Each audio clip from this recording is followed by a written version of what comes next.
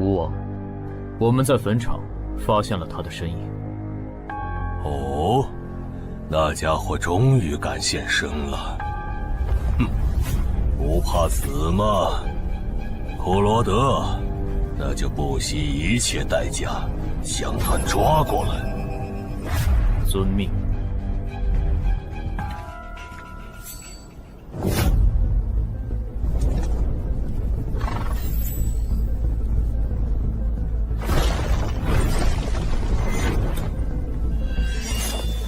是不是打败你，才会放过我？那看来是没谈拢啊！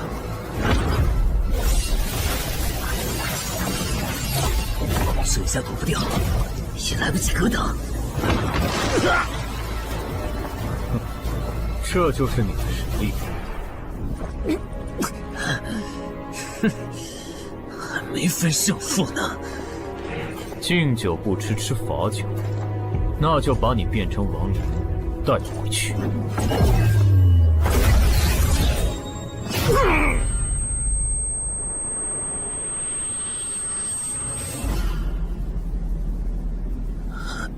认输吧。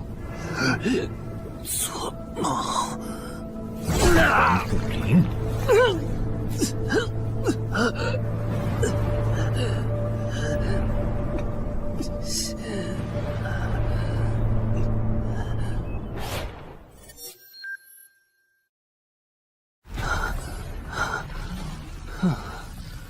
还好只是梦啊！等等，啊！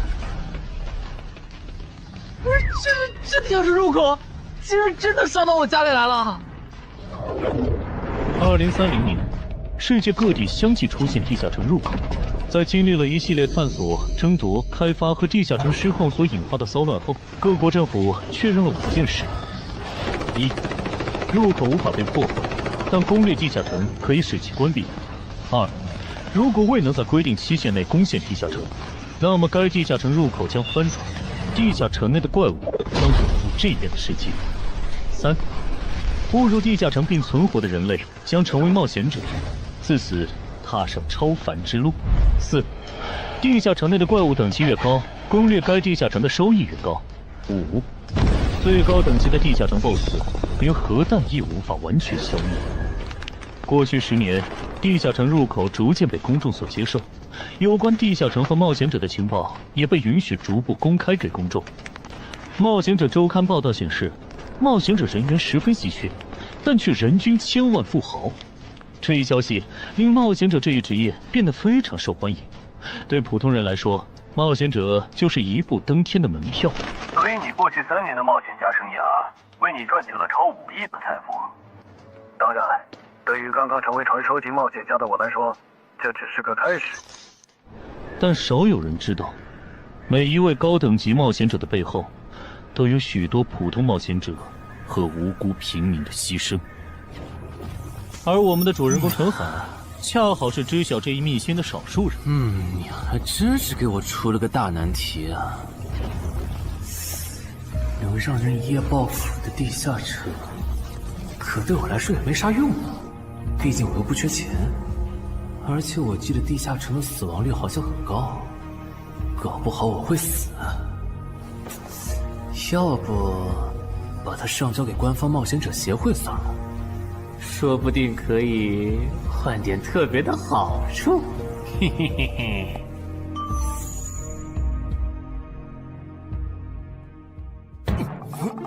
谋杀捣乱，但放这也不是事啊。时间一到，入口翻转，怪物全跑出来，大家都得遭殃。这样，我先瞅瞅这地下城啥类型，要是死亡率高，我就搬到别的城市，走之前报警让警察来管；要是死亡率低，我就自己搞定。真搞不定的话，再搬家，然后报警。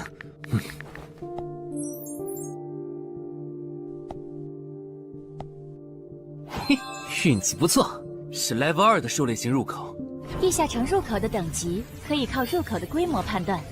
陈海家的入口太小，只能是入门级。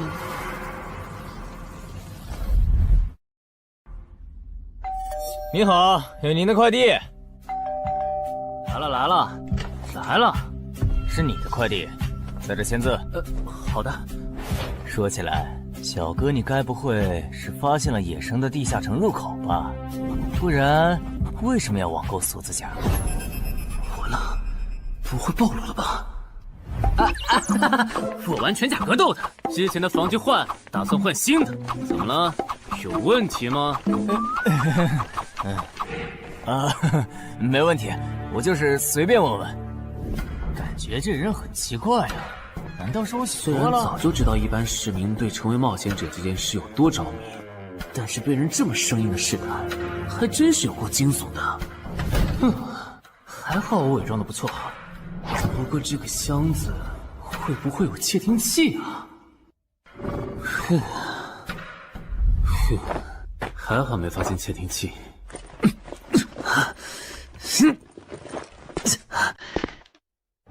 忍住，还有胸口也有一点点闷。怕眼镜在战斗中不方便，从而携带了隐形眼镜。没有防身武器，就在附近消防器材店随便买了把消防斧。啊，锁起来倒是不影响，还行。那么，出发吧。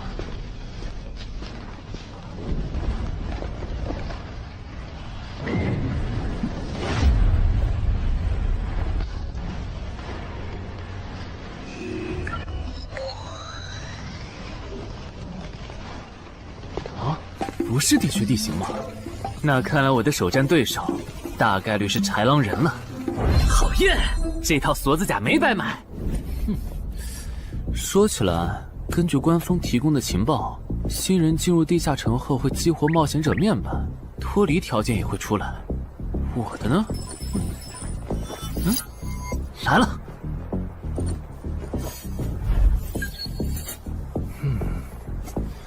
我记得普通人基础属性是10点，8点算弱，14点就很牛了。我不咋锻炼，力量和敏捷才9点，很正常。但智力有16点，真没想到啊！虽然智力和魅力是前期最没用的属性，但16点的智力，就算是协会或者财团内部也不多见吧？膨胀了，冷静，看一下地下城的脱离条件吧。脱离条件：杀死任意一只潮汐鱼人。通关条件是全灭一个潮汐鱼人小队。等一下，为什么是鱼人呢？我血场过敏啊！就不能给我安排点正常的对手吗？啊！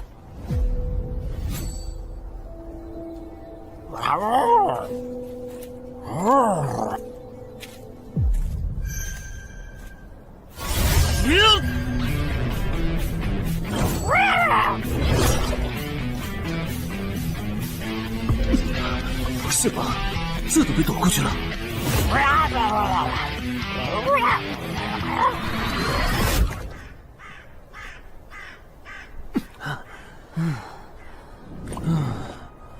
不是，这个地下城的难度标注是不是搞错了？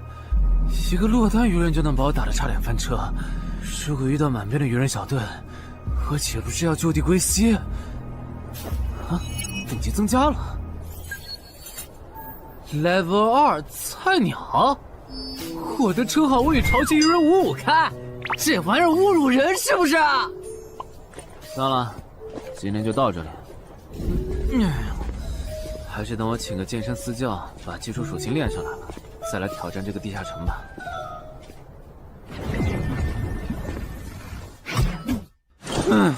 累死我了，半年的运动量都干出来了。又咋了？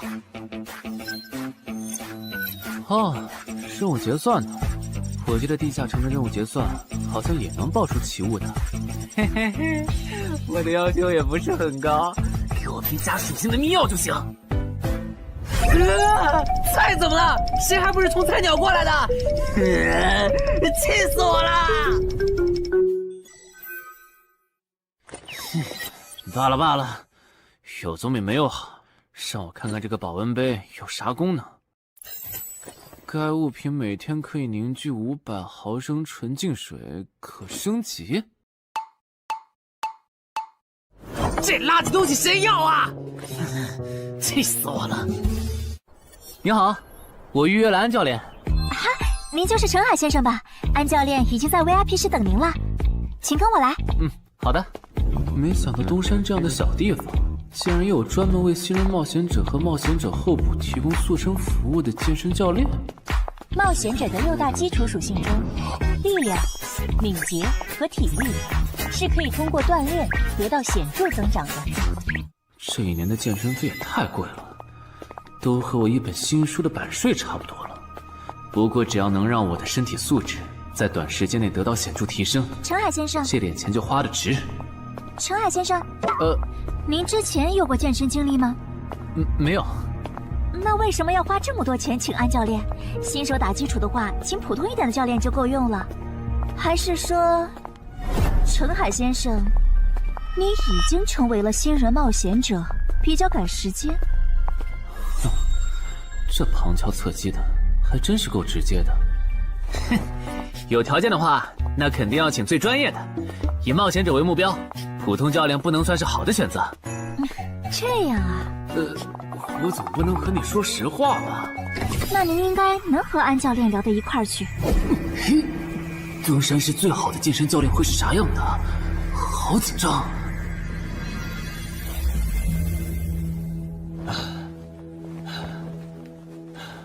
啊！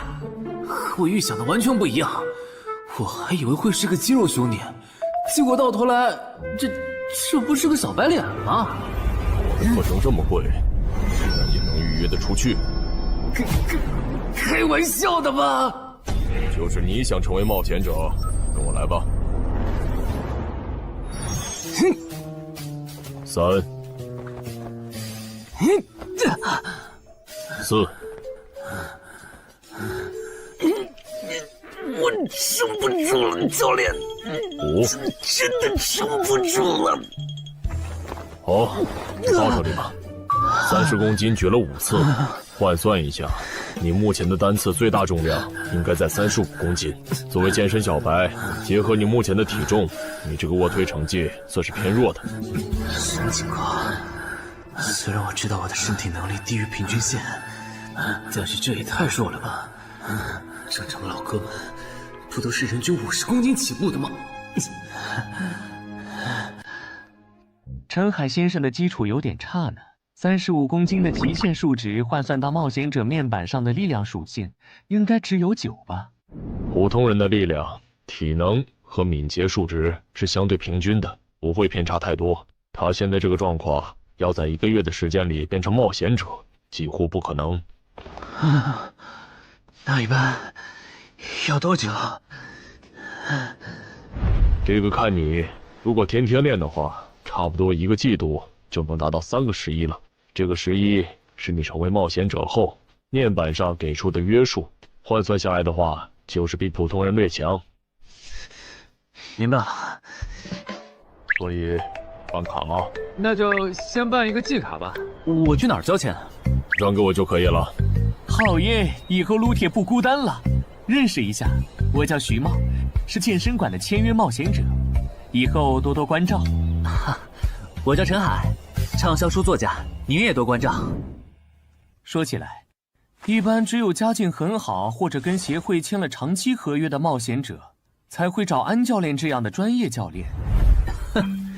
因为我不缺钱呀，我写畅销书赚的钱，在东山又花不完。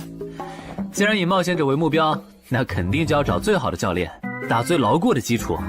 原来如此，我还以为你发现了野生的地下城入口，并且已经成为冒险者了呢。作为前辈，我得教你一些冒险者之间才流通的基础常识，免得你以后被人坑了。冒险者首次下地下城时，表现好能得个称号，带不带都行。要是带了会有加成，但也会被其他冒险者盯着。有些专找低等级地下城入口的猎人，就爱顶着称号，在可疑的人边上晃悠。要是被怀疑的人被称号吸引，表现不自然，那猎人就知道这人是冒险者了。接着只要跟着他，就能找到野生地下城入口。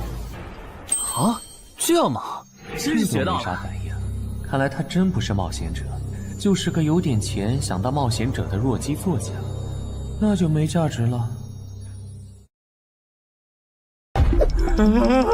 幸亏我先和超级任务5开这个称号太丢人了，没装上，不然今天肯定暴露了。安哥那边应该已经快拟完你的健身合同了，咱们过去吧。好的。国内有名的畅销书作者，还是专门写冒险者题材的。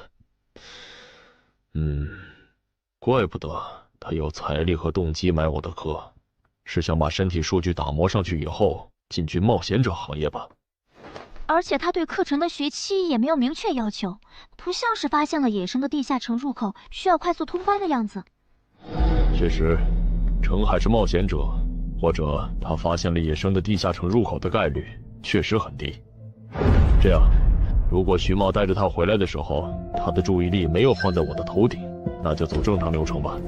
如果他有异常，那就别怪我了。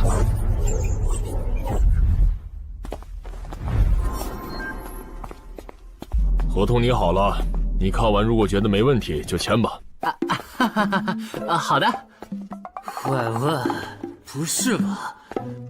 健身馆的3A 级教练也……这边。那小子刚才看我的时候表情正常，视线也没停留在我头顶的称号上，看上去不像是刚发现地下城入口的小白。徐茂，你没做多余的事吧？怎么会呢？我可是健身馆的签约冒险者。那就没有持续关注的必要了。签好了。这份是您的，请收好。等下安教练会带您做体能测试。好。行吧。和我判断的差不多，你的体能也偏弱，敏捷测试就不做了。接下来的1周，我们主要做力量和体能塑造。你一般什么时候有时间？什么时候都有时间。行，那明天上午10点来健身馆找我，早饭别吃太油的。没想到国内规模最大的健身机构竟然会干这种勾当。依靠对新人冒险者和冒险者后部的身体塑造业务来钓鱼，如果我今天的演技再差一点，就要被他们瞧出问题，吃干抹净了。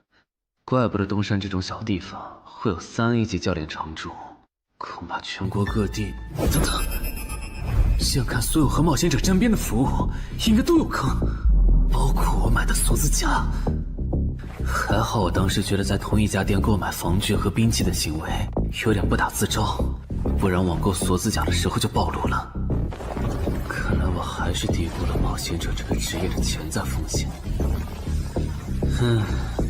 得调整一下计划了。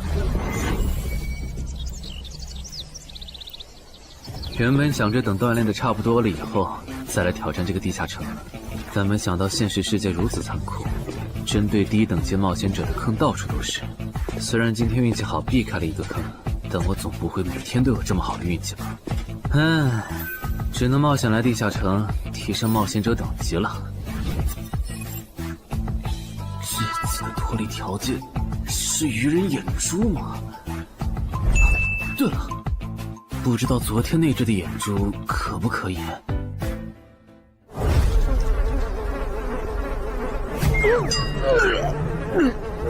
早都被啃光了呀！看来这附近有类似野狗的生物。不过好在眼珠还在。好耶！今天可以不用战斗了，等下只要记录一下这地下城的地形。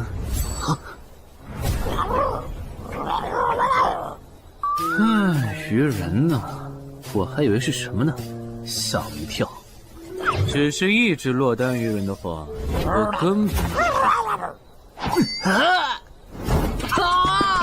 意识很好，两只我肯定打不过呀！快润！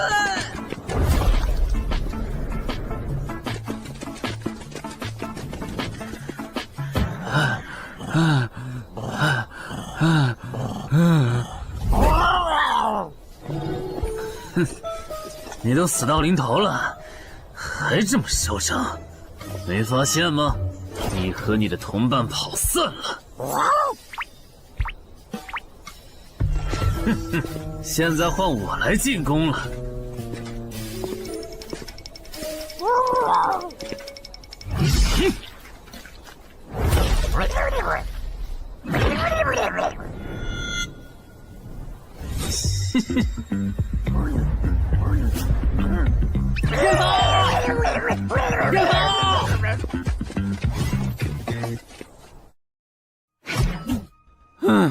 累死我了。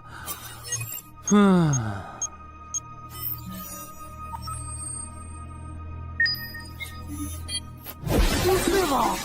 这次的评分明明更高，为什么反而没奖励啊？入门级地下城的爆率原来这么低吗？不过如果其他冒险者也是这个情况，那么他们是怎么赚到钱的？还是说有什么常识是别人知道，但我不知道的？明天找机会去问徐茂和教练。哎，徐茂和安教练还没有来吗？徐茂去隔壁室了，大概要过几天才会回来。安教练今天临时有事，得中午才能来。好吧，那我先去 VIP 室做体能训练。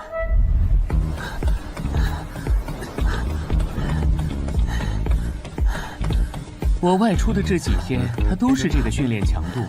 对，那可真够拼的。这样看，用不了多久，他就能把力量和敏捷提升到11了。对，如果他能一直保持一个基础下来，力量、敏捷和体质恐怕都能到12。说起来，教练你就没考虑过把他吸收进健身馆吗？这种有钱又有行动力的好苗子，只要不出意外，以后绝对能成为中间冒险者。你回来之前我就问过了，但被他拒绝了。他想通过黑市的路子成为冒险者，然后当独狼。陈海，你这也太拼了，练这么猛很容易受伤的。还是说你打算今年就成为冒险者？能尽早成为冒险者，肯定要尽早。拖久了，以我的财力恐怕就上不了车了。毕竟时间越往后，冒险者名额的价格也就越贵。倒也是啊。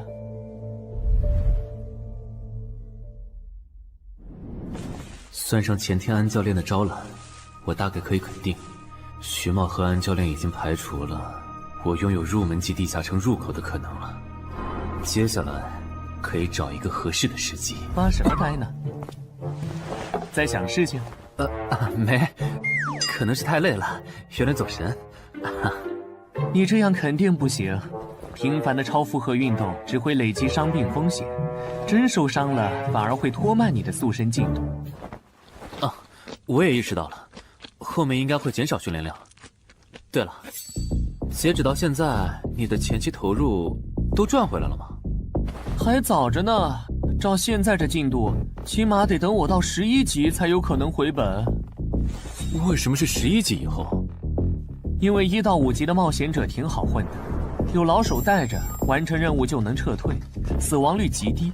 没想法的就可以这么混等级，而6到10级后，任务变难了，怪物的情报就值钱了。上阶段的混子在这阶段就去收集情报，死亡率虽然变高了，但还能接着混。只有到了11级，地下城的难度提升到混都没法混的时候，才是我这种冒险者开始盈利的时候。这个阶段的冒险者对实力的提升最为迫切，装备、奇物、技能书，一切能提高生存率的东西都能卖出很高的价格。不是，我不明白，11级后的地下城那么危险，为啥6到10级的冒险者不提前准备？不提升有很多原因，一是官方不管民间冒险者攻略地下城的事，好多冒险者到11级就想退回去过正常日子了。二是地下城的东西只能让一小部分冒险者在精英地下城混下去。11到15级赚得多，但风险也大，而6到10级，有人光靠收集情报和做后勤就能回本了，所以他们也就没必要冒着生命风险去11到15级这个阶段打拼了。原来如此，所以冒险者在6级不，在更早前就已经完成分流了。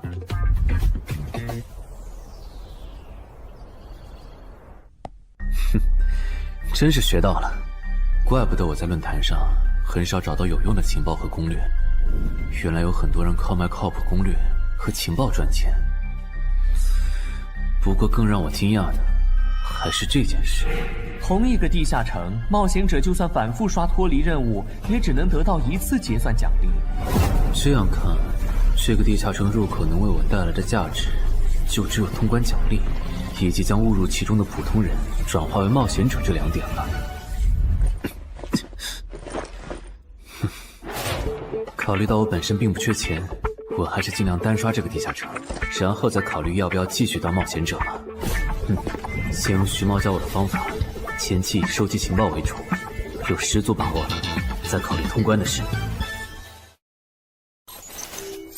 脱离条件找到湖？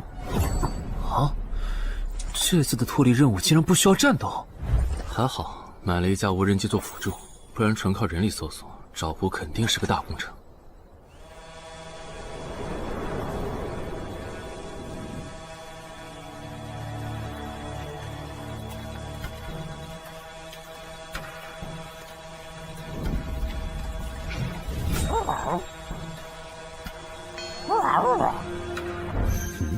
这是什么？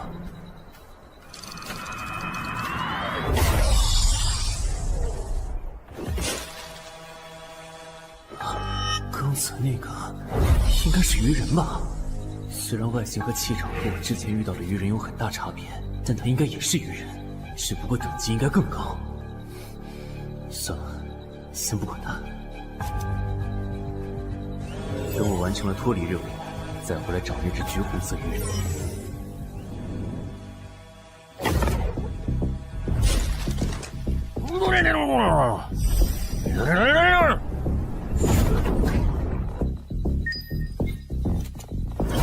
找到了！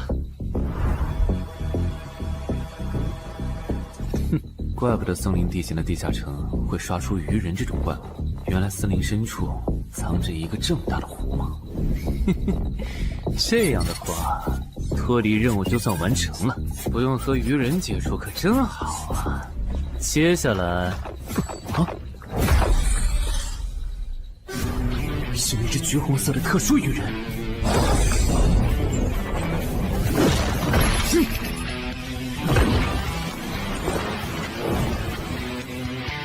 幸亏我刚刚反应快，不然可就重伤了。不过我新买的无人机的遥控器，我的心在滴血啊！不对，现在不是想这些的时候。这只鱼人的速度太快了，我必须慎重对待。啊！1只、2只、3只、4……哼！好险！什么情况？这个人怎么还没死啊？如果不是穿了锁子甲，我这条胳膊估计就废了。这家伙真的是新手级冒险者会遇到的对手吗？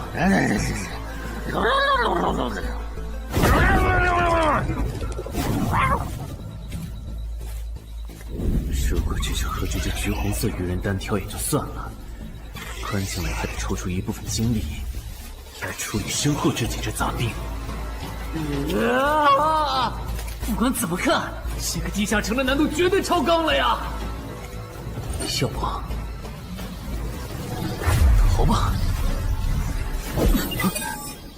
脱离通关任务重置了。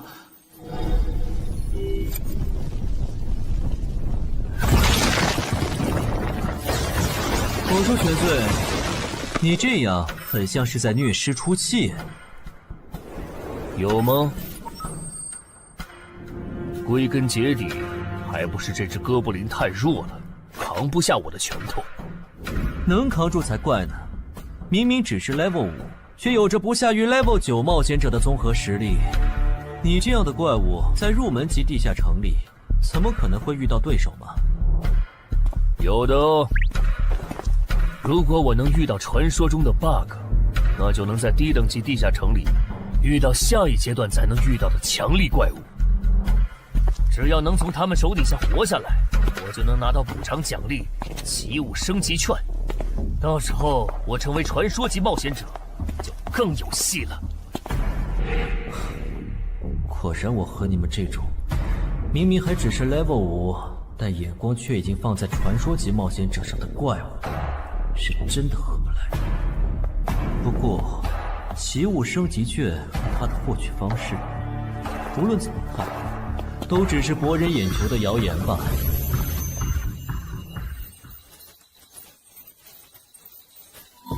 在高战力异常鱼人个体的追杀下活过3分钟，任务完成后将得到额外补偿，奇物升级券。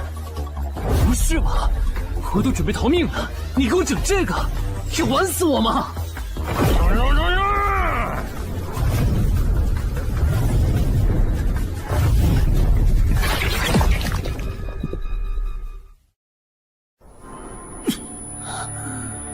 我这算是逼上绝路了吧？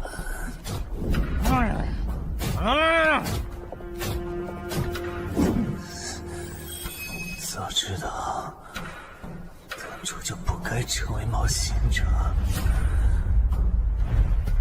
好好当个畅销书作家不好吗？虽然嘴上这么说，但我其实很清楚，这些年因为写冒险小说的缘故，我一直对地下城有向往，向往自己成为冒险者，体验那紧张而刺激的冒险者生涯。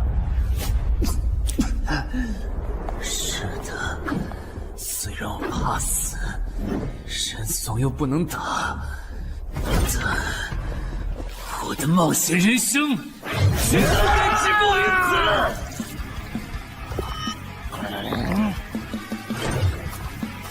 想想，我现在还有什么牌？我现在还能打出什么牌？使用称号，我与潮汐鱼人5开。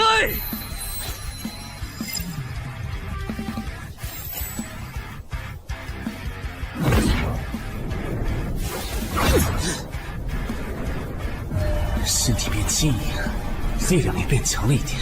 不止如此，这些鱼人的动作也变得迟缓了许多。我的动态视力也加强了吗？能行，现在的我能行。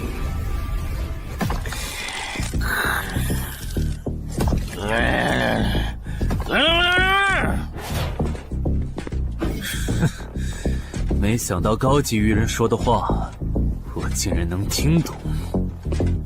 就剩你了，头目。我是干掉了这只下级士兵，别再得意忘形了啦！我知道的，即使身体能力获得了大幅度提升，穿上这一层锁子甲的我，依然不具备能和这只橘红色鱼人拼速度的可能。机会只有一次，利用鱼人直线攻击和我头部暴露的弱点，对方的进攻方式、路线和目标都已确定。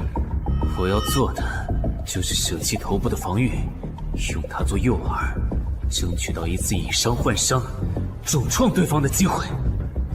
如果这一次机会我没有把握住，那么吃到教训的他，必然不会再给我翻盘的机会了。这种生死皆在一瞬间的体验，真让人血脉喷张，沉醉其中，无法自拔。就是现在！我这不是挺能干的吗？可能真的。开什么玩笑！我居然会被这种弱者可恶！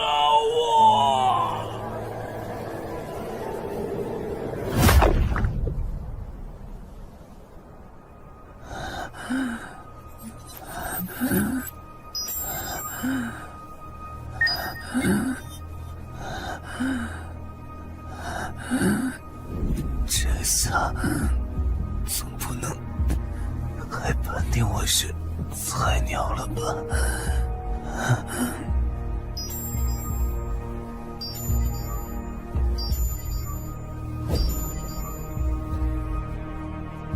平平无奇的保温杯吗？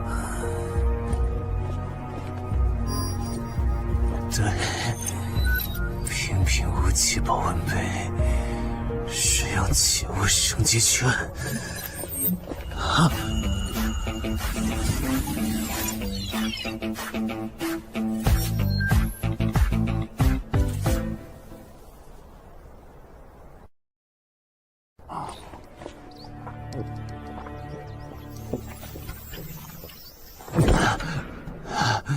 活过来了。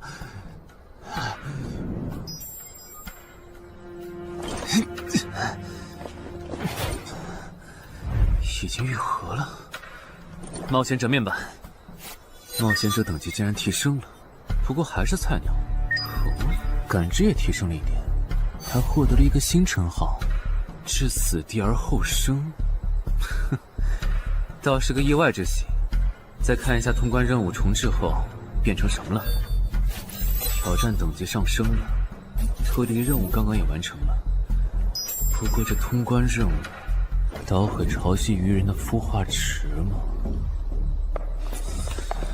算了，这个通关任务明显不是现在的我能处理的。溜了溜了。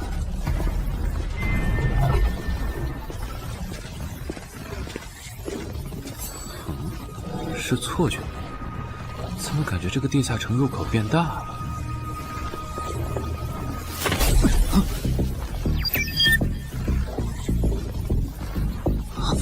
等级不足，这个地下城升级了。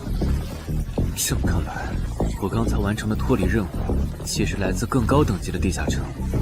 怪不得任务难度提升了那么多，脱离任务掉落的奖励这么丰厚。隐藏职业，我没记错的话，论坛上有个大佬，好像一直在强调这个东西的稀有性和重要性来着。哼，那必须要转职啊！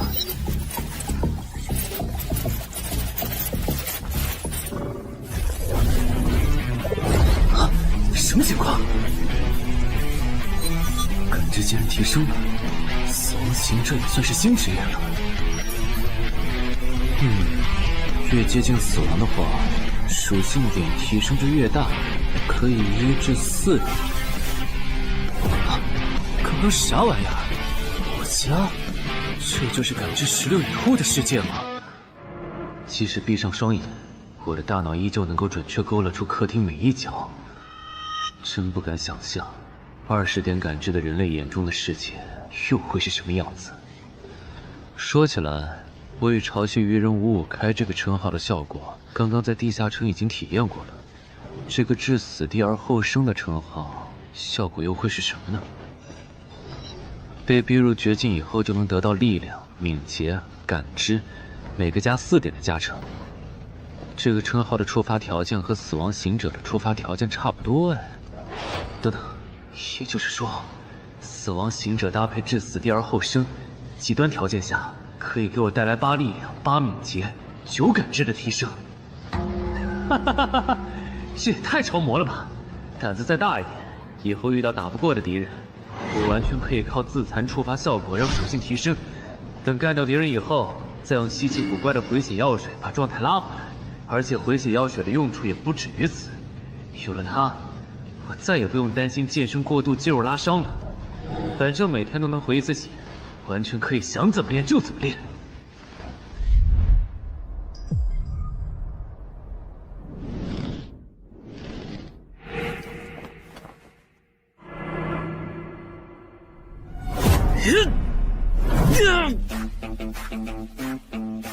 真惊人！谁能想到，不久前还只是个健身小白的他，只用了不到2个月，就达到了正常人要用1年才能取得的成果。就他那训练量，换别人来早就去 ICU 报道了。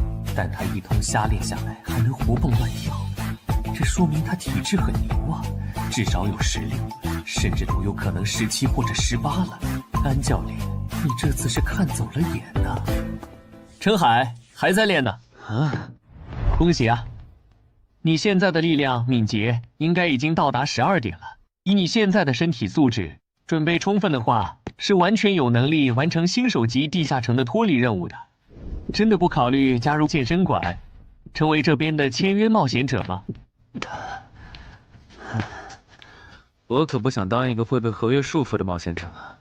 那真是太可惜了，我还以为能和你成为同事，以后一起攻略地下城呢。不是同事，也能一起攻略地下城。对了，我打算从散人手里购买冒险者名额，这方面你有什么忠告吗？忠告吗？不是同事，也能一起攻略地下城啊。对了，我打算从散人手里购买冒险者名额，这方面你有什么忠告吗？忠告嘛，那我推荐你去找散人联合。散人联合？我没记错的话，他们好像是国内最大的散人集团吧？对，如果你想走黑市的路子购买冒险者名额，那么我只推荐你选择由散人联合提供担保，或者他们自营的低等级地下城入口。为什么？我感觉找独狼冒险者明显更好啊，省钱又省力。因为涉及到冒险者名额买卖，无论买方还是卖方，其实都存在巨大的交易风险。卖家怕遇到伪装成萌新的入口猎人，买家怕交了钱对方不办事。但有散人联合的介入就不一样了，虽然他们的佣金很高，但是作为冒险者资格、地下城相关产出生意的龙头，他们为买卖双方提供的契约书还是很值得信赖的。原来如此。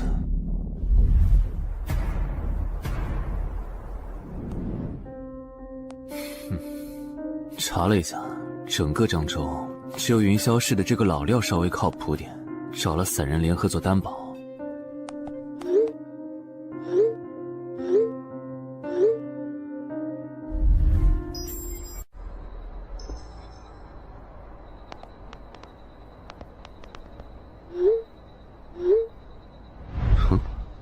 这边，云霄老司机。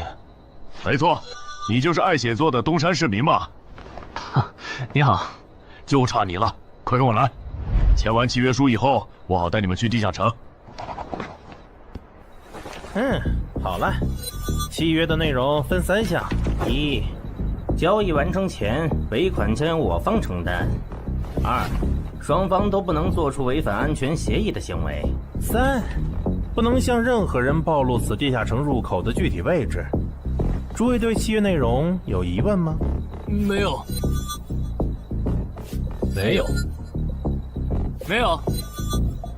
那么，契约成立。手臂在发光哎！哟，好神奇啊！好了，我的工作完成了，希望以后还有机会为诸位服务。等下大家再跟我走一段路，我带你们去地下城入口。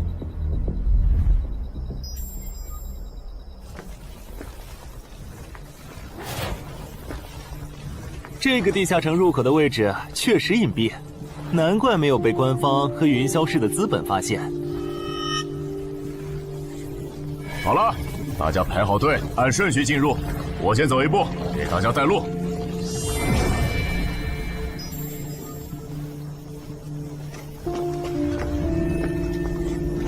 这批新人怎么样？哦，太酷了！我也是冒险者了，真好。还行，没有看起来像刺头的。那就好，等会儿记得我们之前说的。卖家原来有2位吗？好了，大伙儿看向我这里，学着我的样子对空气喊：“冒险者面板！”冒险者面板。大家可以在冒险者面板的个人信息栏查看到自己的基础属性，往下滑动，可以在任务栏查询任务。不是吧？我的基础属性原来这么低的吗？冒险者面板上的内容只有冒险者本人才能看到，所以不用担心个人信息暴露的问题哈。麻烦大家把你们的脱离任务报一下，我这边做一个整理。任务？标，这个物种论坛的入门级地下城怪物图鉴里好像没有，这个地下城有问题。这个地下城该不会和我家里的那个一样，存在某种致命的设定吧？基于幸存者偏差，如果一个入门级地下城的怪物没有被收录进论坛的新手常见怪物图鉴，那只有2种可能：要么它确实很罕见，要么就是遇到它的冒险者基本都死在地下城里了。警告！警告！此人违反了安全条例，未说出正确的脱离任务。那个眼镜男说谎了？不是吧？这才哪儿到哪儿啊？就有人触发安全条例了？你听我解释，肯定是他出 bug 了。契约式的契约当然不是绝对的，但对你这样的菜鸟来说，它是不会出问题的。你的脱离任务绝对不是采集高价值草药，你骗了我们。他刚进冒险者圈子，不懂规矩，做错事也情有可原。您大人有大量，再给次机会吧，是不是啊？对，再给我次机会吧。下不为例。大家再说一遍自己的脱离任务哈，这次别搞错了。我的任务是找到湖中女妖。我是聆听女妖之声。我的是凝视女妖10秒。我的也是找到女妖。接下来我会带大家去女妖出没的林中湖泊，大家跟紧一点，别掉队哈。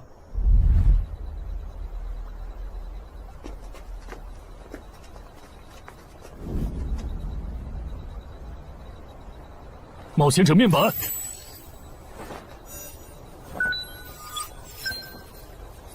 哎，他在干嘛？呼唤湖中女妖。他怎么知道这样做可以召唤湖中女妖的？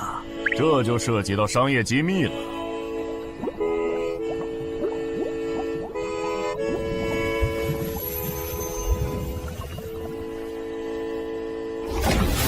女妖出来了！我的脱离任务完成了，我的也完成了。8、9、10。大家把耳塞戴一下，女妖马上就要唱歌了。不戴的话会怎么样？女妖的歌声会破坏你的大脑。刚成为冒险者的 Level 1萌新，一整首听下来，大概会当场暴毙吧。什么？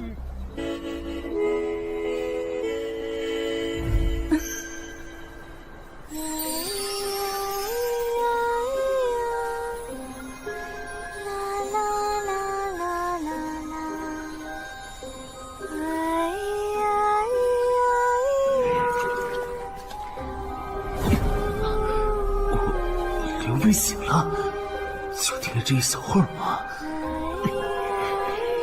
还好我戴了耳塞，歌声听得不真切，不然恐怕已经死掉了。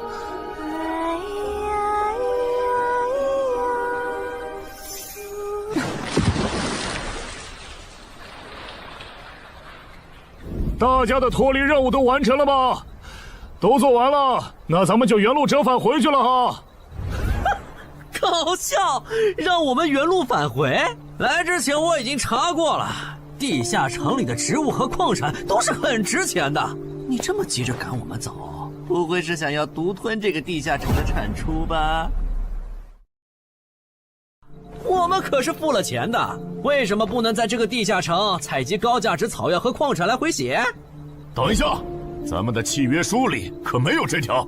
但也没有不准我们完成脱离任务后采集高价值草药和矿产的条例吧？原来冒险者还可以在地下城内采集草药和矿产的吗？你不知道吗？其实大部分冒险者并不具备通关能力的，他们主要的盈利方式就是搬运地下城内的物资和收集怪物情报。你是觉得脱离任务已经完成了，我们又碍于契约不能对你出手，所以可以发难了是吗？不然呢？真是笨蛋！但有一点你没考虑到，那就是我并没有和你们签订契约啊。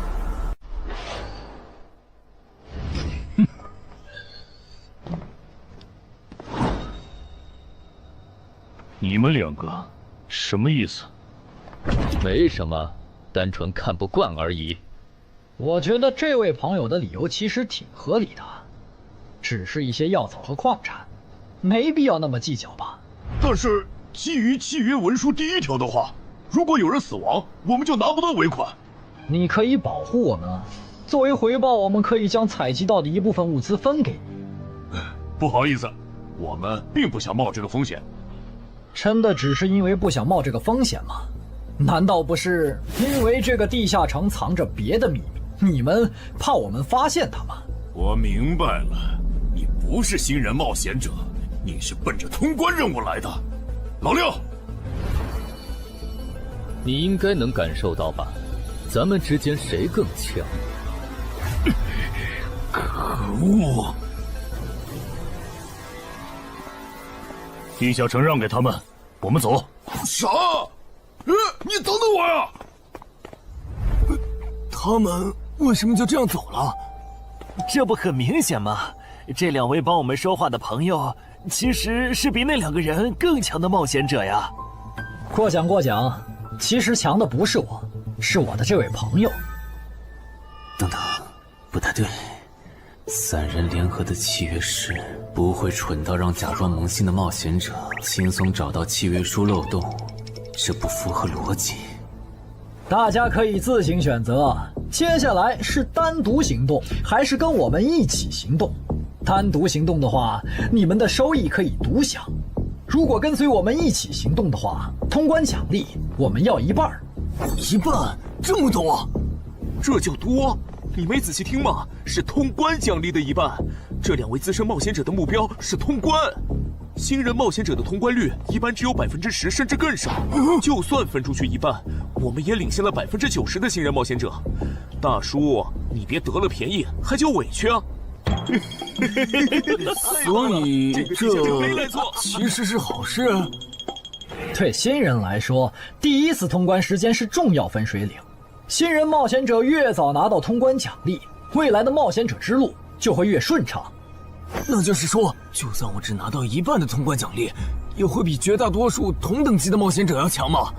如果你没有浪费这些开局资源的话，确实是你要强一点儿。请让我也加入你们，也包括我。我也要。那帮没良心的，签契约书前都说好了，只涉及脱离任务，其他不包的。任务一完成，他们就变脸了。差不多得了，都走了这么远，他们不可能再跟着了。你不用演了。哦。嘿嘿，不过你这次演技提高了不少嘛。刚才我一度以为你打不过那个顶着战斗专家称号的冒险者来着。我确实打不过他。啊？不过他也很忌惮我就是了，要不然不会用劝退的方式赶我走。原来如此。那你觉得他们能通关吗？可能性太低。个人判断，这批冒险者里，最多只有1到2个幸运儿能活着走出这个地下城。什么嘛，这不就和之前的几次一样了吗？真没意思。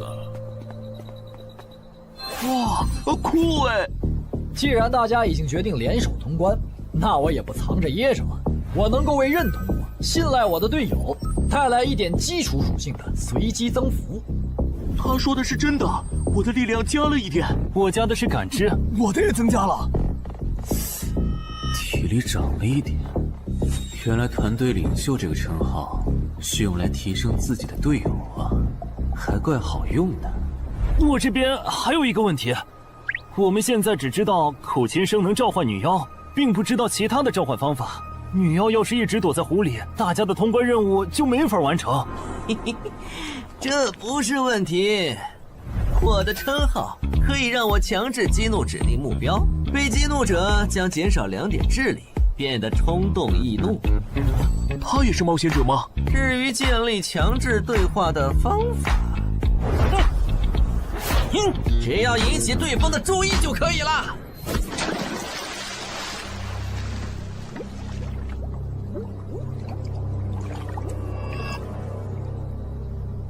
蠢货，你过来呀！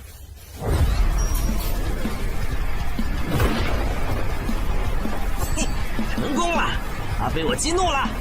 剩下的交给我吧。大家散开，让战斗专家来先是你赢，其他人换场比赛，在外围找机会。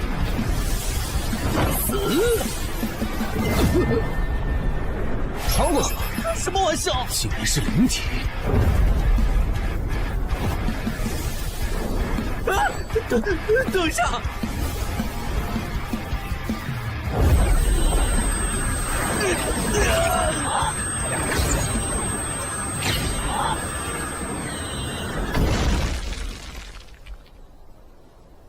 还好有2-3，只是鼻子出血。不是吧？这个女妖原来是个幽魂。娘，有把握吧？有，但是会比较费时间。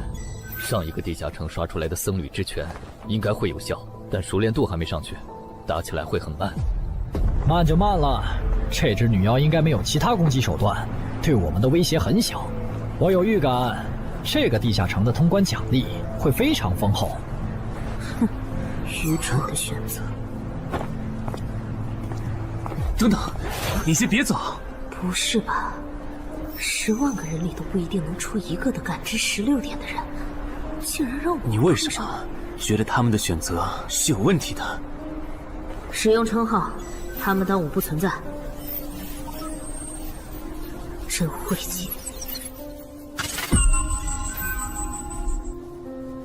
喂，你搁这对空气自言自语什么呢？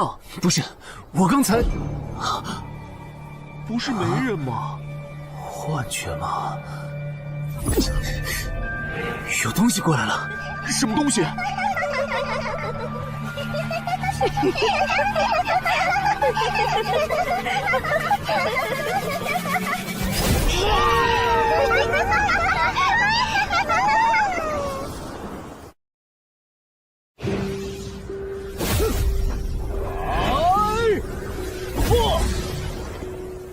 有效果了！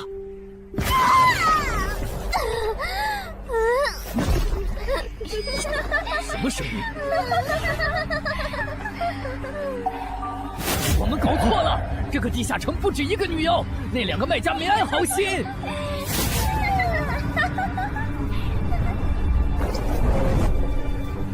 不是吧？这也太多了！不行，这个数量2-3已经没用了。还傻站着干什么？跑啊！为什么总是让我遇到这种事？天和子爷那时候是，现在还是。看在你老婆和女儿的份上，我觉得应该放过你。谁叫我最喜欢看别人抱憾终身，活在憎恨和痛苦中的样子呢？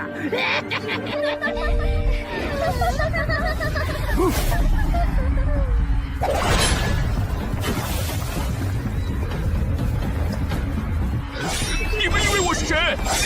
给我滚开！妈妈，我错了。来呀，也不怕你们，来呀！被摆了一道啊！怪不得那2个入口持有者的契约没限制3级以上冒险者进来，原来是想引4到5级的冒险者来通关。等我们团灭后，就进来捡我们的通关奖励，真是好算计。关于如何杀死这些女妖，你有建议吗？这声音，有建议就赶紧说。女妖不光靠声音攻击，还有别的攻击手段。我费了听觉才勉强躲过第1轮奸笑。你是爱写作的东山市民？对，真是看走眼了。没想到你一介新人竟然比我们这些老手反应还快。但是你不是听觉被废了吗？怎么还能听到我说话？好，我感知16，可以读唇。原来如此，这个地下城我认为是无解的。那些女妖能免疫一切物理攻击，老实说，这根本就不是正常4到5级的冒险者小队能处理的。哦，所以你也没有办法。还有一个办法，除了僧侣之拳，阿良还有一瓶被僧侣祝福过的神油，涂抹长剑后，应该也能伤到那些女妖。不过，这也就给你能伤到他们的力量。我不信新手冒险者能从这么多幽灵的围攻里杀出去。但总不能坐以待毙吧？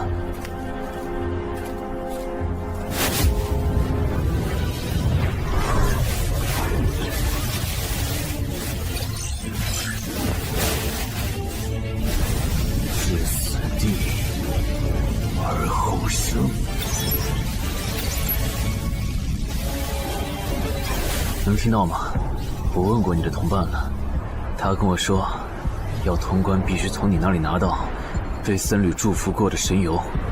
通关吗？能帮我拿一下吗？不好意思，我眼睛瞎了，恐怕没办法操纵冒险者面板取出你要的东西。这样吗？不过，我还有一个办法可以让你得到它。什么办法？你干什么？就是以死后掉落的形式让你获取。其实我也不是非要那碗油杀人夺宝不可。20点的敏捷足够我甩开女妖逃出地下城了。我就是想试试能不能通关。虽然无论怎样，你都不可能活下来。哇，真的很吵啊！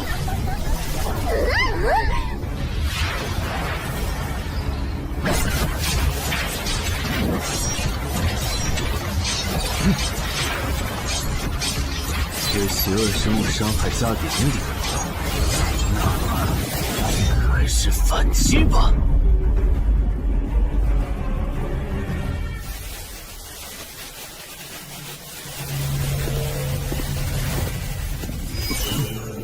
好像有人从里面走出来了。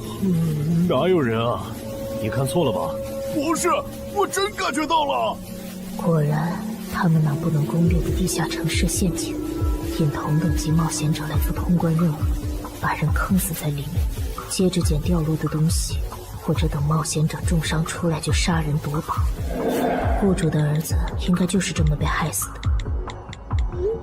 石斧秃鹫是指利用高难度地下城坑杀同等级冒险者，然后拾取对方掉落的堕落冒险者。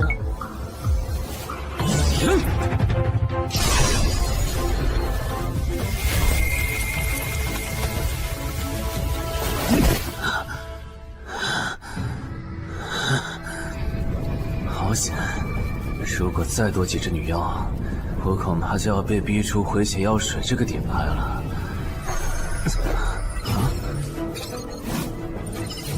您的绝妙操作取悦了路过的死亡主宰，得到其恩赐，亡灵亦不能杀死我。该恩赐可以使您互免一次来自亡灵生物的死亡判定，免疫一次来自亡灵生物的死亡判定。好霸道的额外奖励！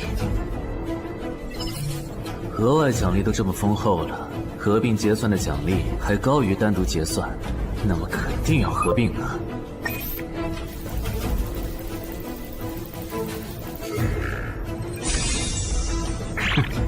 果然，除了稀有级奇物和新称号以外，还给我报了2个专属技能。这个地下城的奖励太丰厚了，难怪它的难度如此超标。爱写作的东山市民，你还活着吗？怎么没声音了？差点把他给忘了。你现在感觉如何？能站起来吗？有点难。那只能扶着你了。其他人是不是都死了？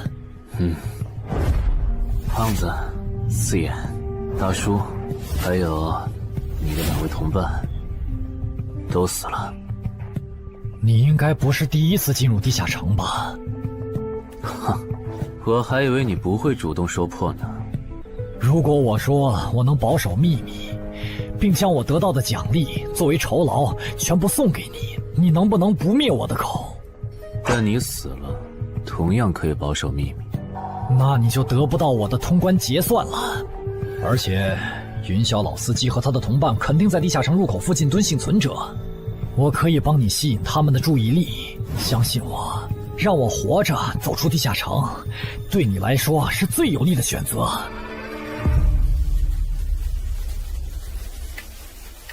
看到了吗？这才是真有人出来了。哎呀，刚才那次算我看错行了吧？等等，地下城在坍缩，他们通关了。不对，小心右边的冒险者，他绝对不简单，可能是狼。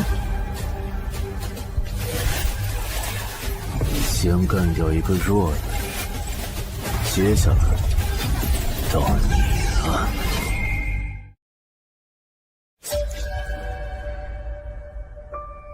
铜山市民，你好大的胆子！不是吧，不是吧？不会真有人觉得自己坑完人不会被报复吧？呵呵，这么霸道的吗？闭嘴！哎呀，我好怕呀！你这家伙找死！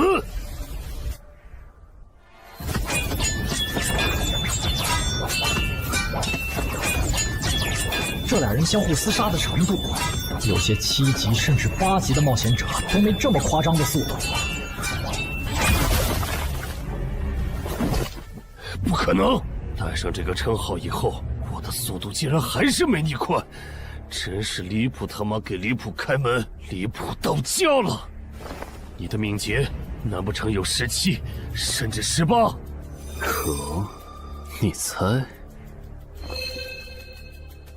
冒险者面板！哼，不比速度了。不比了。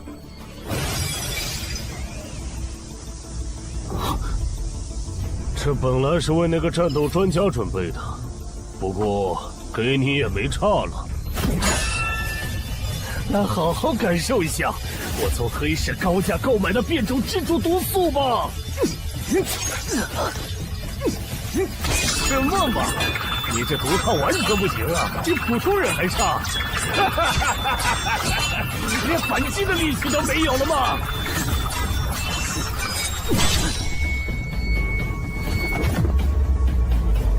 太慢了，太慢了！你这样是伤不到我的。哼，蜘蛛毒，这就是你为我们准备的手段？怎么样？喜欢吗？作为7级地下城蜘蛛地穴的特殊产出，可以极大的削弱低等级冒险者的力量、速度和体力。迄今为止，因为它而败在我手上的5级冒险者已经有4个了，而你将会是第5个。然后呢？你应该不只准备了这点手段吧？全都亮出来吧！哼，不会吧？难道这就是你的全部了？当然不止这些。佩戴了毒素携带者称号的我，呼出去的气体、身上的汗液和血管里的血都是带毒的。和我相持的越久，你中的毒就越深。这战术太吓人了，在6级以下几乎是无解的。我明白了，是我高看你了。我还以为你藏着什么大招呢。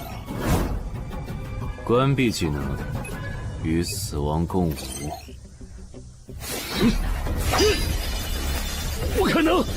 怎么还有这么快的速度？你猜？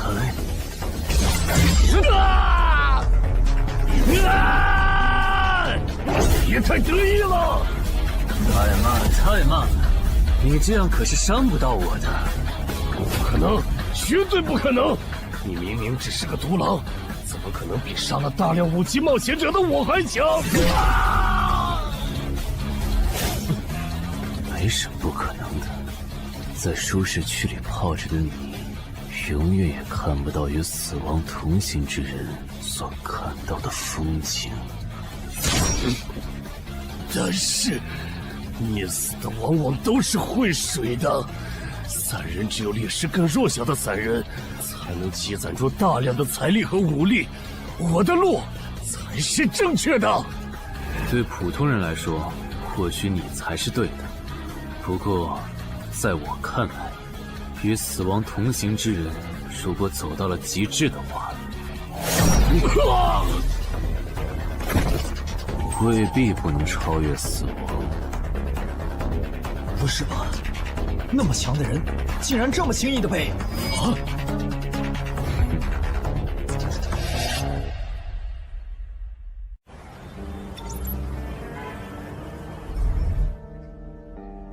你这运气也太差了吧！啊，徐茂，你怎么来了？来看你啊！第一次进地下城就遇到了能免疫物理攻击的怪物，好不容易通了关，还被石斧秃鹫堵门。不过也多亏了这次经历，让我得到了置死地而后生这个称号。也是，还算幸运。那些传说级冒险者，哪个没在5级以前越级挑战过对手呢？对了，个人建议不要让别人知道你的主要称号，情报泄露是很致命的。冒险者要防的不只是地下城的怪物。原来如此，学到了。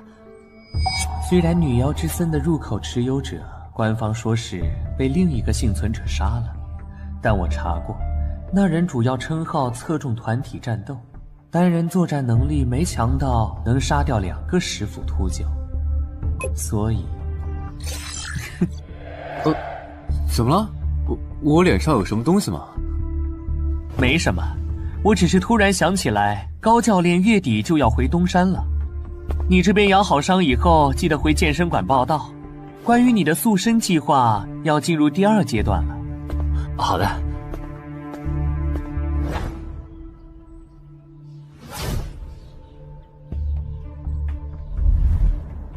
你不打算做攻略型冒险者了？没错，这次地下城经历让我明白，我没当传说级冒险者的本事。与其在这阶段的地下城拼命，还不如到6到10级的地下城多弄点钱，然后就隐退。哎，不过你和我不一样，你有成为传说级冒险者的潜力，但前提是你得改掉独狼的习惯。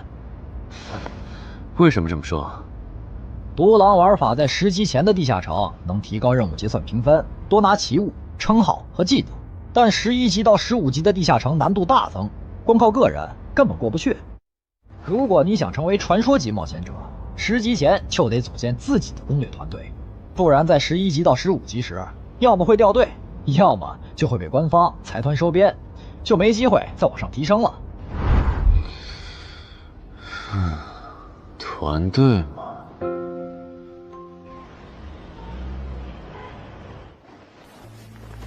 害死我儿子的秃鹫们已经死了，杀死他们的人就在这2名幸存者之间。你认为谁才是帮我儿子报仇的恩人？他。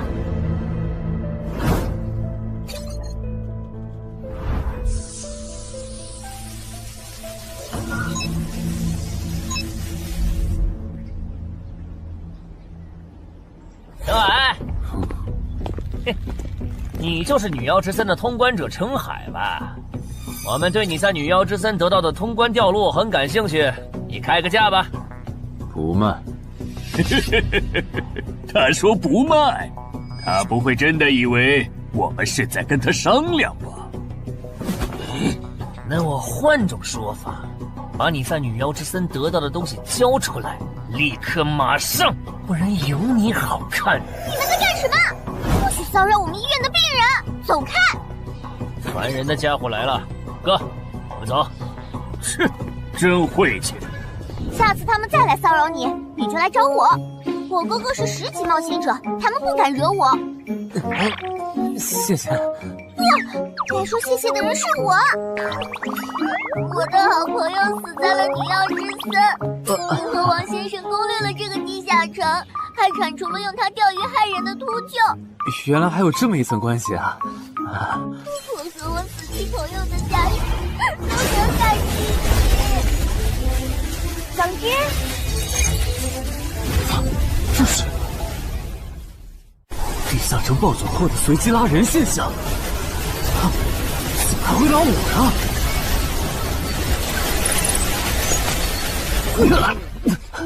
突！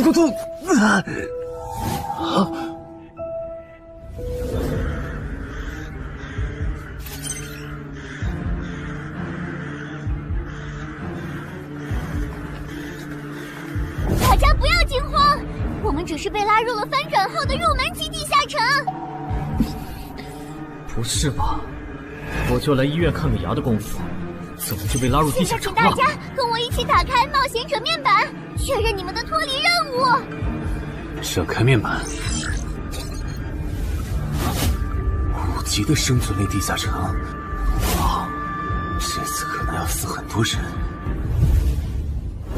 啊！云霄市医院发生入门级地下城翻转现象，有20人因此凭空消失，周德也在这20个人里。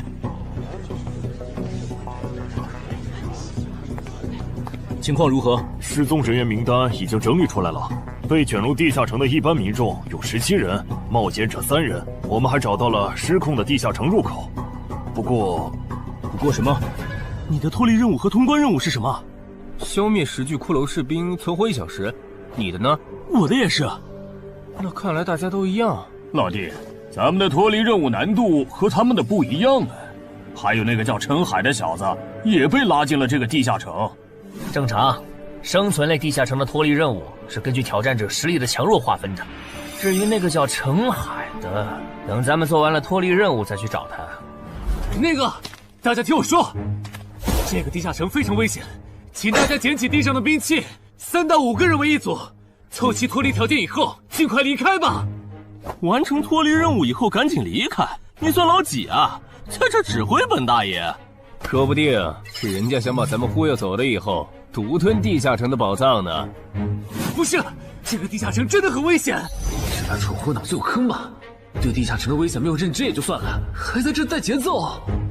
这位先生是非常强大的冒险者，他前几天刚通关了一个难度非常高的地下城，还和同伴联手除掉了10府秃鹫。真的假的？就是锦城家园那栋烂尾楼，听说害死了好几10人。哦，想起来了，请大家相信他的判断。这个护士干嘛一直夸我呀？好烦呐！不过好在效果还行，能引起这些新手的重视就好。等一下，如果这个地下城真的那么危险，那你觉得就凭我们这些普通人，真的有能力完成脱离任务吗？先不说消灭骷髅士兵有多难，就按你说的，3到5人一组去猎杀骷髅士兵，最后肯定是青壮年组队，老弱被抛下。请问，你考虑过被剩下的人的死活吗？有道理。分开行动的话，骷髅士兵听起来就很大批骷髅士兵，那就死定了。很多人就是因为单走，才被地下城里的怪物杀死的。姐夫说的没错，被拉入地下城后，一定要拉拢人心，来拿到话语权，再利用话语权来强迫冒险者当我的保姆。能通关高难度的入门级地下城又如何？当你开始在意这些渔民死活的时候，你就注定得当我的保姆了。你们能信任我吗？那跟我走吧，我带你们去完成脱离任务。好的。谁允许你们走的？作为在场唯一一个有地下城攻略经验的冒险者，你难道不应该留下来保护我们吗？对呀，能力越大责任越大。我看他就应该帮我们把脱离任务给做了。对，送佛送到西嘛。第一，我不是官方冒险者，我没有义务来保护你们的安全。第二，不要对我道德绑架，不然我真的不介意走之前打断你的腿，把你留在这里自生自灭。这人怎么这样啊？保护老弱不是最基本的道德吗？活该他不是官方冒险者，看来道德品质不过关。你们干嘛去？我觉得那个人说的很对，既然通关任务是存活1小时，那肯定是越往后越危险。对普通人来说，早点完成脱离任务离开这儿才是最优解。不走留着被你们道德绑架，免费当保镖吗？我们又不是傻子。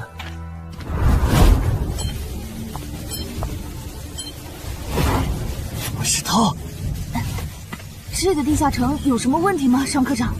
这个地下城最大的问题在于，接下来的1个小时，能有几个人活着走出来？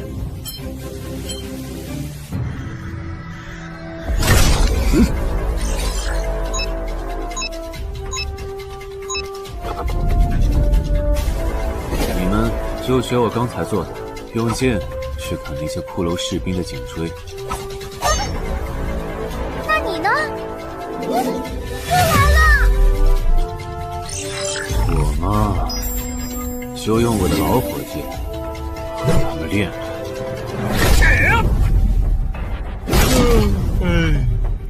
打完这批记得换班啊，老哥。好嘞。骷髅士兵不刷新了，看来并不是无限的。好消息是新人的压力小了，坏消息是我这样的老手完成任务更难了。这周围的骷髅士兵被咱们刷光了，换地方吧。好。受伤的人往后退，剩下的2人一组，交替清理从地里爬出来的骷髅士兵。再战40分钟，大家就可以回家了。好。亏我之前以为当冒险者有多难，结果就这儿啊！是啊，这些骷髅根本就没有那个老手渲染的那么危险。等这次结束，我也是个有名的冒险者。这些骷髅虽然弱，可不代表这地下城难度低。正相反，骷髅越弱，越说明地下城有极厉害的 BOSS。更让我烦的是，这地下城怪物也太少了。虽然我以老弱不宜参战为由，劝退了近半的冒险者，但是分到我这的怪物才4个。最后10分钟，这地下城难度肯定飙升。要是接下来10分钟都没有新的骷髅士兵刷出来，我就得自己想法子凑够剩下的6个骷髅士兵了。脱离任务做完了。你呢？还差几个？8个。把机会都让给他了吗？那你先回去吧，我们继续刷骷髅。等做完脱离任务以后，咱们3个在外面集合。10年来没有一个人通关。不止如此，这个地下城的幸存者们也非常奇怪，几乎所有的都是新人。怎么会有这么奇怪的地下城？正常不都是冒险者越强大生存率越高吗？因为这个地下城有一个被称为强者坟墓的机制。同样的脱离任务，新人的难度只有老手的1/10。当新人完成脱离任务离开的时候，实力远超冒险者的地下城 BOSS 会主动追杀冒险者。好多老手都栽在这机制上。朱德，快点察觉到，这个地下城的本质是谁最先完成脱离任务，谁才能活下来的竞速比赛。好心的冒险者哥哥，护士姐姐，再见。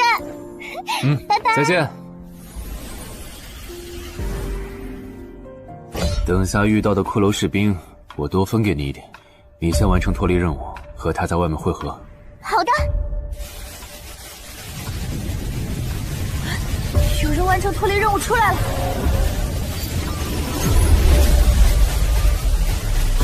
怎么是小孩子？有人离开这个地下城了。这个第2阶段是什么意思啊？原来是这么回事吗？这个地下城的本质是竞速。李明、王志勇，你们2个跟我来。老弟，有个人完成脱离任务离开了，是不是那个叫陈海的人呢？不可能，先不说他还带着2个累赘，光冒险者们要杀的100个骷髅士兵就不好找。那会是谁呢？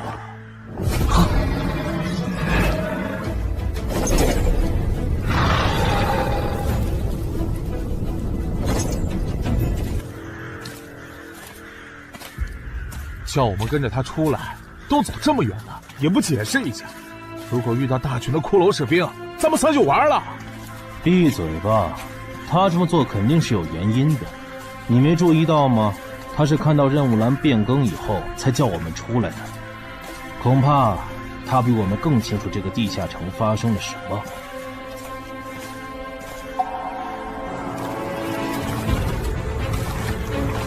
准备战斗！他们3怎么会这么想咱们不回来啊？周德当初就不该气走那个冒险者，脱离了。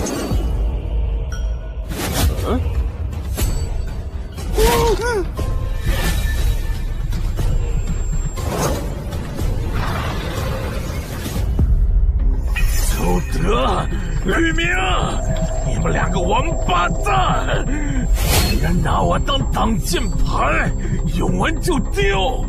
你们这2个小人！你还差几个？3个。那快了，我们再找些小股的骷髅士兵杀，应该能赶上。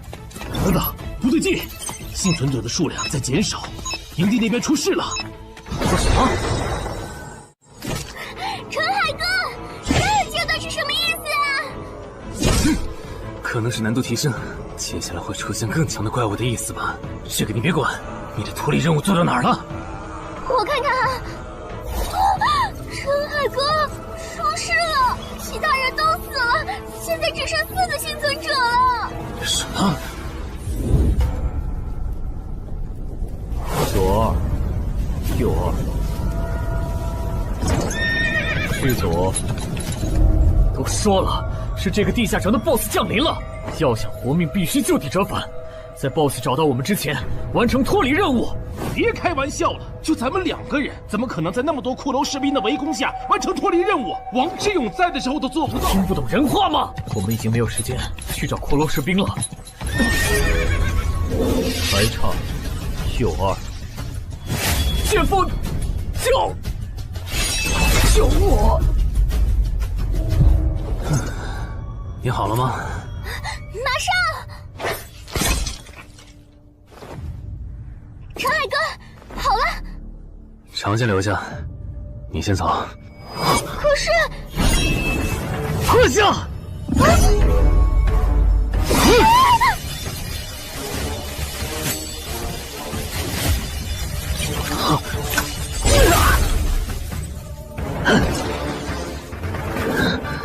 好强！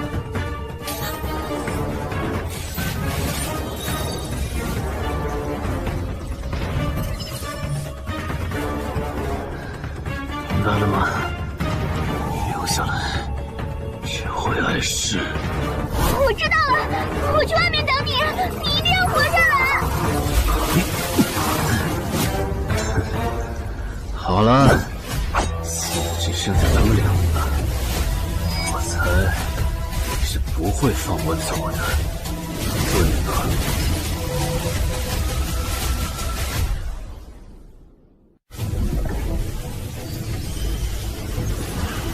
是护士姐姐，里面还有幸存者吗？有，但是陈海先生他……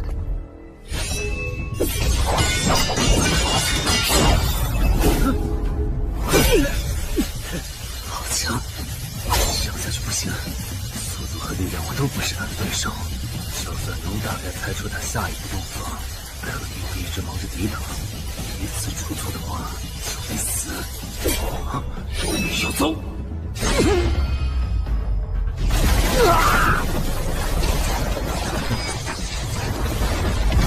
这么巨大的实力差，你还能跟我过几招？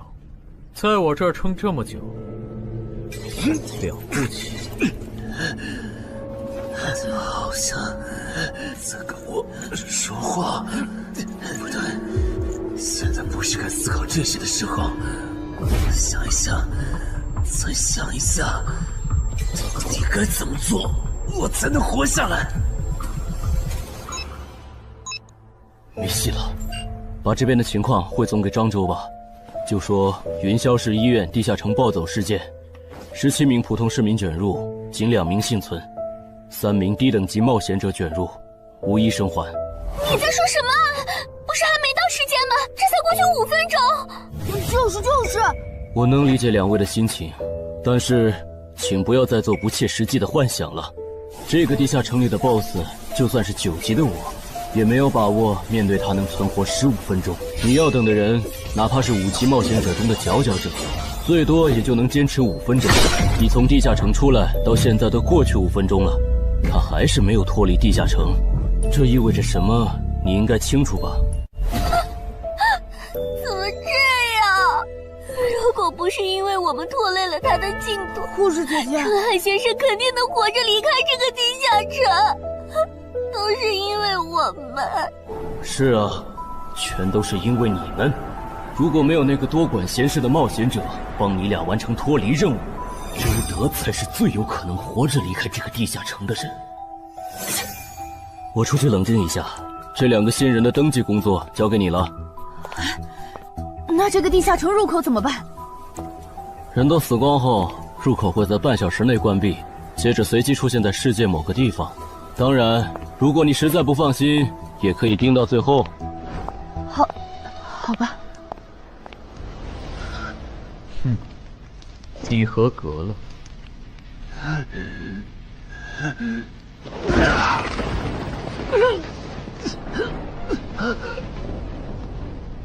我很期待你成为亡灵后的那天。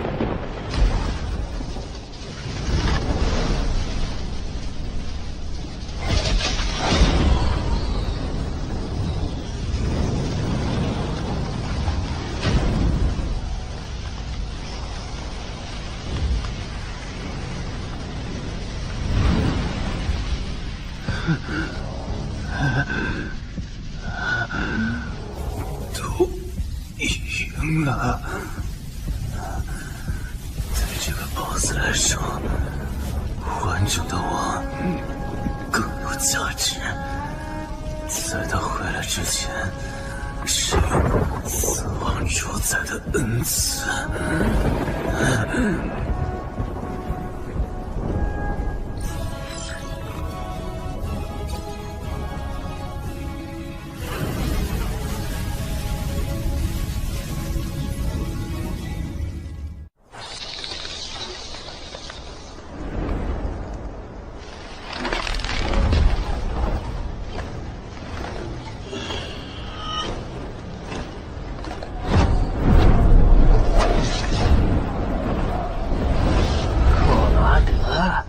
不是被大军派去坟场征兵了吗？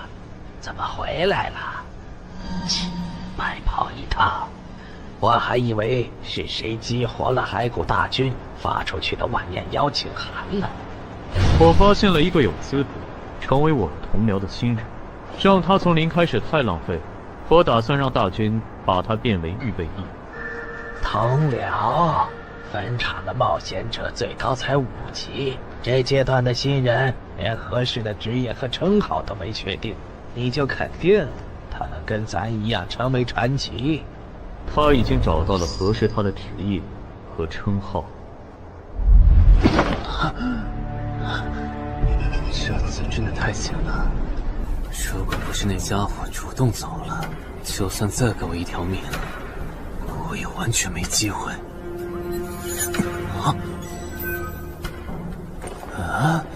通关任务都显示完成了，为什么没有弹出来脱离选项？不会是必须完成脱离条件以后，我才能离开吧？在那个怪物意识到我没死之前，那得抓紧了。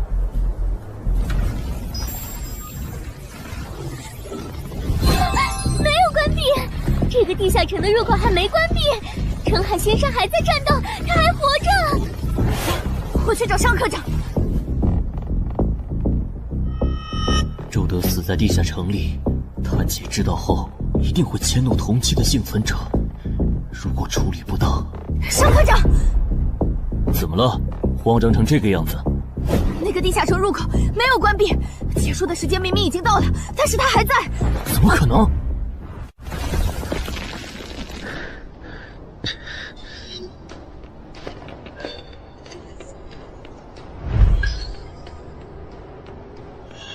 合并结算。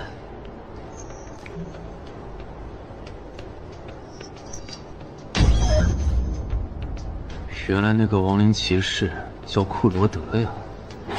不过，传奇级，坟场才5级，怎么会有这么超纲的 BOSS？ 说起来，这个地下城的 BOSS 强度这么高，以前真的有人通关过。尚科长，你看，尚科长，这地下城暴走后，超过关停时间仍然存在，怎么会这样呢？有2个可能：一，被卷入地下城的冒险者完成了通关任务，但却没有完成脱离任务；二，地下城升级。一定是第一种，一定是。不可能的，坟场很早以前就已经被世界冒险者协会定义为几乎无法被攻略级的地下城了。相比有人通关，我更相信是地下城内部发生了什么变化，导致地下城升级。有人出来了！是陈海先生，真的是他！哎呀，你们都在啊！担心死我了！就因为我的原因，没能坟场竟然真的被他打通关了。一辈子的。那么严重的。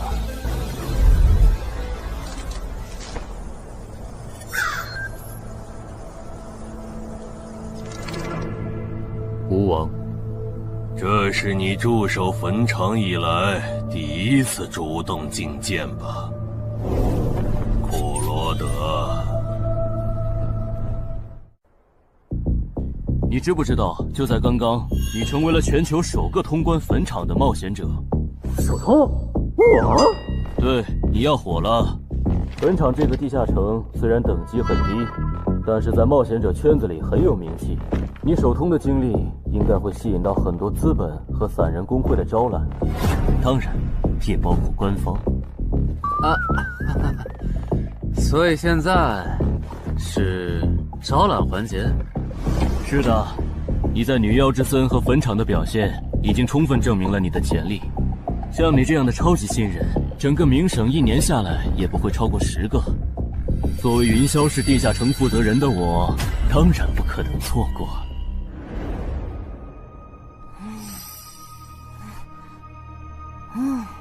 恩姐，你说那个叫商礼的，是不是想抢走陈海哥的通关奖励啊？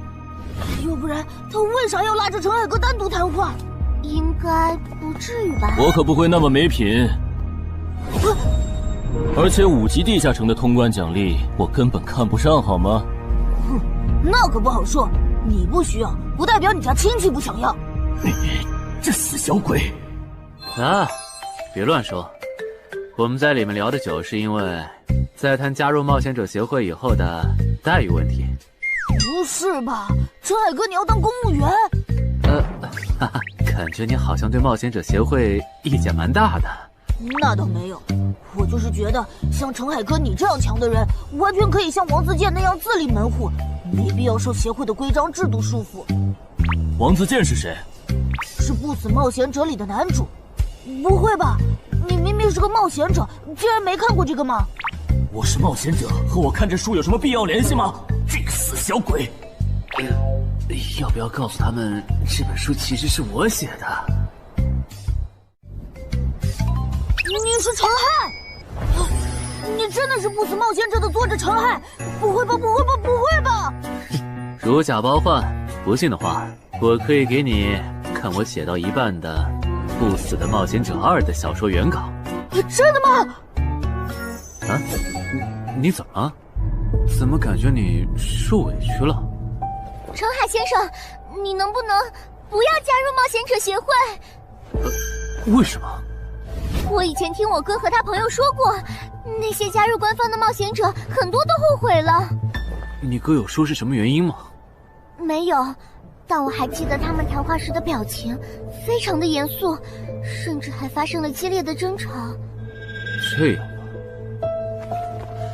我会慎重考虑的，谢谢你为我考虑这么多。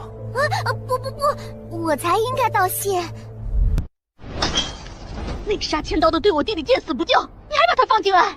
少礼，你是不是成了云霄市的负责人以后飘了，忘了自己是怎么上位的了？我没忘，我请他进协会不是为了护着他，他通关的地下城很特殊，过不了几天他就会被财团或大工会拉拢，好多事就不好办了。要是有潜力的成了官方冒险者，等他们跨过15级大关以后，到时候他们面临未知的危险，你是知道的。不行，那样太久了。他虽然有潜力，但不一定能突破15级变成传说。我要他下周就死。好吧，我知道了，那只能借刀杀人了。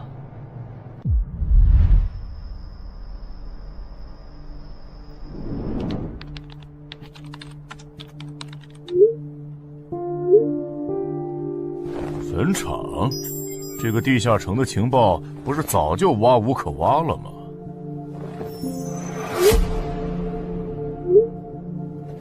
这样就可以了。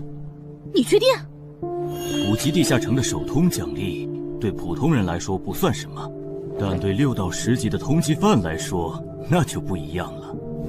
要是澄海的情报到了黑市，不出3天，闽粤2省的通缉犯都会跑到云霄市，这样就能给你弟弟报仇了。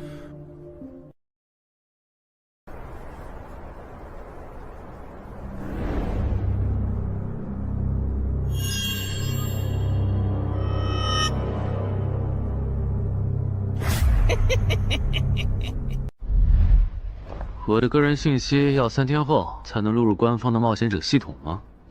是的，我记得程先生你是东山人吧？要不我这边先给你安排一下暂住的酒店，这样你这几天就不用两边跑再折腾了。不用，刚好我要回东山办点事，那我3天后再来云霄。好的好的，那咱们3天后再联系。前提是3天后你还活着。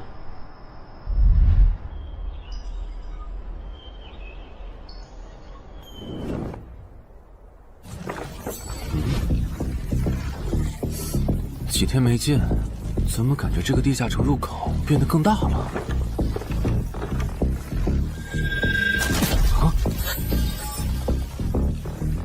准入等级6级，也就是说，这个地下城的等级现在介于6到10级之间了。我现在是5级，按照之前的升级速度，只需要再打1个到2个5级地下城，就能升到6级了。上次翻论坛的时候，我记得东山这边好像有一个5级的地下城正在招募人手，我看看还在不在。好耶，还在。你好，请问你们的招募条件是？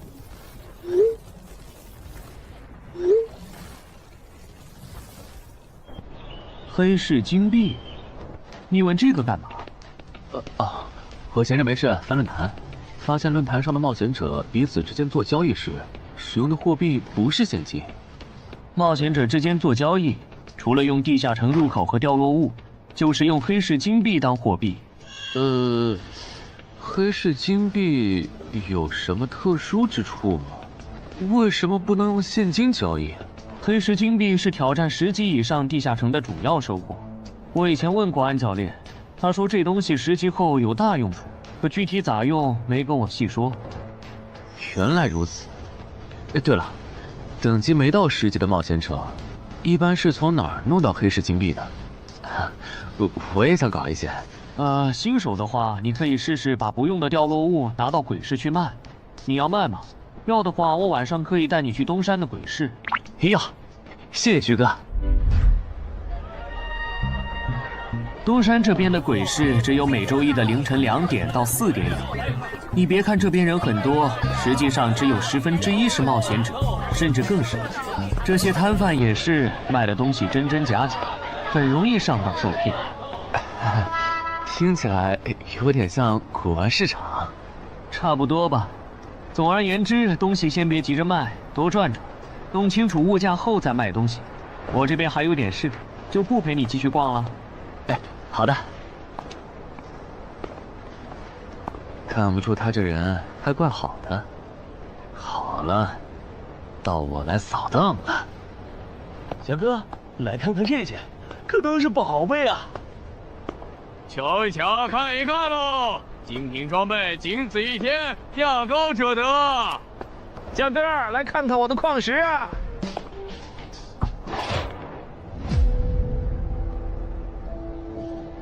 看他求购的内容，这个人想要攻略的地下城，该不会是女妖之僧吧？这位小哥，你有我要的东西吗？如果是对付女妖的话，口琴和长剑应该可以。哈，有啊。你打算以什么价格收？我得先看看货，货好，价格都好说。要看货，你得等我半个小时，我回家拿去。那你得快点，如果在这期间有别人卖我要的东西了，我可就不收了。哼，知道了，都在这里了。这个口琴确实可以吸引女妖，我可以给你6枚黑市金币。Nice。至于这把剑，这剑携带圣化属性，对邪恶生物伤害加2点，能够有效攻击女妖。哦，有点意思。爷呀，你这把剑我可以给你8枚黑市金币，咱们加个微信吧。之后我这边如果再有需要，交易起来也方便。好啊，加好了。慢走啊！赚大发了！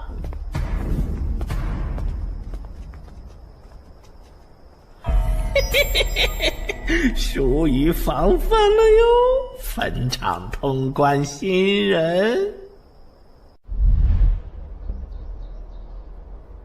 唉，都过去1个多小时了，那个叫四海为家的怎么还没来？算了，不等了。各位新老朋友，大家好，我是5级哥布林地穴地下城的入口拥有者搬砖小 C。我左手边这位是协会冒险者林女士。哟，本次攻略已在官方备案，大家可以不用担心秃鹫的问题。这边的3位大叔和我组队过3次，是实力和人品都很过硬的老手。这小子怎么每次都这么磨叽？然后是本次行动的金主，目前还是普通人的王老板。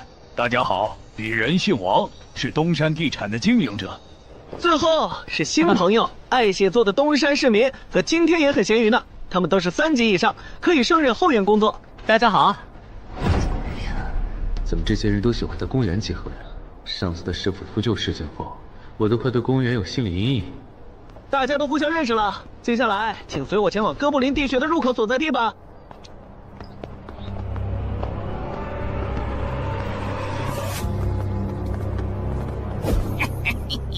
我就知道，他没用黑市金币购买装备，一定是用来换东山这边的低等级地下城的攻略门票啦。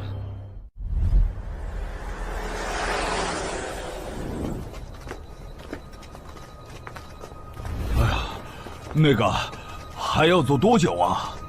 啊，快了，入口就在前面。小三，这入口你是怎么发现的？这也太偏了。不是我发现的，是本地的一位驴友发现，然后卖给我的。真的假的？这年头还有发现地下城入口以后自己不攻略，反而拿去换钱的傻子？因为哥布林地穴对新手来说太难了，当时发现这个入口的驴友不止1个，但最后完成脱离任务活下来的就只剩下1个人了。人家已经是冒险者了，这地下城在开放期又攻不下来，还不如卖了，换点能用的东西，剩下的钱分给死去同伴的家属。这选择挺合理的呀，不是吗？合理是合理，但我觉得事情应该没那么简单。喂，你这人真是的，咱们都合作好几次了，你还怀疑我？到了，形状、颜色、大小完全一致。没错，这个就是5级的地下城，风险评估过了，可以进。讨厌，这下你放心了吧？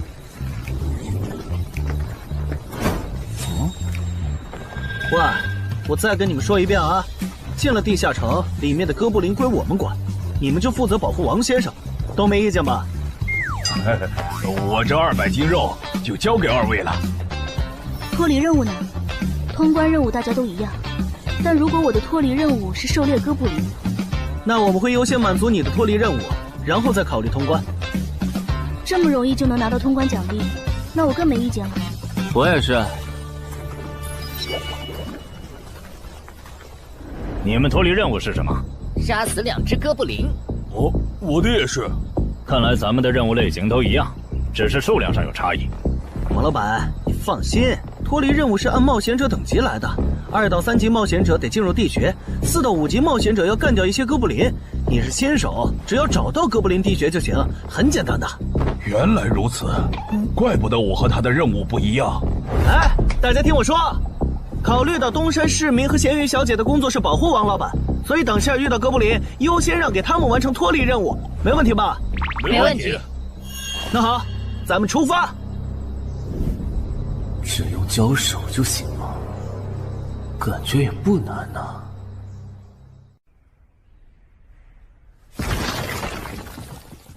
这个你不要吗？不要，你杀了吧。这就是5级地下城里的怪物吗？感觉也没多强啊。那是因为现在遇到的都是小怪，真正难搞的 BOSS， 得深入地穴以后才能遇到。一般情况下，哥布林地穴的 BOSS 哥布林勇士，得3、5个老手一起上才能干掉。哦，原来如此。那如果这个地穴里有2只甚至更多的哥布林勇士，咱们能对付得了吗？那肯定是对付不了的。不过一个哥布林部落只会诞生1只哥布林勇士，目前全球就1对冒险者遇过双胞胎哥布林勇士，这种小概率事件，咱们肯定碰不上。哦，那我就放心了。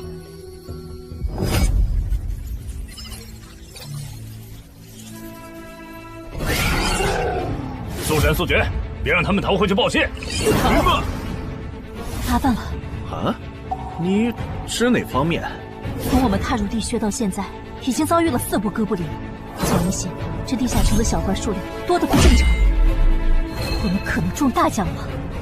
搞不明白你们这些富人究竟在想什么。你都这么有钱了，为什么还要成为冒险者？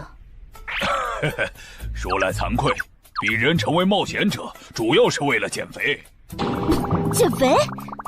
等等，减肥和成为冒险者有什么必然联系吗？这联系可大了。我特意托人问过，目前已知的职业里，有一种不需要锻炼，只要打坐消耗多余的体质，就可以不断变强的。你不觉得这种职业很适合我这种有钱，但是又下不了苦功去锻炼的人吗？花这么多钱竟然只是为了减肥，你们有钱人的世界真难懂。我们在聊什么？嘿嘿，能让我也加入吗？哎呦，连锁子甲都准备了吗？程先生真专业。你之前进地下城的时候也穿的这一套？对啊，如果没有这套防具，我早就死在地下城里了。相反，我倒是很不理解，你们为什么不穿防具？搞定，换班了，下一波哥布林你们手里。行，接下来我们负责打头阵。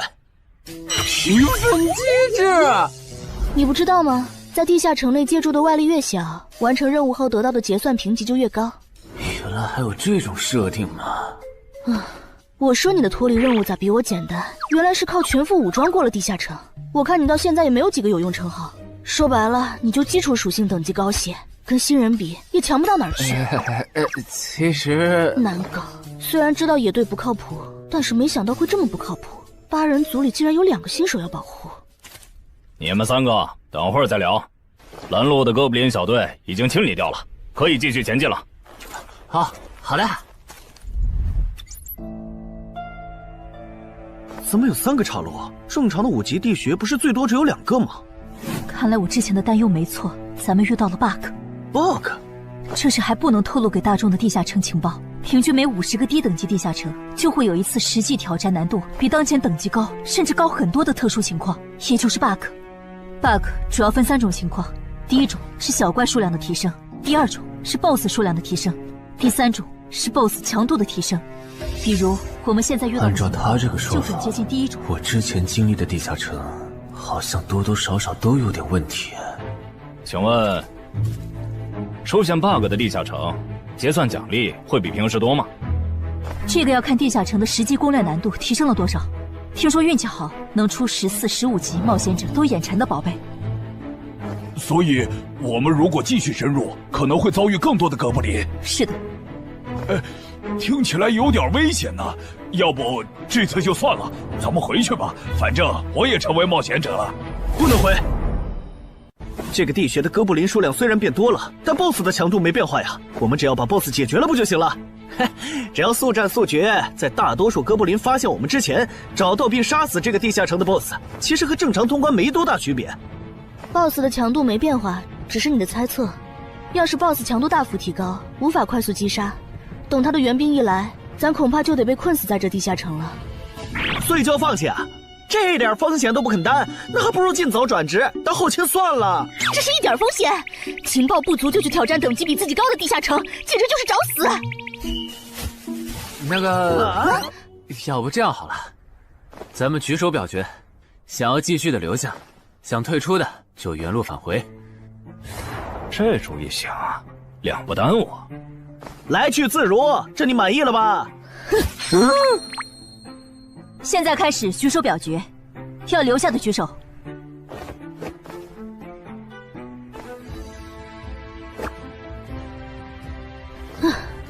所以说野队就是野队，完全没有风控意识。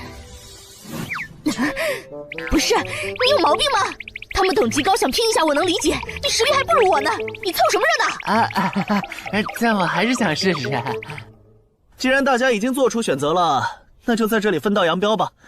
王老板，你的通关费用我晚一点退给你啊。哎呀，不用，就当交个朋友了。走了。哎呀，你等等我！一定要走左边吗？我觉得右边更好啊。那就猜拳，谁赢了听谁的。要是平局怎么算？靠谱吗？这两人平局就走中间呗。我怎么感觉上贼船了？石头，剪刀，不，好耶！我赢了！你呀，早知道出剪刀了呀！可恶！等下 BOSS 出来了，你不用上，你就负责清小怪，别让哥布林打扰我施法。没问题。那个，你为什么那么不看好他们呀？这个地下城真的有那么危险吗？你怎么知道我不看好他们的？啊，我毕竟是做生意的嘛，基本的察言观色还是会的，所以，我选择退出主要是因为这个称号，它的效果是为佩戴者指出前方的危险。之前的地穴，我就靠它发现地穴深处有俩能要我命的家伙。我听了官方冒险者给的消息，我认为这个入门级地下城是少见的双 BOSS 地下城。一般单 BOSS 地下城要3到5个同等级冒险者才能打通，那双 BOSS 的话，咱们这点人肯定不行。你信不信？我要是跟他们把话说开了，明天情报商人那儿就会有我和我这称号的情报。为啥要我牺牲自己的利益去拦着他们作死？大家又不熟。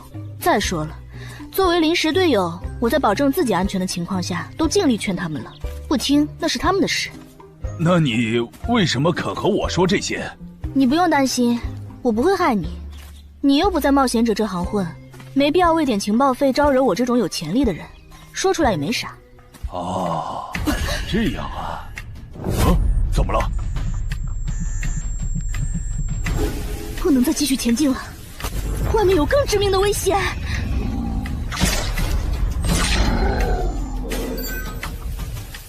2级速能法术，烈焰爆！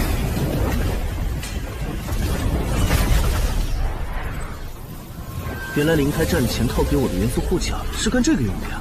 不愧是官方冒险者，虽然同为5级，但他的称号、职业、技能和装备都已经毕业了，而且还是最难凑齐的一套法系职业。干得漂亮！换班，下一波哥布林你们来处理。好的。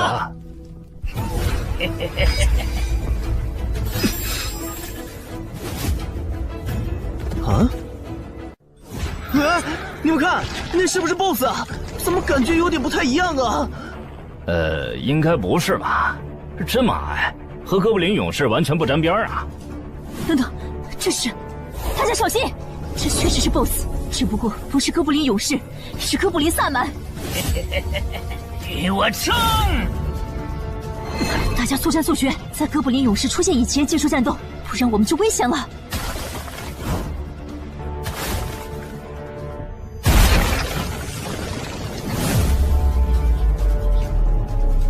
开什么玩笑？哥布林怎么也开始讲战术了？这地下城到底发生了什么？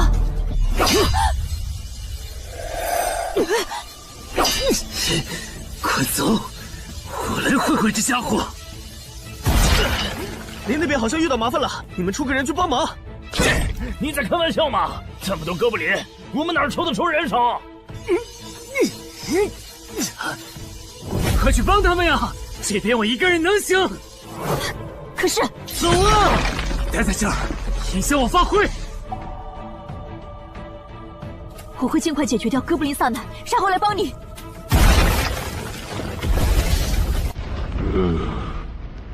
可不，现在没人能打扰我们了。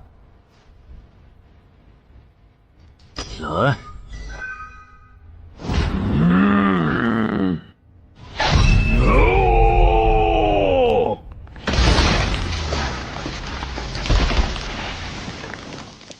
这个 BOSS 力量惊人，但太笨拙了。就算不用一步一杀，我应该也能躲过他的大部分攻击。好怕了吗？太简单了。虽然你黄化后的速度和力量涨了，可出招没个计划，反而更容易躲了。所以，这就是5级地下城 BOSS 的强度吗？说实话，有点扫兴。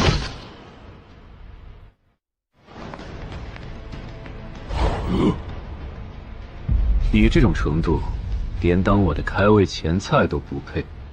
可不！连死战到底的勇气都没有吗？这样看，我以后不用对5级地下城抱有期待了。这个地下到底还有多少哥布林啊？再这样下去，我可顶不住了！再用一次那个火焰魔法！你以为我不想吗？这个哥布林萨满一直在用低级法术看让我施法。等一下，通关任务怎么完成了？我的也是。石头山市民解决掉了哥布林勇士，大家再撑一下，他等下应该会来支援我们。我看不见得，他既然已经完成了通关任务，就没有理由再回来冒险。那咱们也撤吧，反正通关任务已经完成了。不行，如果我们不能一鼓作气杀死哥布林萨满，那撤退的路上我们会被他们耗到死的。您说的对，现在还不能撤，大家顶住！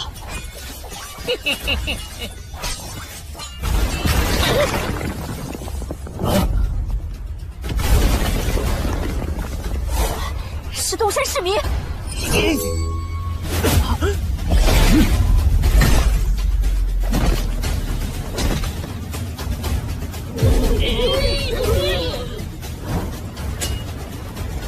你从哪儿找来的大佬啊？双 BOSS 地下城就被他一个人打穿了？不是我找的。关于我的事情，麻烦大家帮忙保守秘密啊！明白。你这种有潜力的新人，容易被人盯上，等级没升上去前，确实不能太张扬。理解万岁。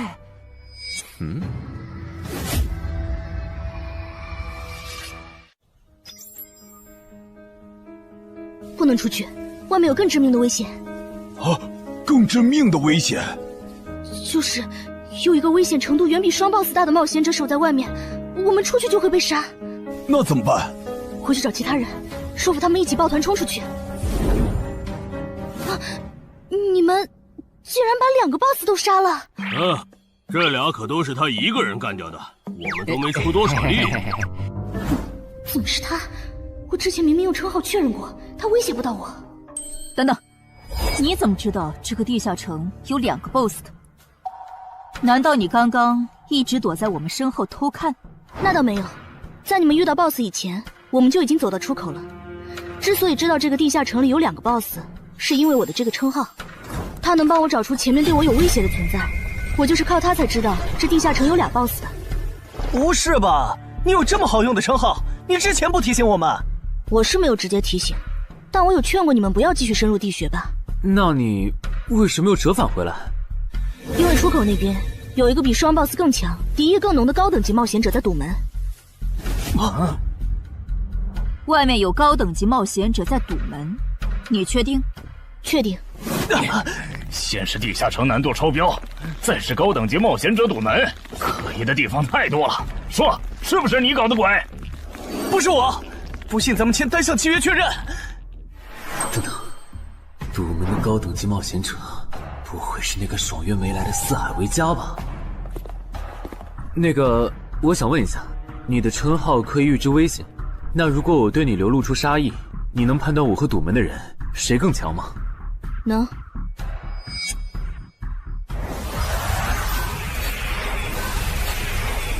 现在，我和外面的那个高等级冒险者，谁强？外面的要强一些。明白了。那摆在我们面前的，就只有一条路了。大家先去结算各自的脱离和通关任务，等提升完，咱们就去和出口的堵门者拼命。也只能这样了。早知道买这个地下城会出这么多事，我当时就不该手贱。事已至此，后悔也没用了。再说，咱们这么多人，未必打不过。这都多久了，怎么还没人出来？那个通关坟场的小子不会死里边了吧？你有没有兴趣？不好意思，我想再考虑一下。没想到第一次进入地下城，就让你遇到这种事，实在不好意思啊。计算出来了，这次没有掉落史诗级奇物，看来双 BOSS 的地下城难度也远不如坟场啊。感觉下一个地下城可以跳过6级，直接尝试7级了。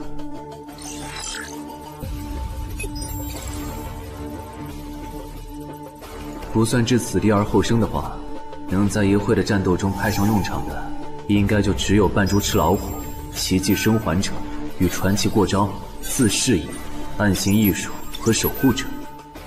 与传奇过招这技能比置死地而后生差点，能让我状态拉满，但要扣4力量、4敏捷、2感知。至于暗行艺术，应该是和扮猪吃老虎搭配，靠扮猪吃老虎走到目标的视野盲区，然后换暗行艺术逐渐接近目标，最后再切到置死地而后生，从而打出完美的偷袭。至于守护者，最合理的应该是依靠与传奇过招的感知+2，提前确定目标的下一步动作。要是目标跑去攻击别人，就切换称号守护者去阻拦他。围绕这2个称号展开的战术，感觉都还可以，但如果硬要选一个，还真不太好选。先瞅瞅新得的职业技能和奇物有啥效果，再决定下一步。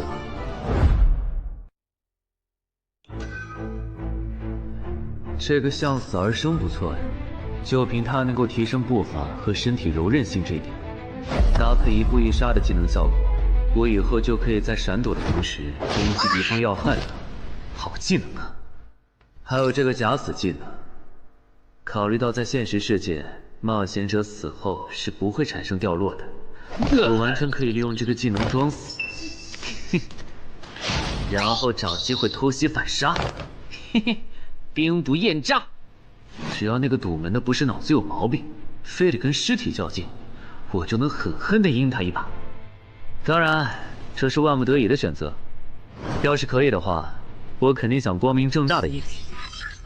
哇，这次掉落的东西都很棒啊！骨笛、萨满旗帜和传承之书，以后去地下城就能有个哥布林跟班了。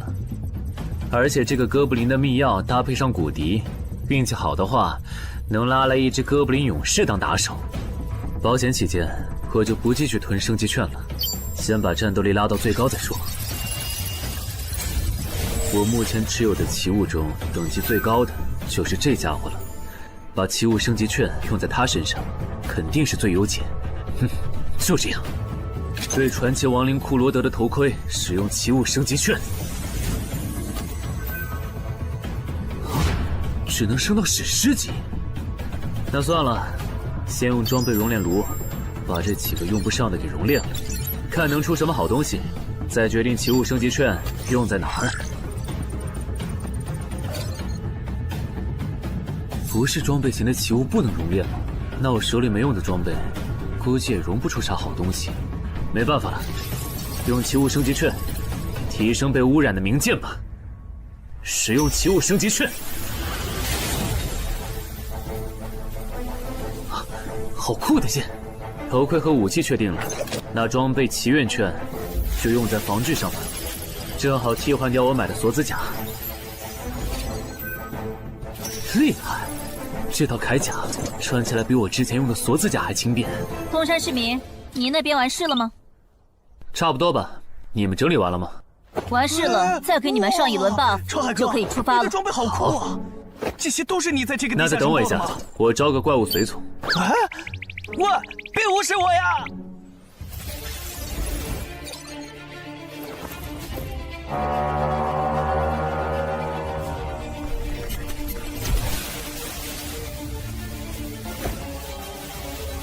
哥布林，你招个这样的怪物随从，没什么意义吧？这小东西连半个战力都算不上，不帮倒忙就不错了。别急，我还没完事呢。接着，喝了它。不。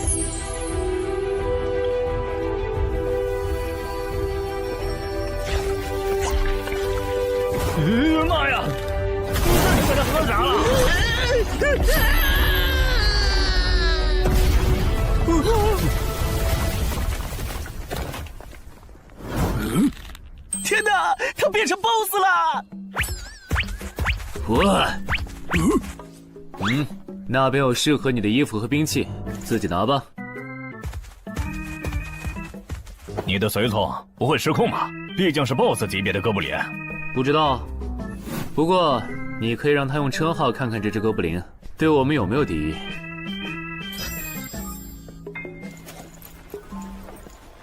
看了，他对我们没有恶意。那就好。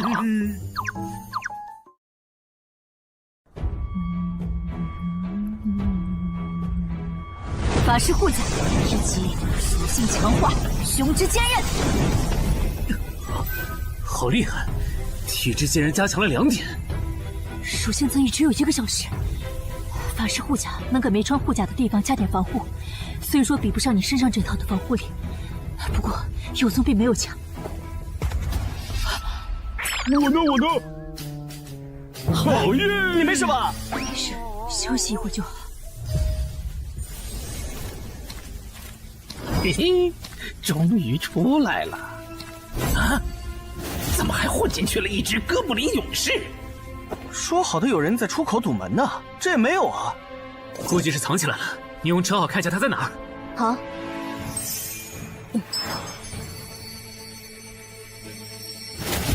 找到了，他躲在1点钟方向最粗的那棵树后面，大家小心，他在入口前面放了很多捕兽夹，注意别踩到了。捕兽夹？哪里有捕兽夹？哼，有探查类的称号吗？真是够讨厌的。原来是他，这么一来就全明白了。女妖之森刚通关，他不去那儿的黑市买通关物资，却来东山碰运气，肯定有猫腻。知道我在东山的没几个人，团队领袖跟我签了保密协议，肯定不是他。那个戴眼镜的护士也不太可能，所以是商礼还是徐茂？这个人好像有点眼熟啊！等等，你是高成勇？啊，对方很有名吗？何止有名，他可是明广一带最臭名昭著的通缉犯。别看他只有7级，死在他手上的冒险者，光是已确认的就有上100号人了。他不光是想抢别人的通关调度，还想刷出针对人类的称号，说不定现在已经刷出过量杀戮人类这个称号了。看来你很了解我吧？是协会的官方冒险者吗？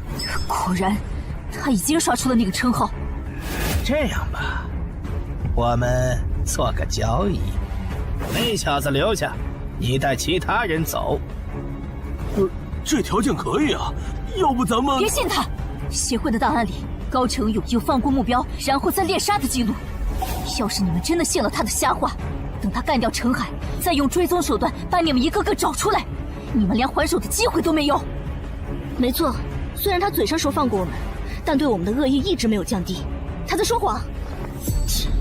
连恶意也能侦测吗？这样好了，既然他的目标是我，那就由我和哥布林勇士主攻。你们看时机牵制，大家都是一根绳上的蚂蚱，这种时候就别心存侥幸了。当然，如果你们中有人实在怕死，那就赶紧滚，别拖我后腿。我们会做好辅助工作的。看不出来你人还挺好的，要是我绝对逼着他们一起上。打你，我们俩足够了。哼，我就知道你们这些走大运拿了 S 级评价的新人，就会自命清高，觉得别人都是你们成长的垫脚石。但现实可不是这样的哟。新人在1到5级时很难搞到成体系的称号、职业、技能和装备。你的武器和铠甲这么豪华，我猜大多是装备吧。不巧哦，我的技能偏克你这类新人。口声出，迟缓术。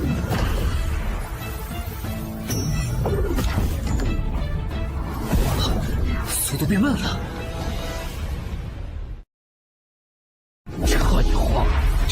术可不只是速度变慢而已。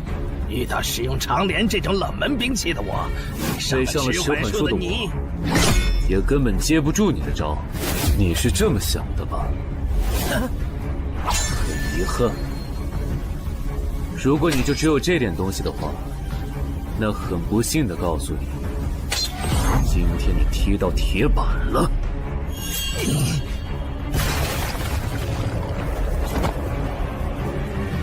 开什么玩笑！我百试百灵的组合技，竟然被他这么简单的破了吗？这真的是只经历了3个地下城的新人该有的水平吗？嘿，那个高成勇也没有你说的那么厉害啊！一上来就被澄海大佬没收武器了，感觉澄海大佬都用不上咱们了。不是高成勇不厉害，是澄海太强了。现在的他，恐怕和明省分部重点培养的那位超新星是一个水平。如果我说我认栽，那把长镰我也不要了，能放我一马吧？换位思考的话，你会吗？说的也是。消失了，那件披风的效果是隐身。唉，一想到超新星要死在我手里，我就感到惭愧呀。如果你没遇到我这样的新人杀手，大概会成为传说级冒险者吧。可惜，今天你就要死在这儿了，是你选择的死战。澄海小心，那人没走，就在你周围。你这娘们儿！你在看哪儿呢？你不可能！你怎么知道我在这里的？因为我感知20，你的一举一动在我这儿都是明白。蛮感知吗？这个人你来上。好嘞。老天，真是不公平！我想问一下，3人冒险者如果要加入协会，录入个人信息大概要多久？工作日的话，半天。这么看来，就是云霄市协会泄露消息的。我申请加入东山的官方冒险者协会，不过我前天口头上答应要加入云霄市的，他们还没录入我的个人信息。现在换到东山，程序上合规吗？当然，我代表东山市冒险者协会欢迎你的加入。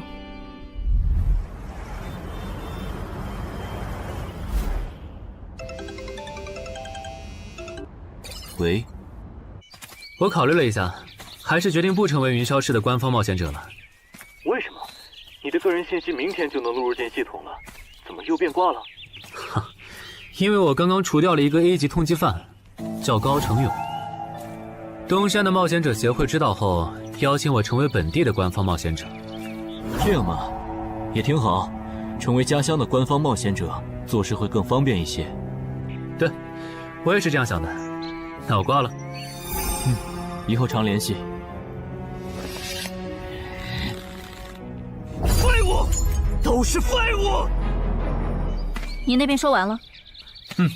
说完了。哎，你怎么还没走？因为林姐也邀请我加入东山的冒险者协会了，等下要和你一起录入个人信息。这样啊？说实在的，你也被协会邀请加入，我都有点怀疑官方冒险者头衔的含金量了。我不就是在地下城的时候嘴了你几句吗？至于这么阴阳怪气吗？小心点。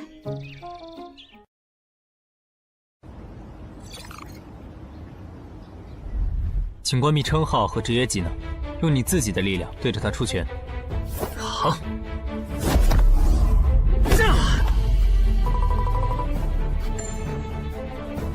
不愧是官方，测技术属性的工具比健身馆的强太多了。12点，那我呢？他们测完了吗？测完了，他的力啥玩意儿都是12。17点，只有12吗？这跟他之前的表现差太远了，我以为他至少14甚至15呢。只有12点却能杀掉9级的高成勇，主流的职业称号肯定够大。等我激活了职业和称号，再测一次，肯定压过你。澄海先生，你的个人信息已经录入了，这是你的证件。这么快？特事特办，你可是以一己之力打穿了双 BOSS 地下城，还单枪匹马完胜高成勇。另外，6到10级官方冒险者每年得通关2次协会指定的同级地下城，不然就得从攻略组调走去情报或资源采集组，把时间花在身体塑造和实战训练上，半年通关1个地下城就行。没问题。还有就是总部时不时会有借调任务，借调时你表现出色就有奖励，奖励能换协会里的称号线索、转职证书和奇物。不过一般只有9级以上的冒险者才会被借调，你暂时不用考虑这些。有一个问题。你说。称号线索是什么？称号线索是总结好的称号获得办法，你回去用证件 UID 登内网，看看协会称号图鉴里有没有你喜欢的。要是手里有没用的奇物或图鉴里没有的称号线索，就卖给协会，换自己想要的东西。了解。对了，你打算什么时候遣散你的随从？不能在这边养吗？我这只哥布林骨笛是随机召唤哥布林啊，送回去的话，下次召来的可能就不是这只了，那我不就亏了一瓶秘药吗？这你不用担心，除非你的哥布林勇士在那边的世界战死，或者你打算随机召唤别的哥布林。原来如此。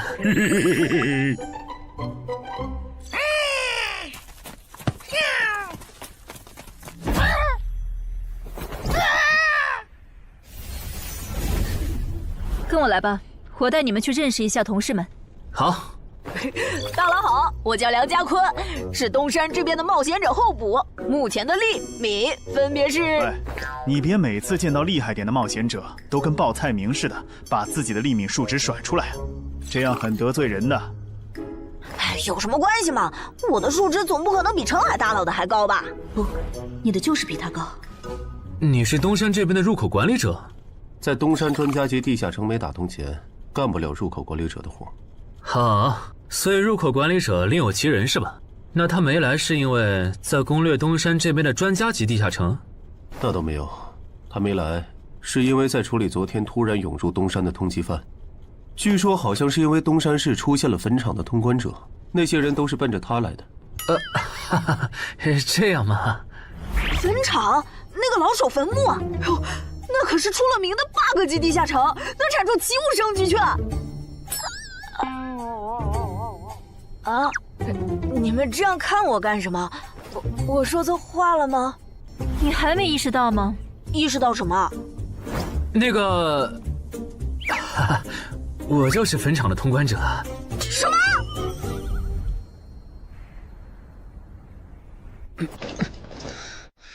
虽然已经说好这段时间把精力用在属性提升和恶补地下城知识上，但家里这个入口，我还是想有始有终。一个人单刷的，我全力以赴的时候，大概相当于10级。完成脱离任务应该也没什么难度吧？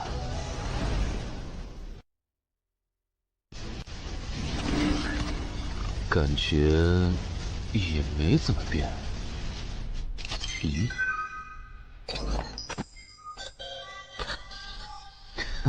原来冒险者面板还能升级吗？那是不是等11到16级的时候，我的面板还会有变化？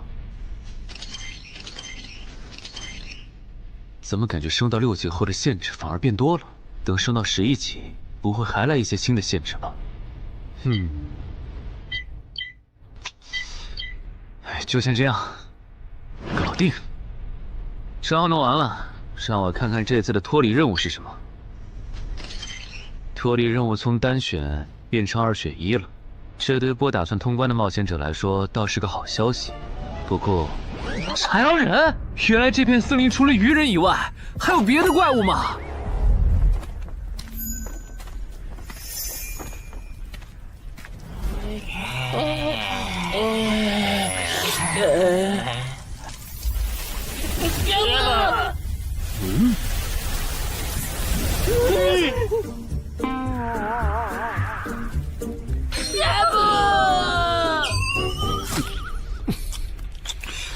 所以在你看来，那些豺狼人阴险狡诈，并且还特别喜欢欺负弱小，是吗？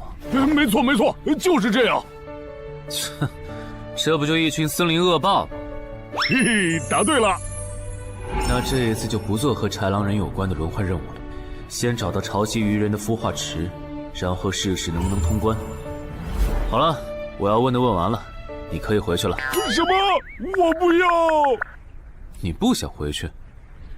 是的。好吧，你留下来也行。好耶好耶！但我先说好，这个地下城的挑战等级是7级，你悠着点。放心吧，我很强的。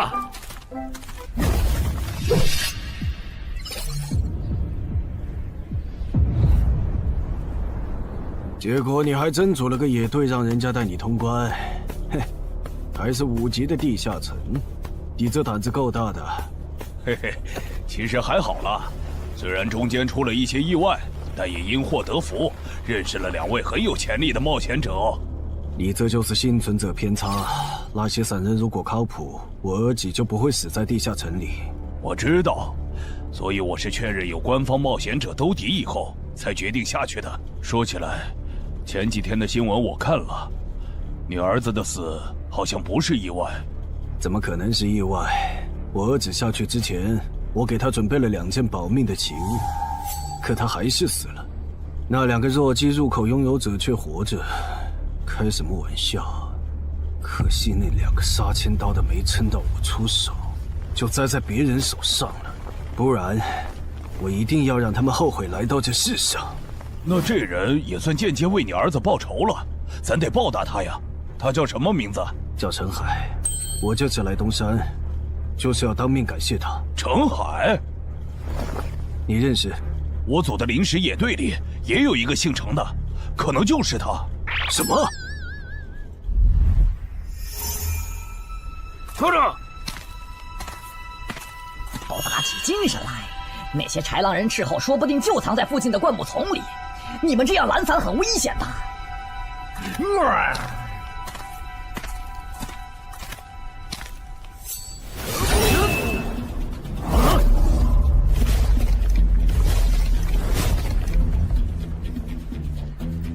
话说，你会说他们的语言吗？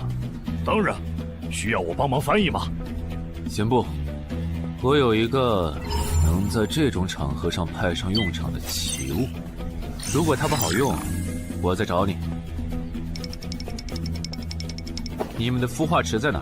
告诉我，我可以留你们一。你以为我会出卖我的族群吗？绿皮傻大个的小跟班儿！你以为我会出卖我的族群吗？绿皮傻大个的小跟班儿！有种你们就杀了我！队长死了，别得意，领军大人会为我们报仇的，咕噜。在湖底有一个水下洞穴，穿过洞穴会抵达一个天然的地下洞窟，我们的孵化池就在那里。你叛徒，咕噜！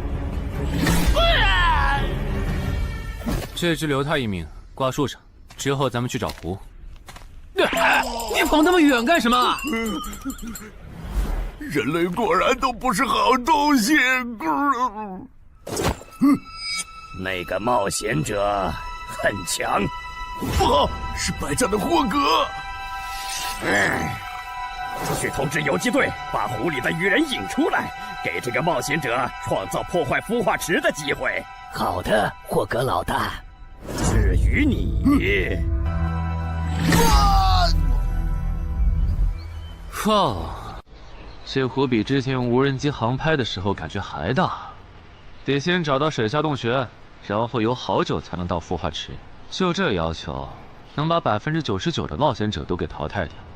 不过好在我有海之炎能水下呼吸，虽然不会游泳，但头盔里有库罗德水下战斗的经验。老大，我不会游泳，我可不可以先回去啊？你不会游泳？行吧，那我先送你回去。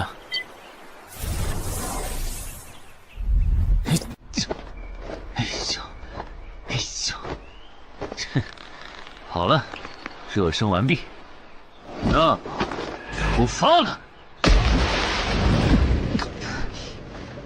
果然，依靠海之言和库罗德的头盔，就算是我这种旱鸭子，在水里畅游，那还不是小菜一碟？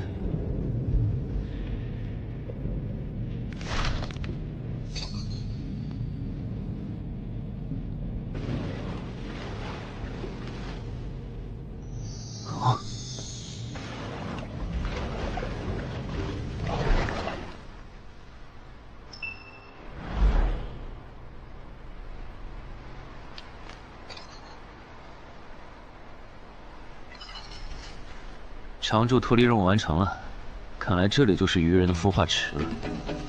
但是，怎么没看到守卫？算了，不管出于什么原因，现在是通关的最好机会，这一点不会错。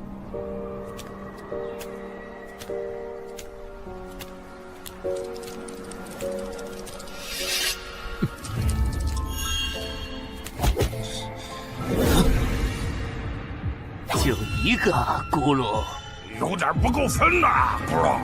都过去这么久了，竟然还有不知死活的笨蛋想要捣毁孵化池，咕噜。是啊，不过没想到的是，这次来的竟然不是豺狼人，而是人类啊，咕噜。原来守卫一直藏在上面吗？1对4，他们应该不会给我穿装备的时间，用至死地而后生，速战速决吧。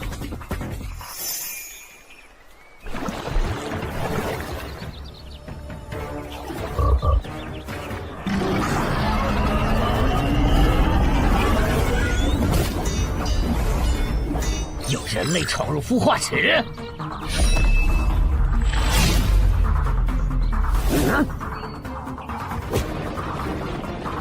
霍格老大，鱼人撤了，应该是湖里的鱼人哨兵发现那个人类冒险者了。派个机灵点的去湖边盯着，如果那个人类冒险者逃出来了，就通知我。好的，霍格老大。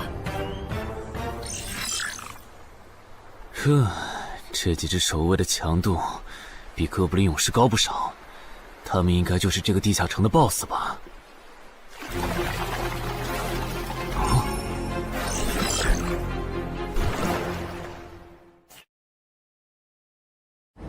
？6到10级这个阶段的地下城 BOSS， 通常可以划分为团队增益型和个体高战型2类。前者实力一般，但可以为同种族个体提升综合实力。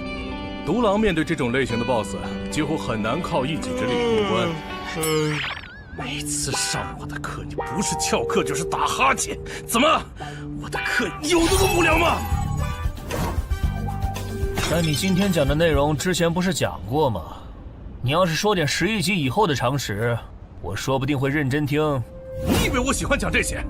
还不是因为你们这些莽夫 ！CJ 的超新星不自大，不单人去调高等级地下城，就不会被 BOSS 弄死。公司也不会把我临时叫过来给你们突击补课了。什么？顺朕死了？是啊，你这几天没上论坛吗？大家都吵翻天了，说他的死浪费了 CJ 对他的投资。哼，这我还真不知道，到底怎么回事？你快和我说说。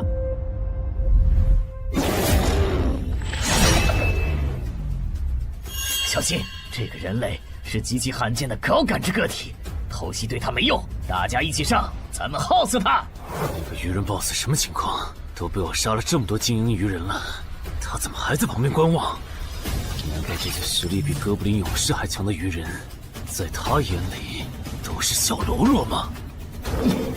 这个人类的实力和霍格好像差不多，好在他是一个人来的，可以用数量耗死他。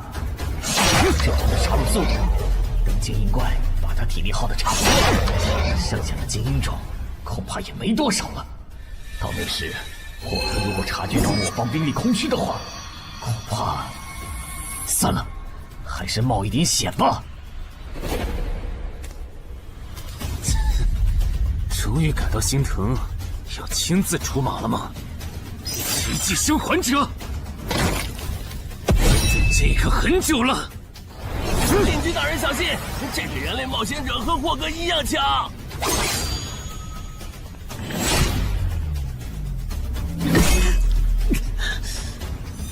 很好。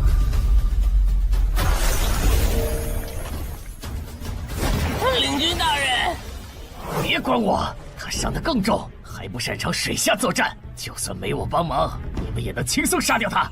把脑袋给我带回来。是，领军大人。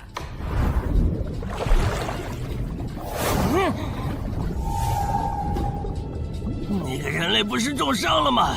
他咋能这么快逃到这儿，还迅速干掉鱼人哨兵的？他是被人潜到身后，然后一招毙命的。那个人类很擅长水下作战，所以领军大人的判断可能是错的。什么？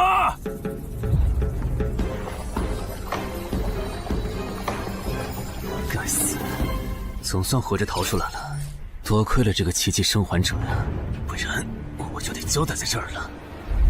果然和我预想的一样，那个鱼人 BOSS 沉不住气，要是他再稳点，我就会被耗死了。怪不得团长说，独狼到了更高级的地下城会越来越吃力。一挑多肯定没胜算呢。看来我还是得找些厉害的队友了。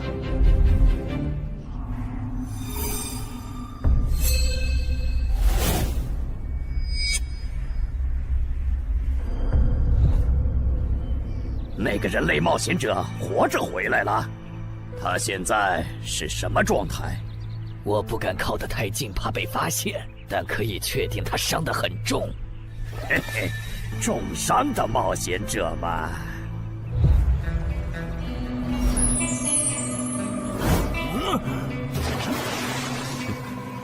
下次再找你们算账。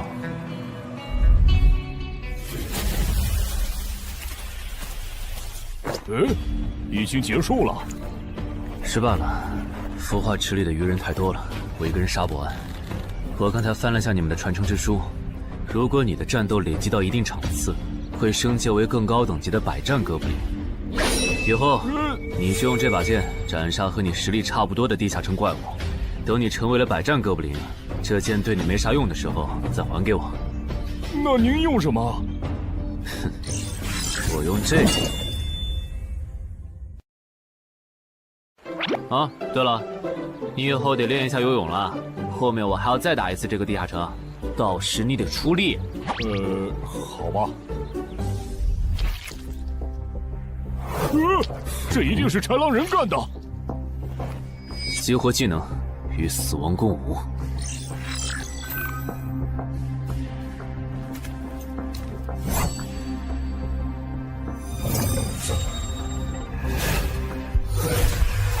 用脚破绽，好快！切！豺狼人！还好为了以防万一，把感知拉到20，不然刚才这只豺狼人就得手了。切！这个人类不是受重伤了吗？可他刚才的动作根本就不是重伤之人能做出来的。他不会是在钓鱼吧？他跑了！不一定是逃跑，也可能是在示弱，引诱我们过去。那咱们还追吗？如果追过去的话，感觉很可能会进入他们的包围圈。算了，不追了。等找到足够强的队友，做了充分的准备以后，咱们再回来和他算账。好的。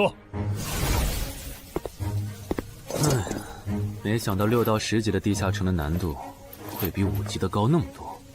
下次得提前掌握好情报再去通关，不然风险确实太大了。是任务结算呢。哼，说起来，这一次我虽然没有通关，但宰了那么多鱼人，怎么说也该有个 A 吧。水产过敏怎么了？不对，你怎么知道我水产过敏的？还有啊，我是人，你给我一袋动物口粮是什么意思啊？就算他吃不完，这会难吃。什么？他加入东山的冒险者协会了？你给我站住！你当初是怎么信誓旦旦的跟我说他死定了的？连高成勇都栽在他手上了，我能怎么办？听你这意思，我弟弟的仇你是不打算管了呗？哼，也是，你已经靠我爷爷成了云霄市入口管理人，上了岸的你哪能冒着被革职的风险对隔壁市的超新星下黑手呀？我真是看错你了，早知道爷爷当初留下来的资源就该用在周德身上。你干什么？专收我爷爷留下来的遗物啊！我弟弟死了你不帮忙，那我就把你想要的遗物给能给我报仇的外人了。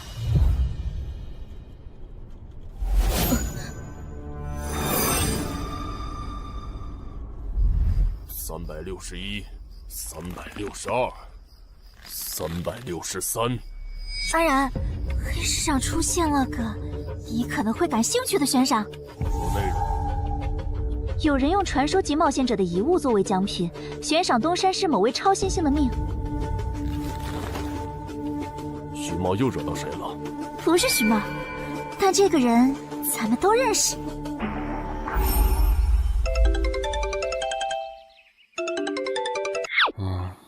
啊！陈海哥，你被人盯上了。我知道呀，这问题不是已经解决了吗？这次不一样，有人在网络黑市高价买你的命。哎呀，你别不当回事！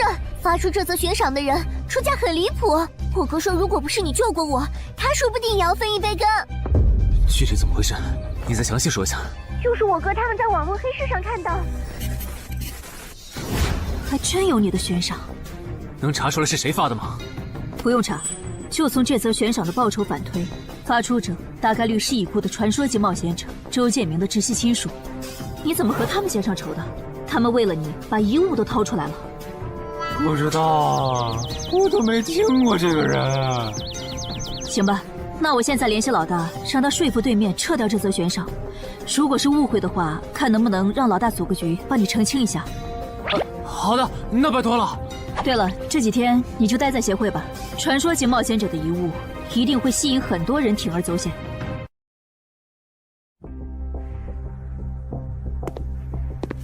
被人捷足先登了？不对，这里似乎没发生战斗。看来那个叫程海的，当时应该在攻略自己家里的地下城。真不知道他是幸运还是不幸。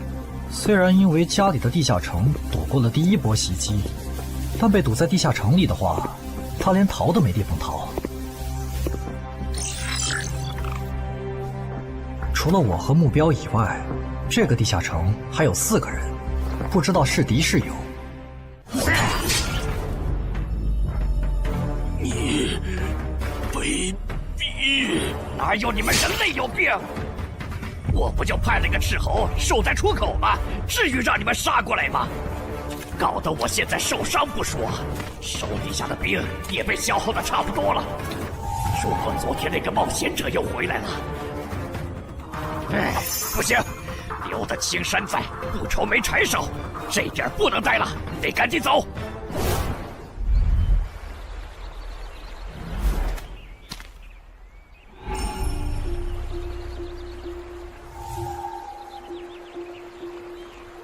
3个猎人，也就是说，目标那边顶多只有1个同伴吗？这么看的话，这个游戏变得更有意思了。安教练，你找我？对，程海被悬赏的事，你知道吧？知道。那正好，你给程海打个电话，如果他不知道自己被悬赏了，随便挑个6到10级地下城，邀请他和你一起打。剩下的不用我说，知道该怎么做吧。徐茂打过来的，肯定因为悬赏的事，不知道他是来提醒我的，还是来试探我的。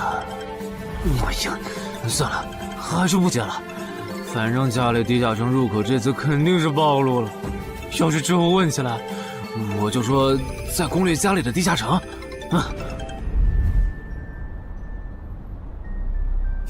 咱们来晚了，那个叫程海的，应该是被前面的人逼进这个地下城里了。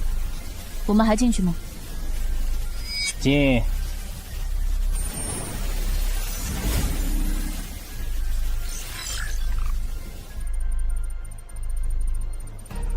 又进来2个人。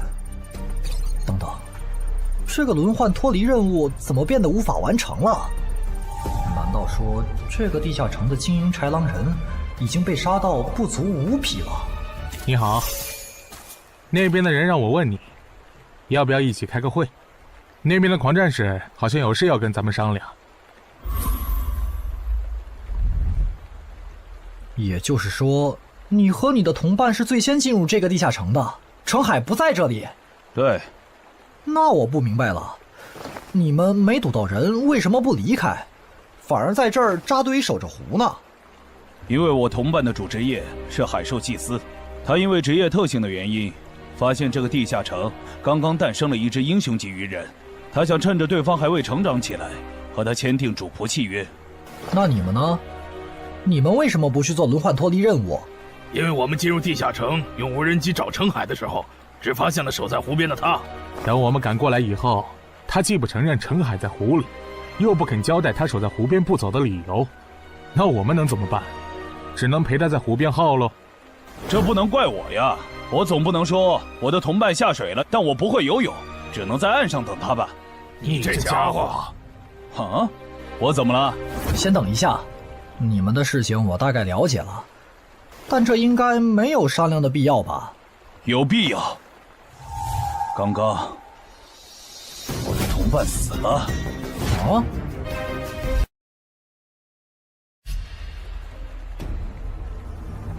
力量涌上来了。这样的食物外面有很多吗？除了偶尔出现的人类冒险者，附近的森林里还有一批豺狼人。很好，把他们带过来。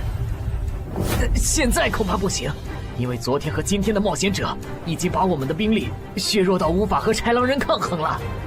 那需要多久？50个日升和日落。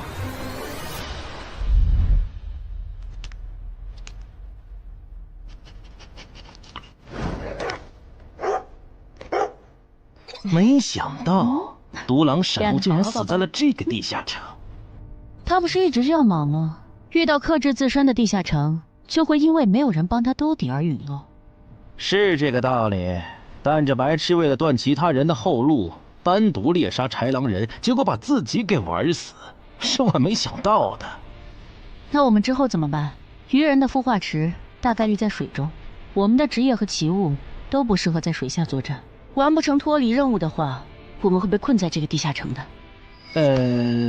这个地下城的最大挑战者数是15，除了我们和这个白痴以外，还有12个名额。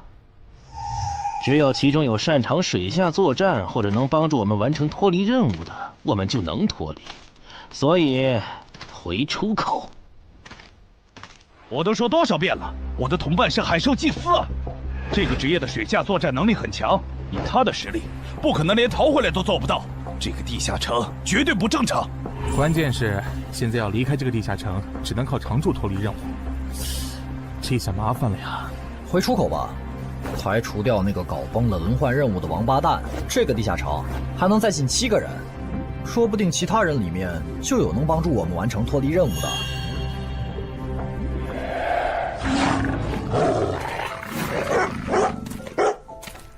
自杀者王二，他不是去月省了吗？怎么会出现在这里？你们得手了？没，目标可能根本就没进来，咱们被耍了。可以啊，海哥，我还是第一次听说有6级冒险者的悬赏金能和史诗级器物挂钩的。这又不是什么值得骄傲的事，而且不管从哪个角度看，官方冒险者被公开悬赏这件事都太奇怪了吧？你这么一说，倒确实是。虽然冒险者适用的法律和普通人不太一样，但官方冒险者被公开悬赏这种事，我也是第一次见。因为悬赏的发起人很特殊，他是已故传说级冒险者周建明的孙女，而周建明就死在天门入口翻转事件中。好痛啊！上吧！所以，战死在天门的周建明的后人才会继承遗物，拥有诸多特权。对，又因为周建明的孙子死在了坟场，而你又救出了2个本不可能活着的一般市民，堵死了他弟弟的生路，所以周建明的孙女才会迁怒于你，想要你死的。照你这说法，我们的矛盾岂不是化解不开了？那倒不至于，老大已经约了米省负责人，也就是周建明的旧友，还有发布者，一起谈这件事情了。快的话，下午就能谈出个结果了。我们没来晚吧？没，刚刚好。那就好。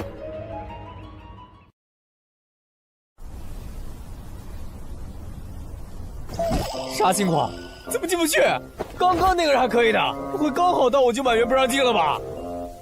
我觉得我们现在得团结起来，一起完成任务。话说，你们找到程海了没？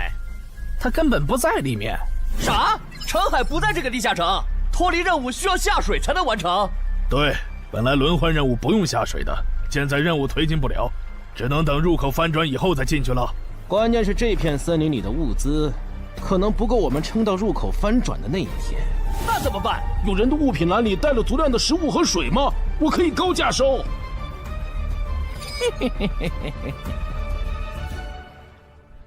本来也没抱多少希望，不过没想到连刺杀者王二那样的高手都被困在这个地下城里。这样看，少了这些竞争对手，等我完成脱离任务出去以后，说不定真的可以燃制周建明的史诗级遗物了。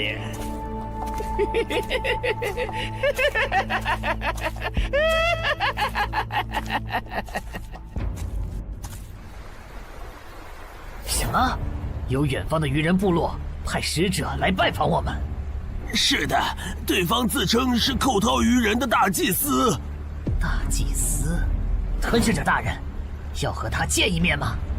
见，不过以防万一，把放出去的鱼人都叫回来吧。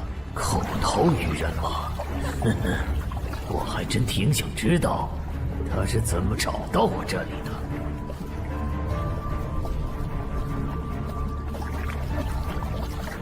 领军大人答应见你了，跟我来吧。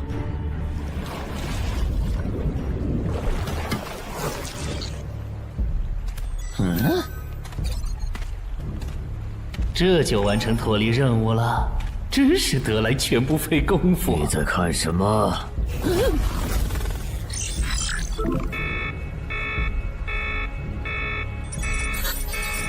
英雄级单位，7级地下城怎么会有英雄级单位？你在发什么呆？吞噬者大人问你话呢。别慌，他们看不到我的任务面板，只要找个理由搪塞过去。理由，有了。本祭司拜访过很多鱼人部落，但像你们这样能把孵化池放在地表生物完全无法到达的部落，我还是第一次见，一时有些惊讶。这样啊，那不怪你，毕竟不是哪一只鱼人都能找到这样的风水宝地。嘿嘿，不对，他有问题。天赋不会说谎，打他出现在我视野里的那一刻开始，我的天赋就一直在提醒我，吃掉他，我还能再升一级。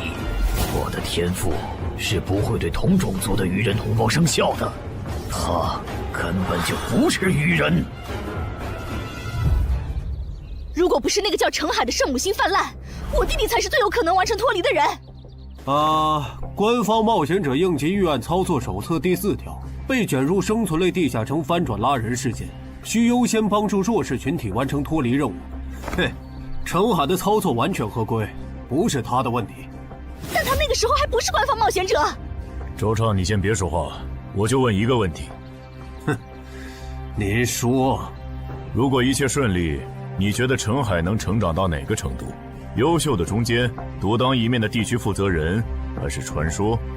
以散人冒险者开局，1个月到6级，还单杀了新兴猎手高成勇。不管从哪个角度看，程海都比同期的我要强。再结合他在坟场的表现，我觉得他至少都能胜任地区负责人，甚至有望冲击传说。好，那这事儿就这么算了。我这边稍后会督促华东委托集市的负责人下掉那则悬赏。黄伯伯，差不多得了。我之前看在建明哥的面子上，一直纵容你和你弟弟，但再怎么照顾也是有限度的。我们这一边的传说种子，可不能因为你的一己私怨而夭折。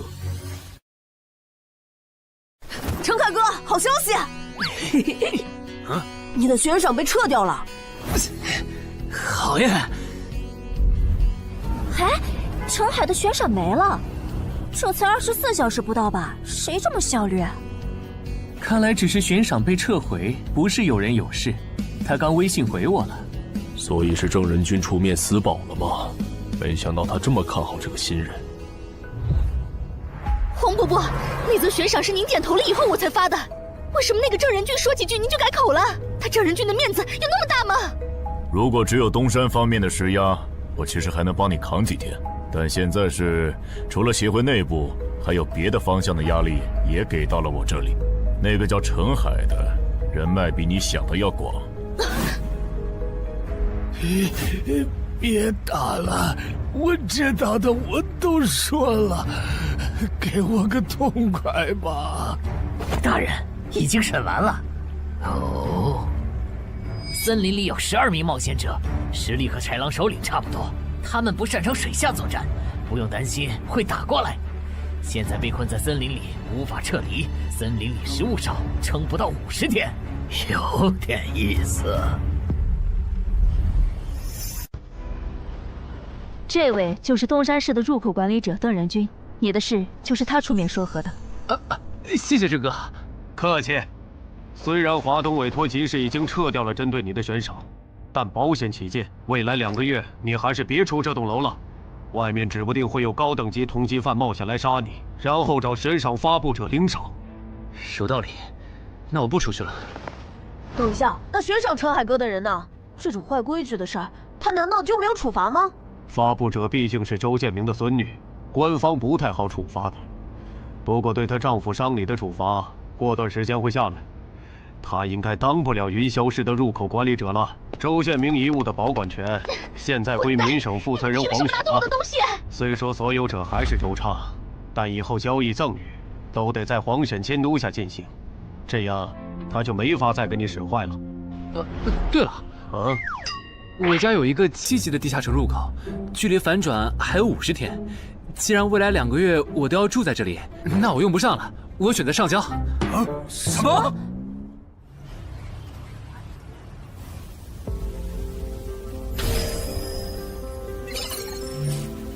确实是6级到10级地下城，而且挑战人数已达上限，现在进不去了。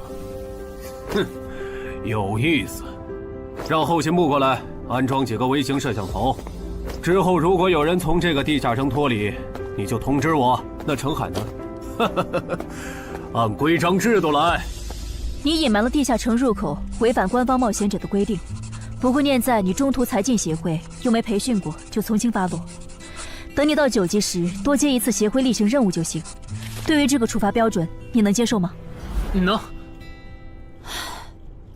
还有就是，从明天开始，你要和常金川、梁家宽一起上地下城相关的常识课，早上8点，别迟到了。好。什么？他们还对你做了内部处罚？真过分！明明没有造成影响，而且澄海哥，你跟他们报备的时间也不算晚啊，为什么要处罚你？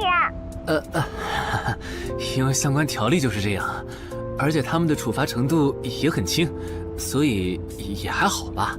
相比起来，我更担心那些进地下城的赏金猎人。我家地下城有点邪门，他们要是掉以轻心，很可能被坑死在里面。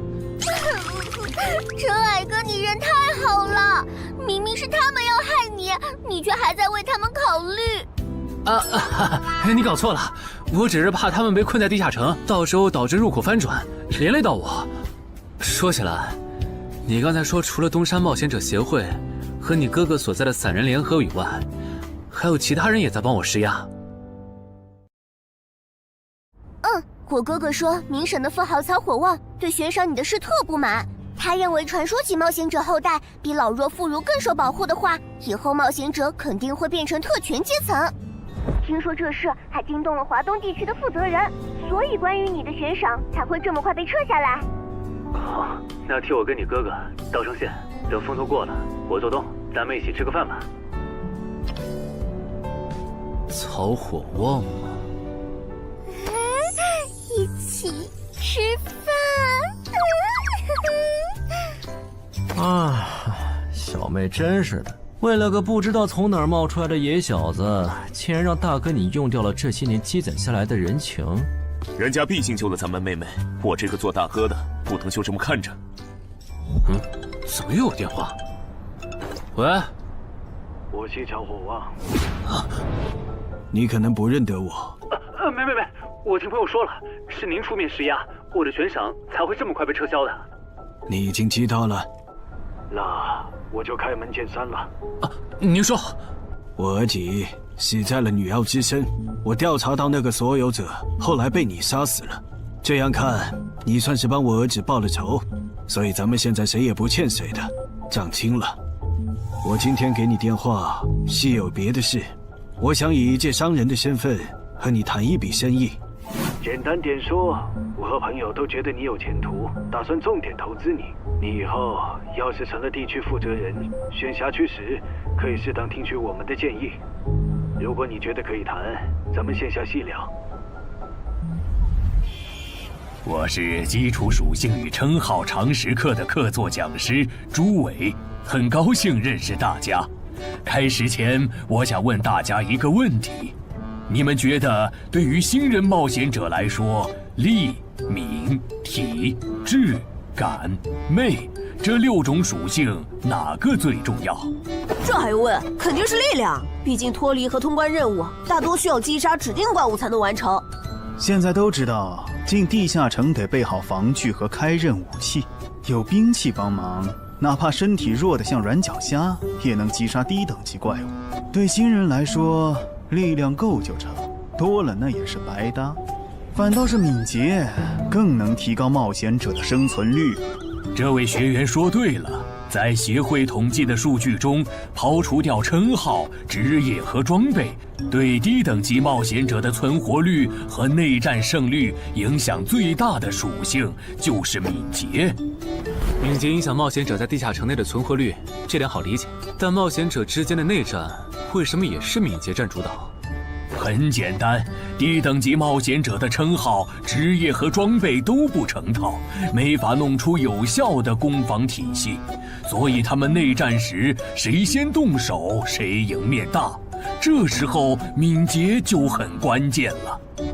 原来如此，怪不得我遇到的秃鹫和通缉犯不是速度很快，就是打法非常克制、速度快的冒险者。原来点在这里。极限加敏捷的冒险者到6到10级就不好使了。一是这阶段冒险者能靠地下城掉落完美攻防，二是地下城等级一高，怪物种类和数量猛涨，光靠敏捷自己单干没法应对任务和怪物都变强的新情况。那6到10级这个阶段，哪种属性收益最大？6级之后，除了必定作为攻略组核心的超新星以外，其他冒险者都得按团队需求调整自己。这时候别管啥属性收益高，得看团队要你咋发展。原来如此。但不同属性之间多少会有一个模糊的价值差吧？比如同样是1点属性，加在感知和加在力量上，谁更划算？这个确实有，目前公认的排序是魅力大于感知，大于智力，大于体质，大于敏捷，大于力量。魅力最高，为什么？我也不知道，不过这个排序是传说们公认的。作为金字塔最顶层的冒险者，他们的判断必定有其缘由。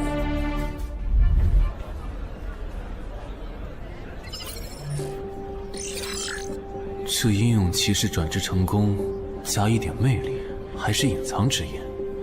可我主职业就是近战，副职业再选同类，会不会最后效果1+1小于2啊？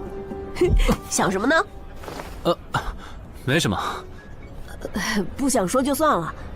对了，林姐让我问你，下午的冰击课你来吗？啊？这次好像有越省来的武术大师指导我们。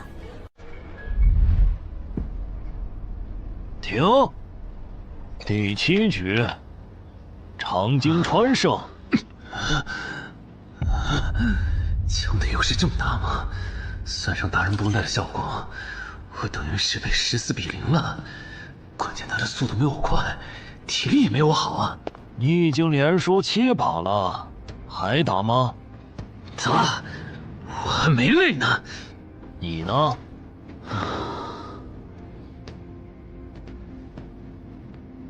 打。好，休息3分钟，然后继续。怎么感觉不用称号和职业技能的陈海哥表现还不如我啊？你说的没错，他做了个基础身体塑造，就去女妖之3了。靠着地下城和坟场暴走事件，成了华东新星。要是光论基本功，他确实比不上你。啊，这样吗？哼，不过作为冰姬的门外汉，他的表现已经足够出色了。他现在已经能一步步跟上长京川的节奏了。我估计5局之后，他应该就会开始赢了。停，第8局，长京川胜。开什么玩笑？这才10局不到，他就变得比梁家坤强了。他的智力到底有多高？感觉不是打法的问题，如果我的爆发力再强一点，刚才那一局说不定能赢。陈海，啊，下一局你用称号和职业技能吧。你确定？哼，确定。我想更直观的感受我和超新星的差距。长京川亮称号了。什么？他们好像要来真的。行吧，老爷爷，您往旁边站一点，我怕待会儿打起来会碰到您。不用顾及我。好吧，那我尽量快点结束。置死地而后生，看起来好像是增加爆发力的称号。我准备好了，你先攻吗？不用。好，来吧，让我领教一下超新星的含金量。那你不要眨眼哦，现在的我可比之前快多了。好快！我出手更快！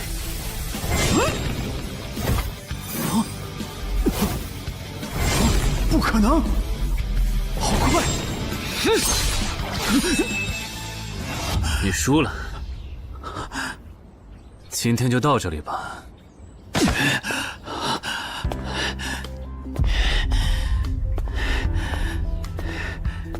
喂，我完事了，换班换班。我和他的差距原来这么大吗？其实你枪练得不错，出手的那一下，就算是我年轻那会儿，也不见得能躲掉。别灰心，你只是运气不好，遇到了能阅读你下一步动向的特例。阅读下一步？展开来说就是，人在出招时破绽最大，能抓住这个瞬间的人，轻松就能无招胜有招。使用者必须要在对手出招前阅读到对方的下一步动作。有这份眼力的武术家呀，还在世的不超过5个人，所以你输得不远。陈海哥，你刚才那招叫啥？好酷啊！没想到一个没练过武的门外汉，竟然也能掌握这一招。他真的只是个普通的冒险者吗？陈海哥，你也太牛了吧！你是没看到败给你以后，长京川的臭屁男的脸色有多……臭屁男？长京川，我可以坐在这里吗？当然可以。其实，我原本是把你当做我的竞争对手的，但现在看来是我没眼力见了。以你的实力和潜力，东山这种小地方根本就留不下你。这不明摆着吗？坟场那种全球公认的 bug 级地下城都被陈海哥打通了，他肯定不会自降身份来跟咱抢下人东山市入口管理者的位子呀。说不定到那个时候，他已经是1手负责人了。喂，等一下，你说他以后能成为传说级冒险者，我不反对，但1手负责人，这俩人真吵啊！啊，你问我副职业怎么选？哎，对，我这不是6级了吗？之前探索地下城的时候，发现冒险者面板升级了，除了在用的职业以外，我还可以再激活一个副职业。但我不知道副职业该怎么选，所以来问问你。哦，这个在主副职业常识课上会讲。不过你既然问了，那我就简单说下。一般来说，冒险者主职业分常见和隐藏两种，常见职业很多，进阶方法也大都搞清楚了。你的主职业要是常见的，去内网一搜就知道和哪个副职业最配了。那如果主职业是隐藏职业呢？果然，你是隐藏职业。隐藏职业因其获取难度，目前协会只掌握了个别职业的最优路径，其余的就只能凭感觉来了。啊？凭感觉？那如果选错了，后续不就完蛋了？谁也打不过了呀？不一定。毕竟常规职业冒险者，就算是成为传说，实力也只能排到中等偏下这样。如果你真是隐藏职业，只要没选和主职业互拖后腿的副职业，那上限就不会低。说起来，有一些隐藏职业，甚至不需要副职业就能直指传说，甚至还是上位传说。这样吗？不过这种，就算在隐藏职业里也是非常稀有的，就像8美元的骑士。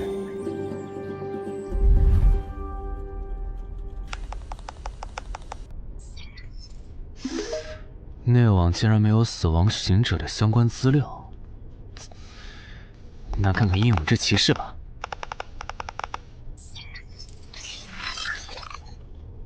没想到我手痛坟场得到的转职道具，竟然在全球冒险者圈子里被无数人追逐。看他们的评论，这个转职徽章除了挑战难度高的离谱以外，没有别的缺点，而且挑战次数也没有限制。那么只要转职成功，就必然能成为上位传说。嘿嘿嘿。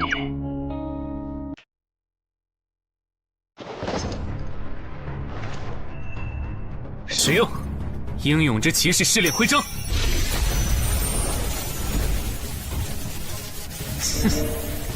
那么，出发吧。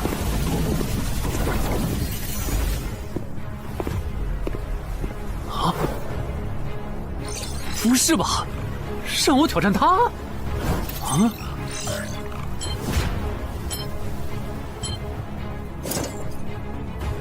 直接开始了这个任务描述啥意思呀？是要撑过10分钟吗？还是用10分钟得到他的承认？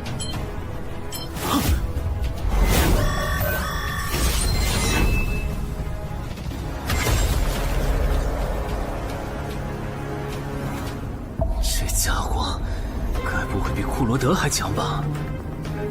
完了，第一把先试试水，先弄清楚我和他的差距。这谁能撑过10分钟呢？我这种配置都3分钟嗝屁，10级以下，我不信有人能完成试炼。感觉得换个能保命的称号，但那样感知就不够18点，没法开一步一杀的隐藏效果。这么搞下来，说不定输得更厉害。等等，我不是还有那个吗？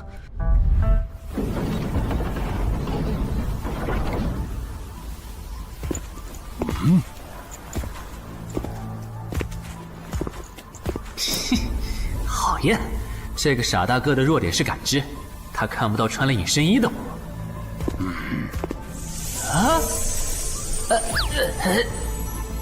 那是什么？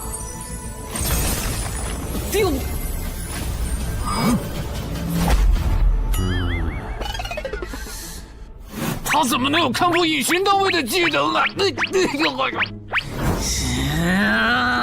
不行，我就不信邪了。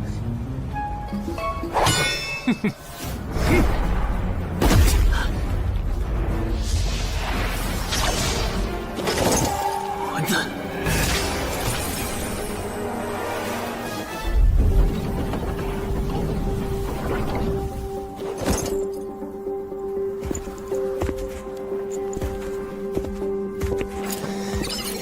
再来！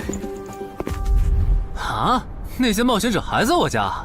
对，虽说不知道发生了啥，可要是时限到了，这些冒险者还不出来，那咱就得掌握更多这地下城的情报，这样以后入口翻转的时候才能处理好。换个地方聊吧。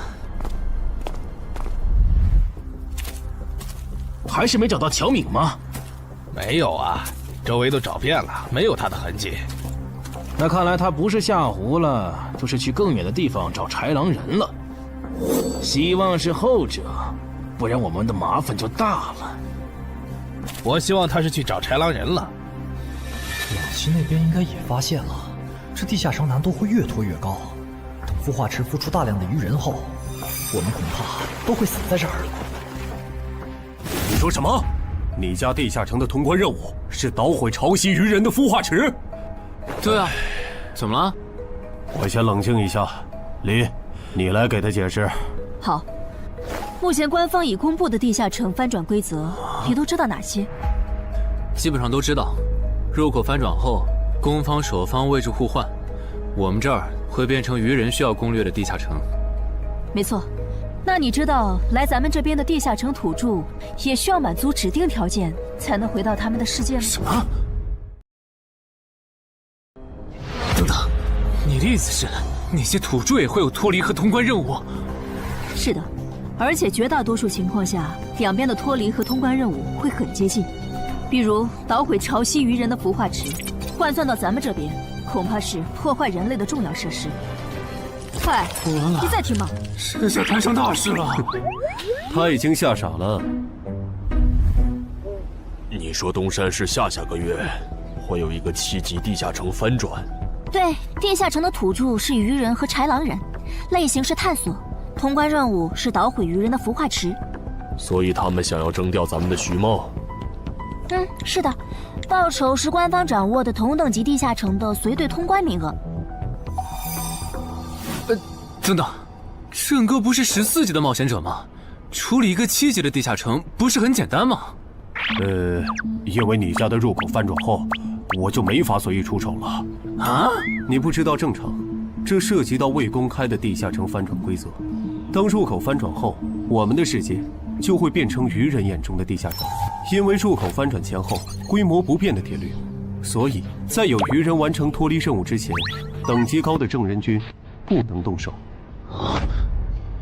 原来如此，怪不得坟场明明只是5级地下城，但却存在传奇个体。怪不得小鬼头脱离后，坟场就立刻进入到第2阶段，这样就解释得通了。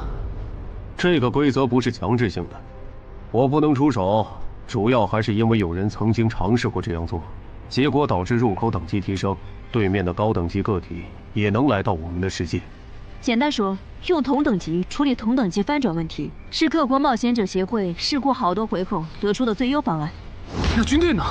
郑哥这样的不方便出手我理解，但军队和热武器明显更靠谱吧？用军队和热武器对付入口翻转，攻略地下城确实最效率，但过去10年来，所有这么做的国家，最后都后悔了。啊？后悔了？为什么？因为那意味着 bug 要出现了。军队和热武器要是插不进来，地下城的实际挑战难度就会远超它本来的等级。如果军方很快镇压了翻转的地下城，那后面入口的挑战难度会接着涨，一直涨到跟这片区域守方的战斗力正好对上为止。再说了，从11级地下城开始，枪就不咋管用了。再往上，16到20级的地下城，里面有些怪物甚至得用核弹才能干掉。总结一下，军队插手，问题只是被推迟了，并没有真的解决。等到问题彻底爆发的那一刻，我们得直面那些能跟最厉害热武器硬刚的怪物。现在你明白了吧？不是我们不能用军队来解决地下城翻转问题，而是那代价对于人口众多的我国来说，有些过于沉重了。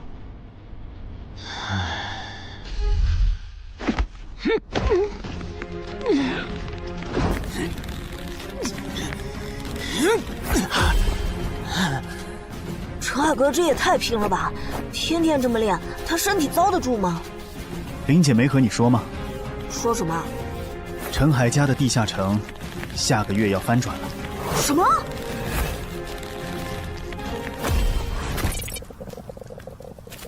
你那边怎么样了？老样子，湖里的鱼人不肯上岸。我猜这个地下城的 BOSS 已经察觉到我们被困了。正常发展的话，那些鱼人应该会在最后几天发起总攻吧。其他人呢？他们怎么看？都蛮乐观的。小敏的失踪并没有引起他们的警觉。唉，那这下不好办了。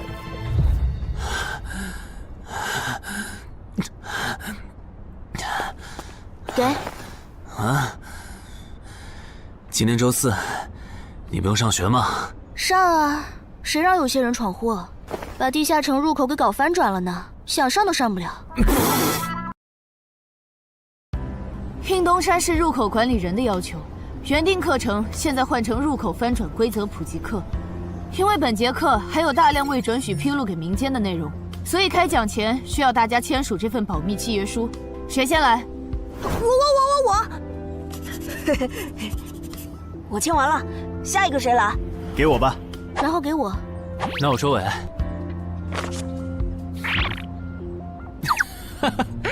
原来你叫苏玉啊！哎，你爸是不是三国迷，喜欢荀彧啊？闭嘴，快点签！最后重复一遍，我接下来讲的内容，你们不可以透露给协会外的人。一旦违例，协会的档案师和守密人就会针对违反保密协议的人进行内部处罚。相信我，绝对会让你们后悔泄密的。下面开始正式上课。官方已公开的入口翻转规则，你们都看过吧？看过。好，那我就用东山市要翻转的7级鱼人地下城做切入展开来讲。地下城翻转完后，入口还在老地方，东山市会出现对鱼人来讲难度一样的7级人类地下城。在该区域内，你们将无法使用称号。为什么？目前学术界尚无定论，但主流观点是，这是基于守方有利现状做出的平衡性调整。啊？其实很好理解，攻方鱼人们初入城市，不了解地形，处于压倒性的劣势。要是这时候守方战斗力还不限制，攻方可就太吃亏了。有一个问题，还是用这个鱼人地下城做例子。如果鱼人来到我们的世界，那他们的实力会变强吗？在他们完成脱离或通关任务前，实力并不会有明显的提升。也就是说，鱼人完成脱离任务后，因为有好处拿，就更想把通关任务也给完成了。这机制，不就是让人等死吗？我也有一个问题，这次的入口翻转事件就不能用枪来解决吗？用枪的话，地下城难度会高得多。要是不想以后碰上更多入口翻转的事儿，就别想用枪解决问题。那找2个9到10级的大佬堵门怎么样？来一个杀一个，这总行了吧？地下城入口翻转后，以入口为中心那一片，攻的一方占大便宜，守的一方在这地儿，称号没法用，职业带来的基础属性也没了。多找几个人呢？如果来5个9级堵门，应该就稳了吧？5打1的话，咱们经验更多，绝对是咱们这边优势更大。是，之前确实有人这么做过，而且效果也不错。但对攻方不利的地下城，也会因此变更为生存型。按照镜像法则，要是咱们守着的地下城变成生存型，这世上某个地方就会出现同样等级区间的生存型地下城入口，来和它平衡。比较典型的就是坟场和恐惧之墓。所以，至少在我们国家，现在是尽量避免这样做的。哎呀，好恶心啊！这里不允许，那里又有限制的。难道入口翻转，我们就只能安排附近居民撤离，然后一波接一波的处理跑来咱们这边的鱼人吗？倒也不是，其实我们已经快找到可以快速解决地下城翻转事件的办法。哦，是什么？只要入侵我方世界的同批次地城土著里，有人被我们捕获，且在该地下城入口时间归零前，我们一直保住他的命，那就不会再有下一批次的入侵者。这次喊大家过来，是想和大家一起讨论我们最后几天的安全问题。能有啥安全问题？不就是个靠机制恶心人的7级地下城吗？要不是我的职业不适合水下作战，他早被我攻陷了。不懂就闭嘴，好好听。这个地下城没你想的那么简单。啊，搞得你好像很懂的样子。你懂你说呗，我洗耳恭听。没看这个地下城的名字和任务内容吗？摧毁潮汐鱼人孵化池，这么明显的暗示你都没反应过来，我真是服了。要现在这样下去，最后几天活里的鱼人能多到数不过来。如果他们的 BOSS 是团队增益型的，那某些不抱团的蠢货绝对死定了。你骂谁呢？所以召集我们过来，是要商讨最后几天鱼人上岸时咱们怎么自保吗？对。上个月我去粤省处理当地10级地下城翻转的事，知道了一些不能透露给民间的情报。官方察觉到翻转后的地下城有个对攻方有利的规则，以入口为圆心的特定范围里，守方的战力会被严重限制。所以我认为现在这个地下城作为守方的鱼人们，应该也存在类似的规则。具体点呢？会限制到什么程度？以我们为例，鱼人作为守方，我猜就算他们的 BOSS 是团队增益型，进入我们攻方有利的区域，这个增益效果也会被压制。称号不能有也就算了，连职业带来的基础属性加成也会被抵消吗？这限制未免也太大了吧！我原本还想着，如果称号不能用，就选一个感知+2的副职业，凑出一步一杀第2个效果，未来式的最低要求。但现在肯定没戏了，算了，到入口翻转前，我先用英勇之骑士来适应没有未来式的战斗吧，看看实力会折损多少。早啊，骑士。啊？不是吧？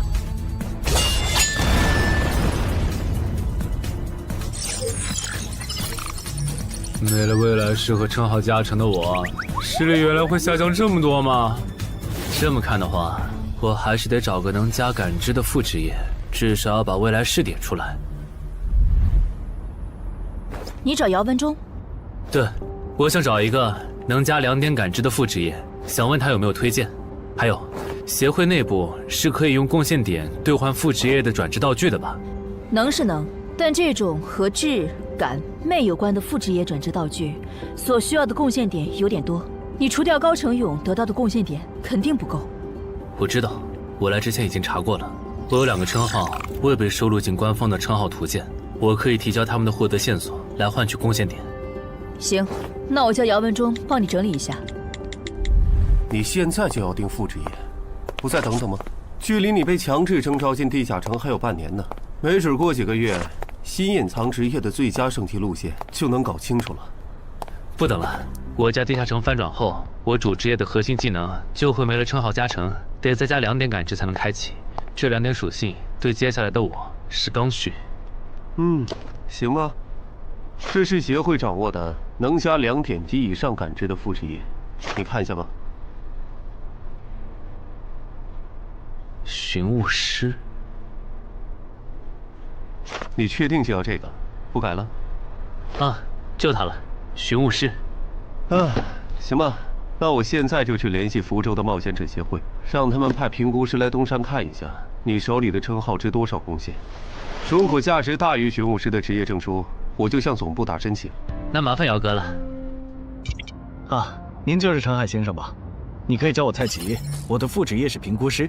接下来由我为您评估至死地而后生和与传奇过招这2个称号的价值。好的。算完了，这2个称号虽然效果惊人，但他们的获取难度和激活所需要的前置条件太苛刻了，所以价值相比于同等级称号会有很大的折损。具体会折损到什么程度？请你放心，足够您兑换寻物师的转职证书了。和上次一样，别用称号和职业技能，对这个设备来一拳。好。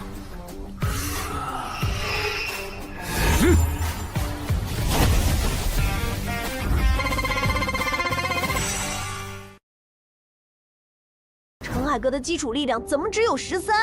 我还以为他至少有14的。你别看他现在只有13，等他家鱼人地下城翻转的时候，他保底能练到14，也有可能是15。啊，虽然陈海哥很拼，但13到14这个阶段，就连姚哥都用了2个月。陈海哥再快也不至于到15吧？不信算了。说实话，我挺眼馋你这个达人绷带的。等你以后用不上它了，能不能考虑一下平价卖给协会？可以啊，不过那得等我的力敏双16以后。原来你们在做力量测试啊！我说怎么找不到你们？程海，你的副职业转职证书到了。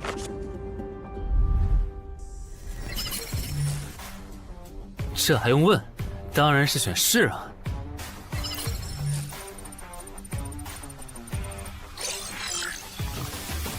等等，不会吧？不会吧？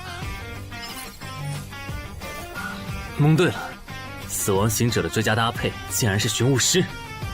我原以为死亡行者的效果1和效果2已经够超模了，没想到他的效果3更加离谱。考虑到大多数人靠锻炼得到的力敏的极限数值是16至17，如果到达极限以后再去挑战这8项试炼的话，发了，这下发了！明天不，我现在就去健身房撸铁，以后只要练不死就往死里练。至于英勇骑士那边就暂时不去了，反正我现在也完不成那个转职任务。有没有搞错？他东山市的地下城翻转事件，为什么要拉我这个云霄市入口管理者去帮忙？因为你老婆在我这边的人情已经用光了。还有，你下个月就不是云霄市的入口管理者了。身为官方冒险者，被附近的协会征召，不是很平常的事吗？而且，别告诉我你不知道，东山市的愚人地下城是因为谁才闹到要翻转这一步的？11121、11122、11123。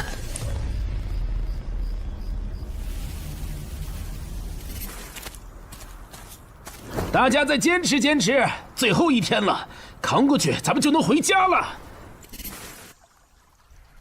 曼哈努斯大人，巢穴现在有守卫24只，精英鱼人69只，哨兵队长和士兵共800。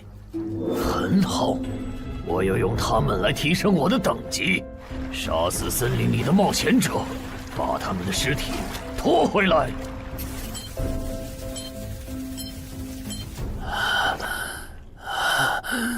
冒险者面板。你这人真怪，明明再过几个小时地下城就翻转了，你不养精蓄锐，却在这里做力量训练，临阵磨枪也没你这么磨的吧？其实这2个月我一直都是这么练的。啊？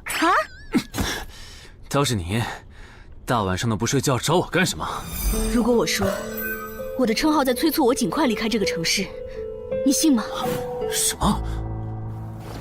我有一个想法，如果那些鱼人真的会在最后几个小时上岸，我们要不要试着做掉他们的 BOSS？ 只要 BOSS 死了，剩下的鱼人就算数量再多，也不过是一群小喽啰。不是，你有毛病吧？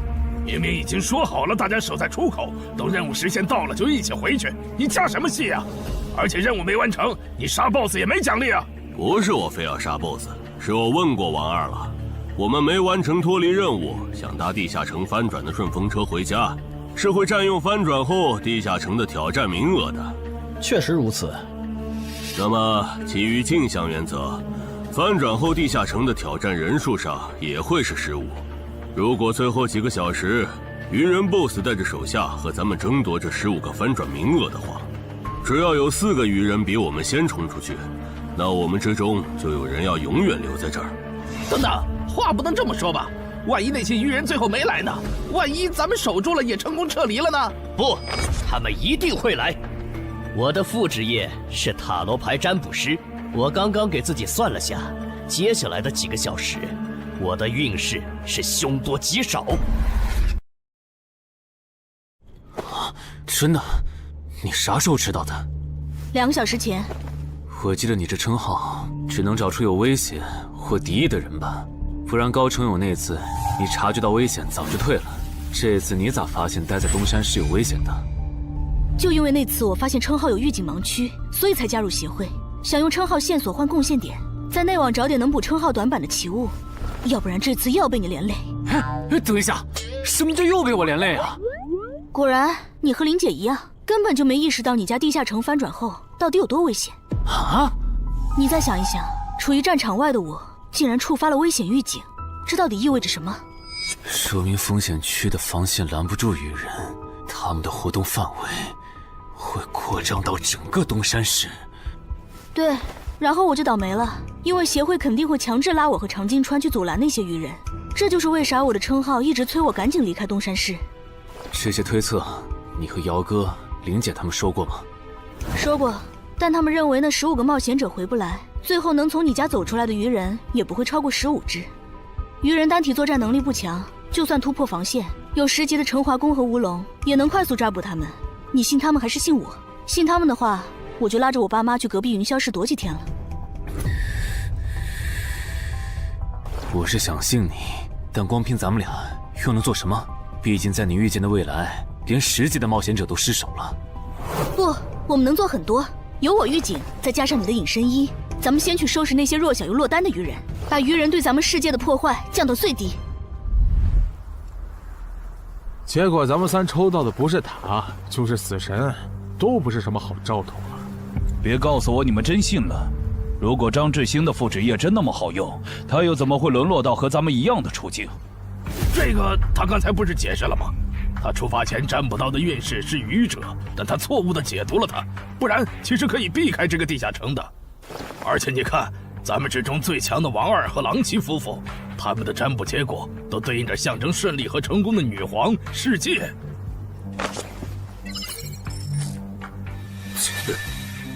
我抽到的牌和你一样，也就是说，如果我保持现状，最后下场也会和你差不多，对吧？对，咱们很有可能走不出这个地下城。那你再占卜一下，如果按我的计划，大家合力干掉 BOSS， 把剩下的鱼人赶回湖里，我的运势会不会好转？行，等一下，先别占卜，你的计划还有完善的空间。这地下城里的鱼人现在估计已经繁殖到好几百甚至上千了。如果他们的 BOSS 是团队增益型的，那我们和他们贸然开战，绝对会死很多人。所以你的意思是，咱们干脆什么也不做，就在这儿等他们打过来喽？哼，也对，反正你们俩抽到的都是安全牌。不，你理解错了。我的意思是，普通 BOSS 按你说的来，团队增益型 BOSS 就得先引走大部分鱼人，再集中精锐力量斩掉 BOSS。前期侦查、辨别 BOSS 和发射信号弹也得有人做。侦查部分最好由我来负责，我有潜行技能。没问题，这样就可以提前确认 BOSS 的类型，然后按照事先准备的预案来执行了。感觉朗奇的方案要更可靠些，我按他说的占卜吧。可以。这么做确实能低风险地解决掉一部分落单鱼人，但如果可以的话，我还是不想让失控之事发生。我打算再劝一下姚哥，但这需要你配合。你能和我一起去我家，用称号确认一下入口对面危险鱼人的数量和质量吗？没问题。没事的，我们大家都在呢，最后肯定都能出去。那个女生好像又抽到死神牌了，连续2次了，看来她大概率会死在这个地下城。愚者牌怎么解读？眼下这个情况，抽到它，意味着你将利用你和你身边的力量来达成你的目的。哼，目的嘛。大家听我说，占卜的结果出来了。除了个别人抽到死神、塔牌，大家整体的运势其实是变好了的。这说明主动出击会带来好的转变。既然这是让大多数人都受益的决策，那我的建议是执行。至于抽到死神和塔牌的，就麻烦身边的人分精力照顾一下了。王二，了解，我现在就出发。要是这 BOSS 是团队增益型，咱就得派一半人去当诱饵，让其他人找机会干掉 BOSS。有人自愿去诱饵组不？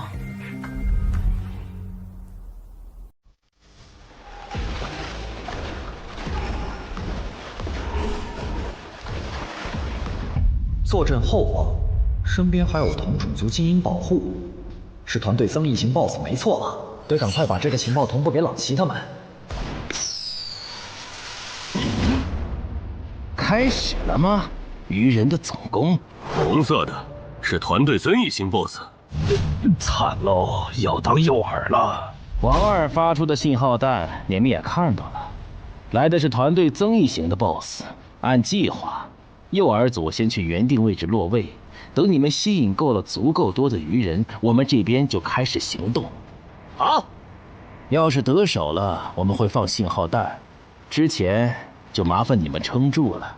好，最后预祝各位克敌制胜，平安归来。就是这里吧？对，那我放信号弹了啊。那个，能不能和你们商量个事儿？我的主职业是魔射手，正面作战能力比较差，我可不可以去附近的树上蹲着？什么情况？你远程职业为什么要来诱饵组？我也不想啊，我和另一个家伙职业重了。朗奇说他那儿只要一个好的，所以抽到坏牌的我就过来了。行吧，那你过去吧。谢谢啊。这玩意儿怎么用的来着？笨死了，给我。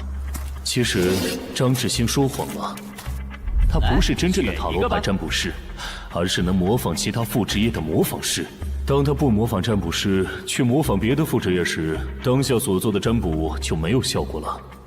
张志兴靠老千能力，让占卜的人抽到塔、死神这类危险牌，哄着冒险者听东莞仔和朗杰的话去办事。之所以出老千，是因为张志兴自己抽到了死神牌。为了改念，在东莞仔提出干掉 BOSS、把愚人赶回湖的计划时，他就赶紧站出来帮忙拱火。而这显然很成功。现在有11个冒险者帮他牵制愚人，张志兴可以从容地回到入口，等待地下城翻转。说起来，东莞仔有那实力，愚人杀过来他也能保住自己，为啥要提那么激进的计划？朗奇和王二也在暗地配合他们，这对他俩又没好处。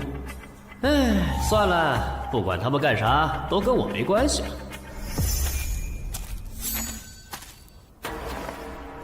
这好像是个一次性的异世界奇物，林军。这个就是刚才发送红色的发光物的武器，其作用8成是提醒他的同伴们我们上岸了。林军大人，你看天上，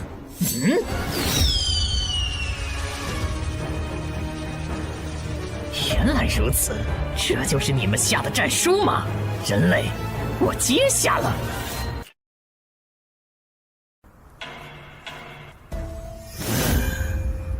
过去这么久了，怎么还没有冒险者的尸体被带回来？可能是因为那些冒险者藏得很深，领军大人光是找到他们就要费一番功夫。您再等一下嘛。那就再等一下，如果还是没有，我就亲自上岸狩猎。愚人怎么还没来？你说他们会不会没看到我们发出的信号弹呢？应该不至于吧，毕竟这玩意儿这么显眼。护住我身后，愚人来了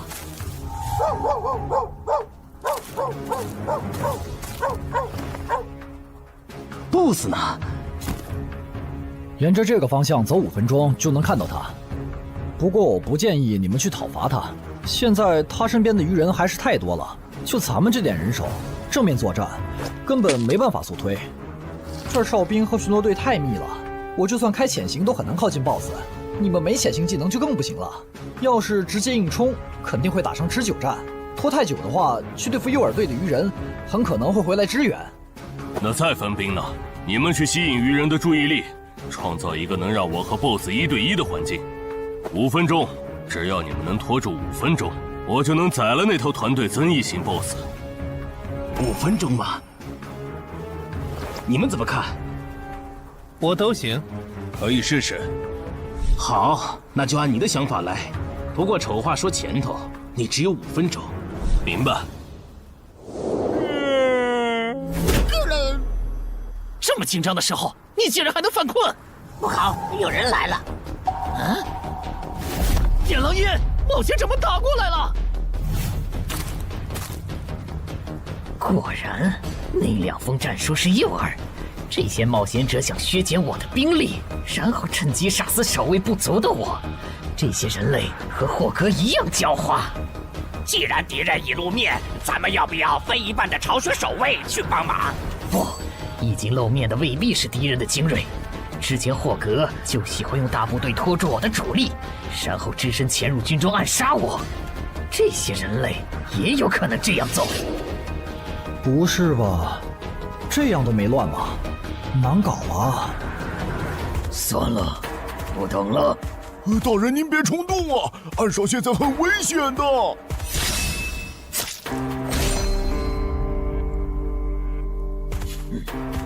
危险？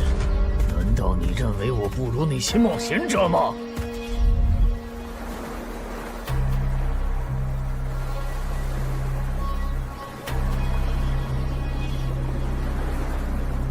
好香的味道，太香了！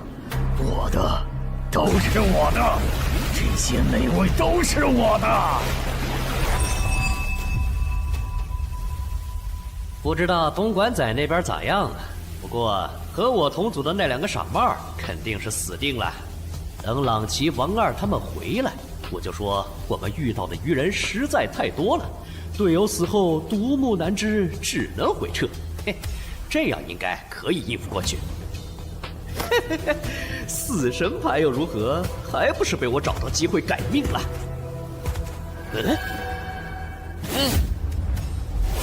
那个鱼人怎么回事？绝不能放他活着离开，至少在地下城翻转前，不能让鱼人知道入口位置。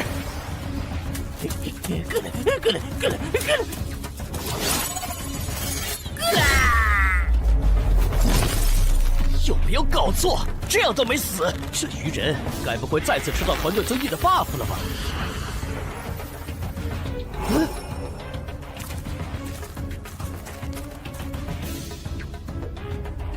靠北呀！你干什么 ？BOSS 身边的护卫可还没有被引走呢。无所谓，大不了一起杀了。联军，不用提醒，我看得出来，他很强。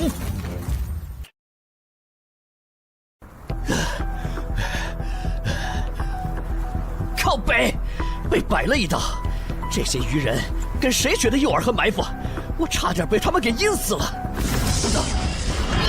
不会吧 ？BOSS， 虽然先吃你有点浪费，但没办法，谁让你落单了？而我又需要快速提升等级呢。这个地下城的 BOSS 怎么会出现在我这儿？东莞仔和朗奇他们到底在干什么呀？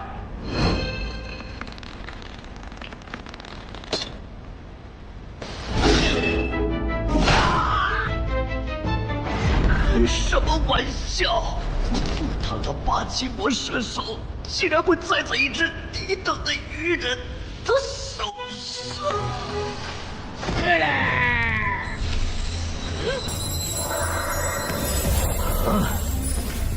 竟然还可以这样！原来低等级的鱼人击杀高等级的人类冒险者可以升阶。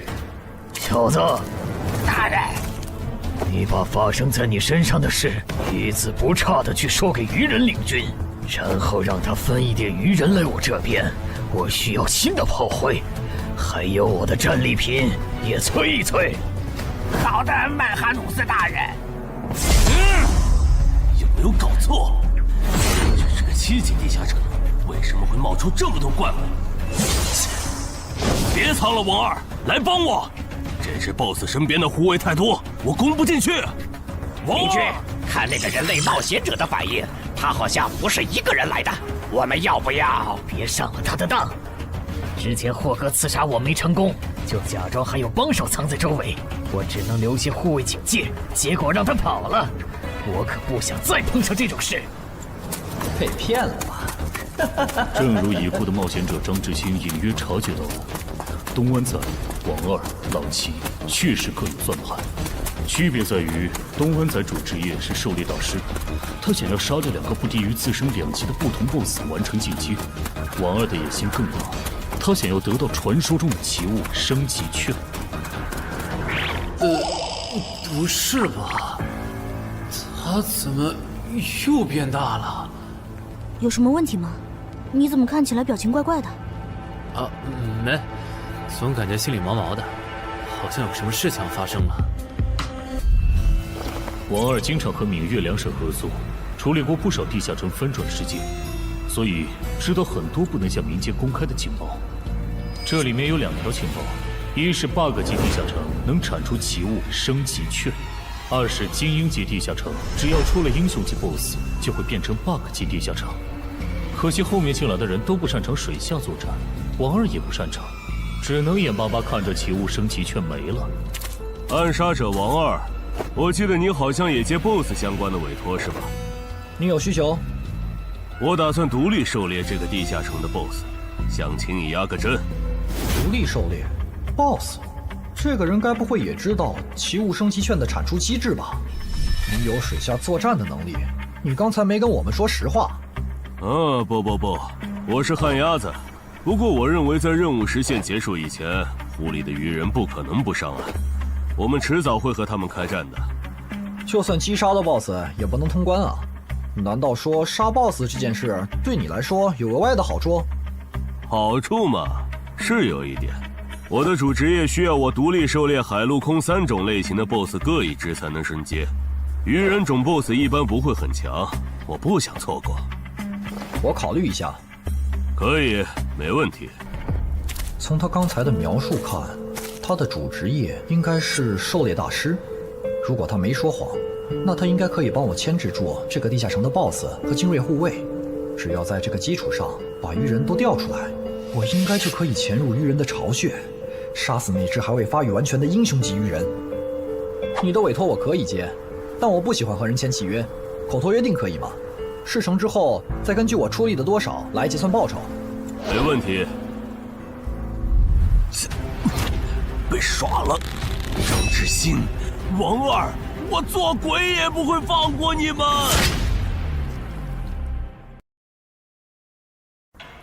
这就是你说的杀死人类的冒险者后会进化？为什么他没有？可能是还有别的触发条件，但我们不知道吧。领军，我先带着尸体去找曼哈努斯大人。去吧，等我这边弄清楚进化条件以后，过去找你们。这都多久？东莞仔那边还没完事吧？连个信号也不发，他不会已经死了吧？哦，不管他们了，我们撤。许愿，法术等级3，水中呼吸。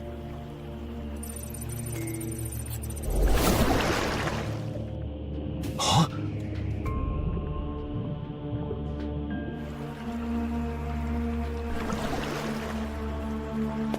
湖里没有鱼人，巢穴里也没看到，看来他们确实都被调走了。啊！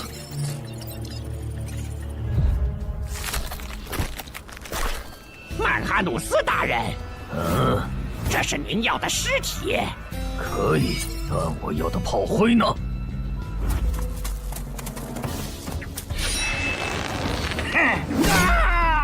分开跑，能跑一个是一个。哦，原来杀死人类的冒险者可以让我们进化呀！可惜了，让刚才那个戴帽子的跑了。喂，姚哥，我家小区这边的居民撤离安置工作做完了吗？做完了，我现在就在你们小区复查。怎么了？我和苏玉发现，我家的地下城在过去2个小时里，先后冒出来3只威胁程度不下于高成勇的鱼人 BOSS。除此之外，还有一个很特别的危险源，也在快速变强。完蛋，我放不出魔法了！张志兴，你这个王八蛋！你说你的职业适合躲在暗处放冷箭，我们就没让你站在明处。结果鱼人来了，你人没了。太好了，你们还活着！你怎么来了？不是说出结果的时候你们会发信号同步结果吗？那也得安全了才能发呀！面对被鱼人精锐追杀，傻子才会发信号弹吸引追兵。啥？姚哥怎么说？他说他和漳州的10级官方冒险者陈华公已经到楼下了，让咱们现在下去。行吧，我先说好，等下你如果没能说服他们，那这次地下城翻转事件你就要听我的。可以。这就是你出的馊主意！现在 BOSS 没推掉，人死的就剩咱们仨了。你守在出口，大家都有可能回家的。你不能全怪我吧？是东莞仔提出的打 BOSS， 我只是在这个基础上优化了细节。而且我能给的方案，你们当时不都认同吗？他们吵起来了耶！为什么你的关注点总是这么奇怪？那个异位面入口，难道不比这2个人的内讧更值得注意？领军大人，有进化过的鱼人带着冒险者的尸体回来了。领军大人，这是曼哈努斯大人要的尸体。你们进化前是哪种鱼人？进化后有什么能力？我进化前是精英鱼人，现在可以释放火焰魔法。我进化前是鱼人队长，现在可以分泌具有不同毒性的毒素。同样是击杀了人类冒险者，为什么最强的巢穴守卫没有进化？等等，最强？你去找一支鱼人哨兵过来。哈什么哈？让你去你就快去。领军大人，他行吗？可以，去，把那个人类冒险者杀了。原来领军大人想要现场观摩进化的过程啊！他在测试进化的门槛，笨蛋。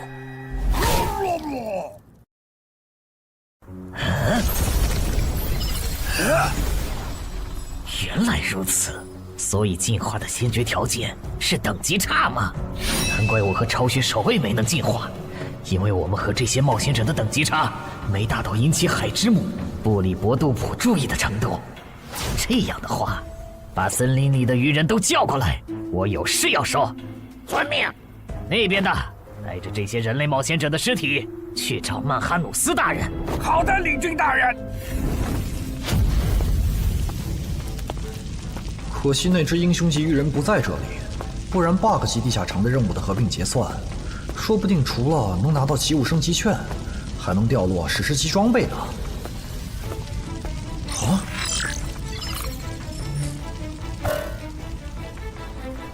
搞什么？我刚完成通关任务，任务就被重置了，没这样玩的吧？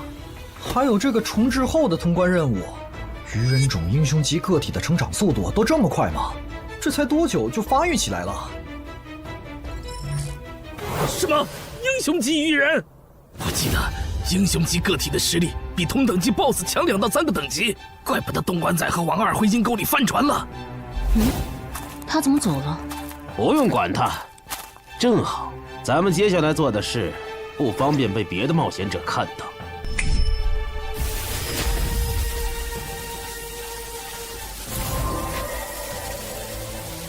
把死在地下城冒险者的灵魂和掉落带回来。啥情况呀？更新的通关任务是怎么回事？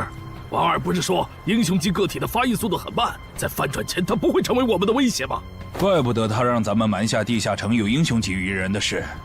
之前他说帮湛江处理地下城翻转时，知道些不能公开的情报。你们说王二会不会知道干掉英雄级怪物能额外得到掉落物的消息？还真有这个可能。这么看，他说不定还藏了一些底牌没跟咱们同步，比如有可以帮他完成脱离或通关任务的奇物。对，正好湖里的鱼人现在都跑上岸了 ，BOSS 又在被东莞仔讨伐，我猜王二一定会趁此机会潜入鱼人巢穴，尝试通关。可惜，地下城因为英雄级鱼人超前发育的原因，升级了任务内容，也跟着重置了，他白折腾了。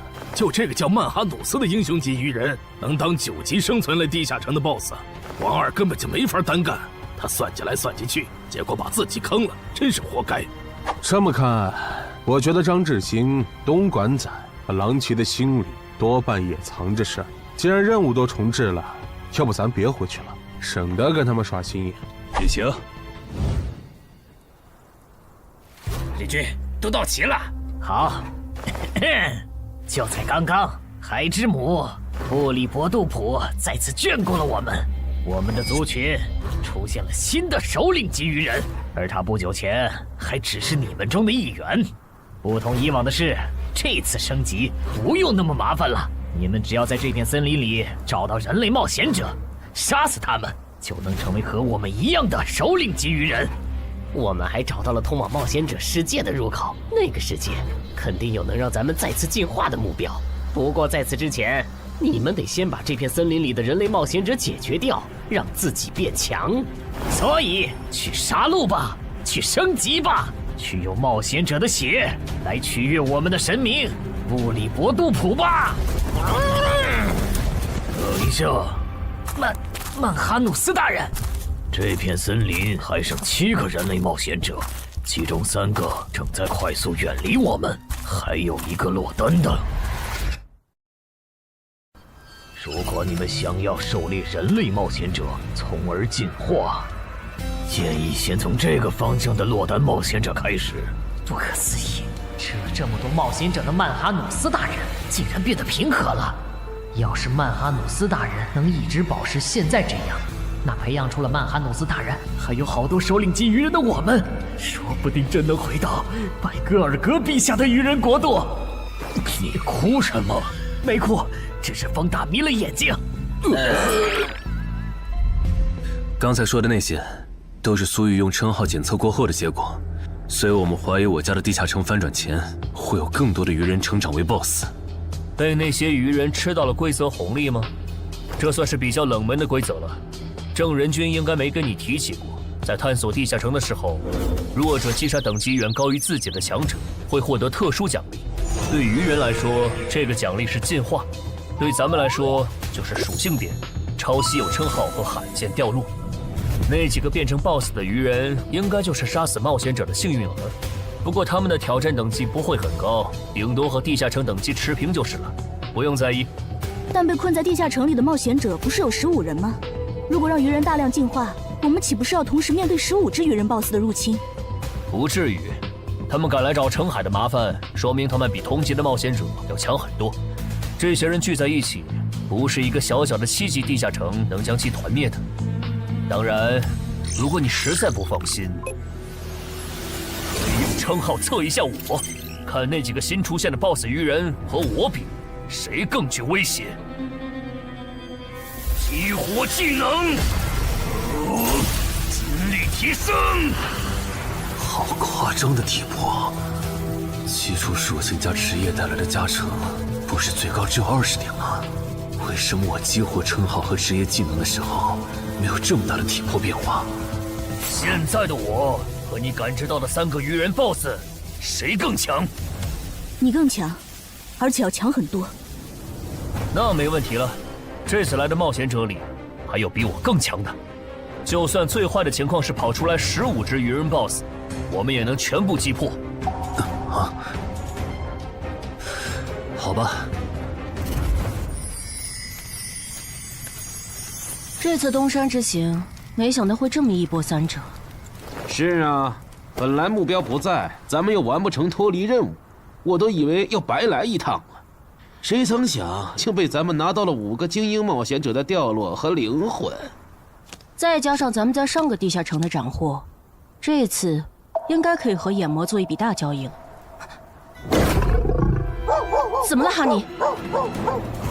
还差一个，只要再吞噬掉1个等级不在我之下的人类冒险者，我就能脱胎换骨。什么？你说这片森林里最强大的鱼人正带着几个实力仅比你差一点的手下向我们靠拢？8成是冲咱们来的。我问了朱球之言，他们说这片森林里有一只靠吃人就能升级的怪物，应该就是通关任务里提到的吞噬者曼哈努斯。那怎么办？这个 BOSS 咱们肯定打不过，更别说他还带着一大批手下。只能先保命了。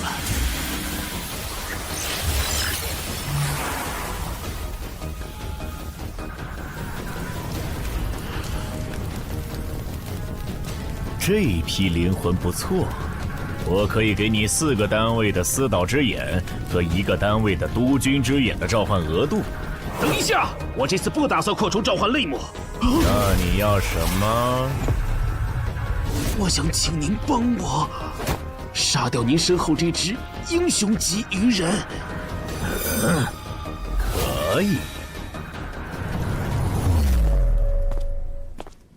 要不咱们还是向漳州协会报备一下吧。不用，现在主职业进入第2阶段的我，真实战力少说也有12级，区区7级翻转地下城，在有我和散人联合吴龙兜底的前提下，你觉得不保险是有多看不起我们？好吧。我不明白，姚哥和那个叫陈华宫的官方冒险者，为什么就不肯多叫些人来帮忙，多一份保险不好吗？这也是没办法的事，毕竟别的地方也有地下城翻转，来这边帮忙的多了，去别处的就少了。那也不能。等一下，电话。喂，是我，徐茂。等下的翻转地下城，你参与吗？应该吧，他们说有需要了会叫我。OK， 那等这个地下城被搞定后，咱们聚一下。有段时间没看到你了。成。您好，您拨打的电话正忙，请稍后再拨。谁呀？半夜不睡觉给陈海哥打电话，真讨厌！你不也在打吗？哎，我这个妹子什么都好，就是这恋爱脑。怎么还有一个未接电话？吴护士打来的吗？你可真是个大忙人，都凌晨了，还有人排队找你呢。什么？你来东山了？我听说这边有一个等级7的地下城马上要翻转了，就把我哥拉过来帮忙了。等等，你哥哥也是冒险者？哦，对，我想起来了，咱们被拉进坟场那天你说过，你哥哥是10级冒险者。你哥哥现在在你身边吗？在啊。那能把手机给他吗？我有事，很重要的事跟他说。好。你要和我说什么？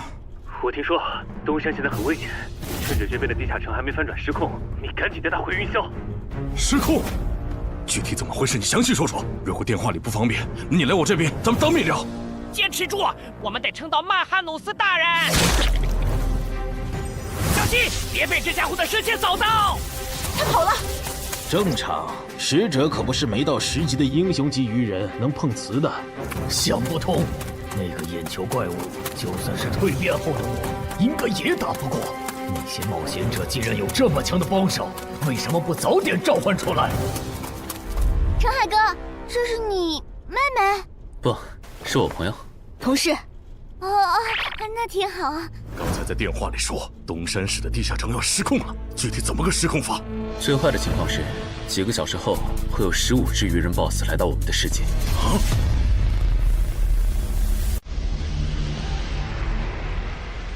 原来我进化后自然领悟的法术这么强吗？哎，领军，感觉他的进化路径好像比咱们的要厉害很多哎。哎，其他鱼人呢？哎，曼哈努斯大人，反杀者毒送师和火法师带队去追那3个逃走的冒险者了。那不管他们了，你们带上还活着的鱼人跟我走。入口的冒险者召唤了实力远超我之上的眼球怪物，咱们得避一避，先退回湖里。什么？比曼哈努斯大人还强的？那我来断后吧，我可以驱使这些亡灵，拖住那个眼球怪物，给大家争取时间。行吧。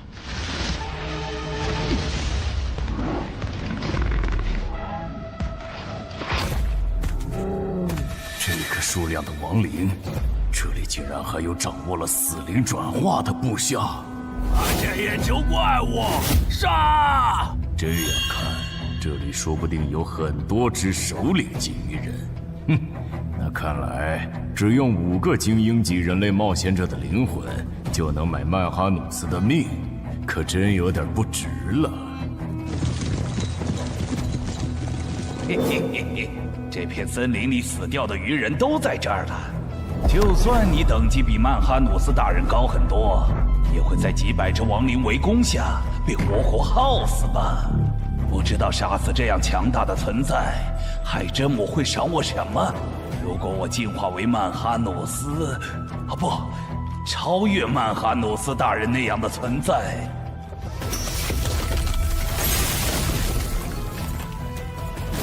那是什么法术？我的亡灵大军竟然这么轻易就被全灭了！别让狼骑在原来的基础上追加报酬。要追加报酬？委托难度和报酬不匹配，我要追加报酬很合理。当然，你也可以更改委托内容。如果换成保护我们直到该地下城翻转。那5个精英冒险者的灵魂够吗？够。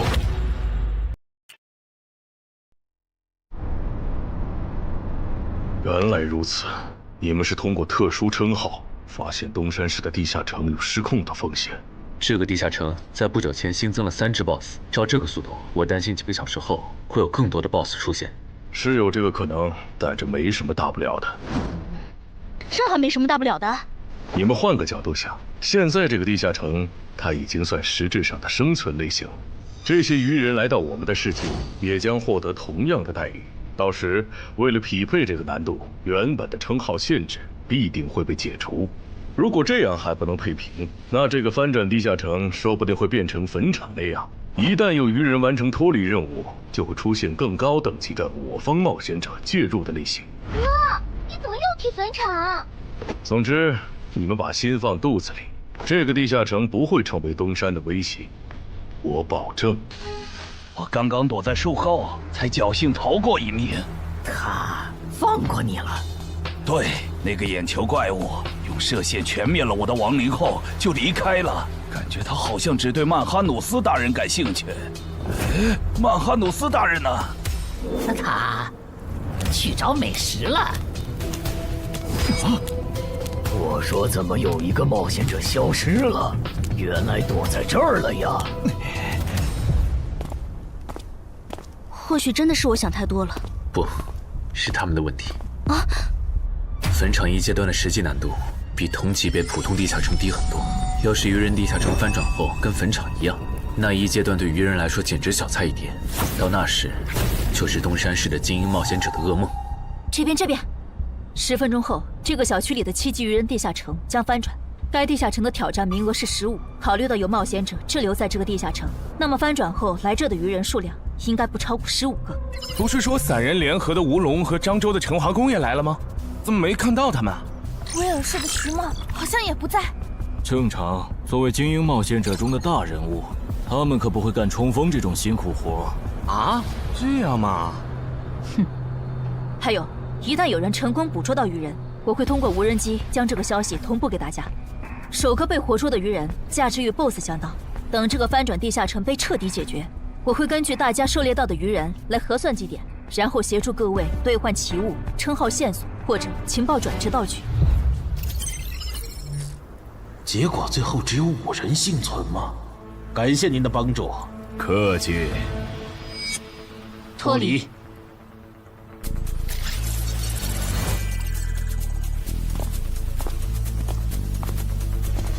怎么是你们？我们3个活到最后，你很意外？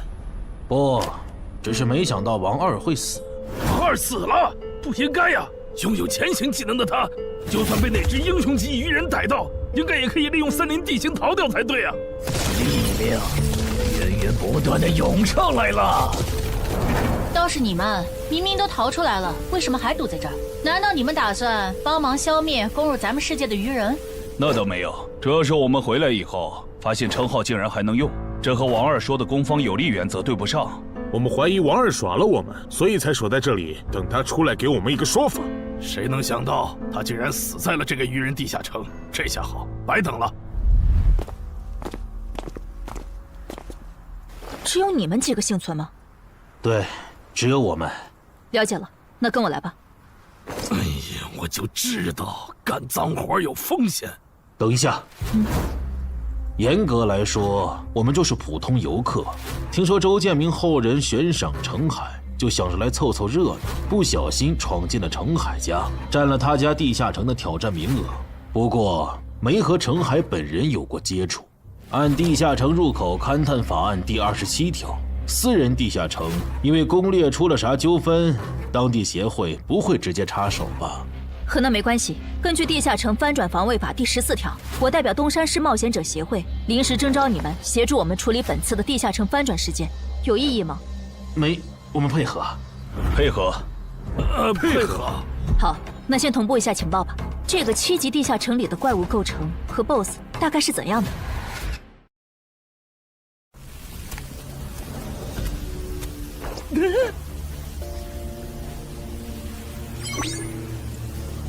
刚刚才是10，进去一只鱼人以后就变成了9，所以这个数字指的是能前往那边的名额吗？有名额限制的话，那岂不是说明我们可能会遇到和那些人类冒险者相同的困境？那不是问题，只要他们别再召唤出那种眼球怪物，这些人类冒险者就不足为惧。等级地下城，英雄级鱼人。不止如此，他也变成了死亡率最高的生存型。这一点我们可以作证。当时我们被英雄级鱼人盯上，花了不小的代价才侥幸活了下来。但刺杀者王二就没那么幸运了。刺杀者王二死了，连他都没活下来，那这个地下城的难度……生存类地下城，英雄级鱼人吗？有意思。啊！澄海家的地下城里有只英雄级鱼人，地下城还变成了9级生存型。是的，我觉得这次的翻转地下城恐怕要失控了。先别慌，生存型地下城翻转后也会是生存型。为了配平难度，你们的称号限制应该会解除。没了限制，主职业升阶过的陈华公和吴龙应该可以打赢那只英雄级鱼人。如果他们失败了的话，那我和安然会出手将其逼退，明白？怎么事情一旦和陈海扯上，就变得离谱起来？那小子是属扫把星的吗？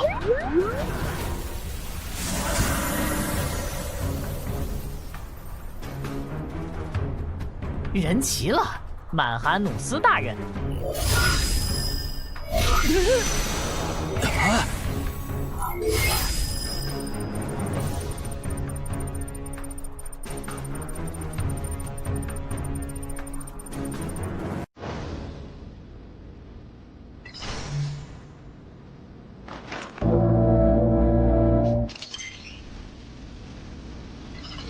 大人，您找我？不过你怎么变样了？进化了呗。他现在已经是百战哥布林了。哦，原来如此。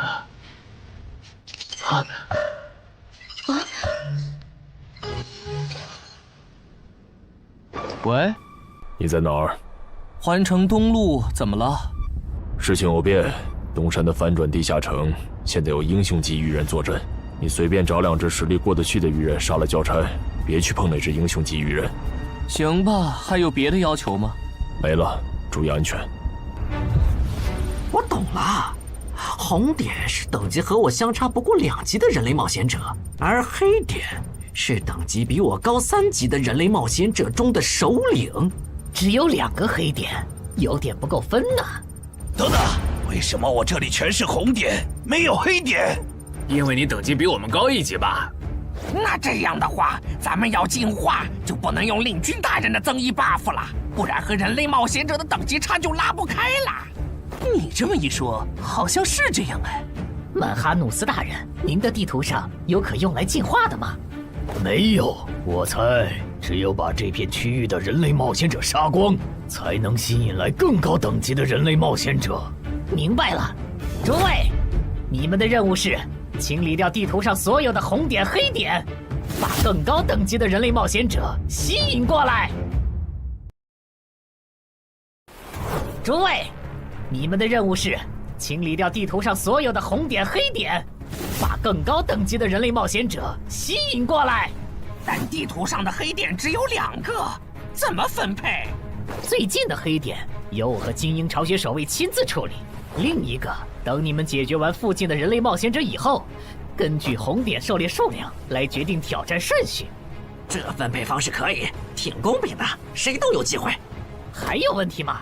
没有就自由行动了哈。有，我不擅长正面作战。如果我用暗箭射死了你们的猎物，那怎么算？地图上不是有2个离咱们挺远的红点吗？给你了。啊！那些首领级鱼人识别出来了吗？有2只没识别出来，可能是鱼人中的稀有之一。已经识别出来的鱼人资料已经发到大家的手机上了，包含挑战等级、能力和弱点。除了英雄级鱼人外，还有2只稀有首领，怪不得那个女孩觉得这个地下城会失控。各单位注意，鱼人出来了！送7只鱼人，非抱团，没有英雄级。注意，有鱼人掌握了潜行技能，还有魔法弓，大家小心按键。注意，有鱼人掌握了潜行技能，还有魔法弓，大家小心按键。真够吵的，这些鬼东西。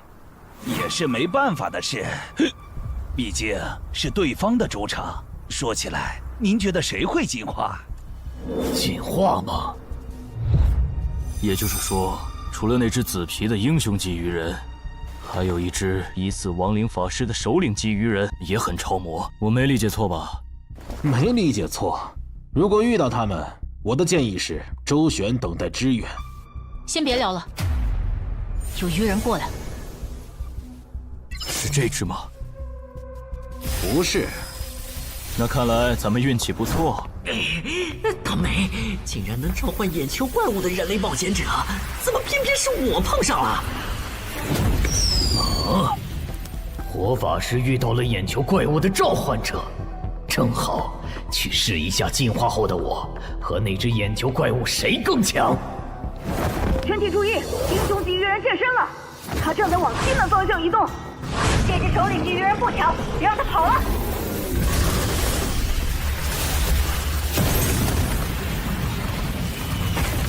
远波射线！乱须术！探边！幽暗地狱的王眼暴君啊！我请求借用您的力量，心灵遥控。就是现在！至高无上的影之国王后啊，请赋予我斩杀眼前之敌的力量。尽情使用吧，我的骑士。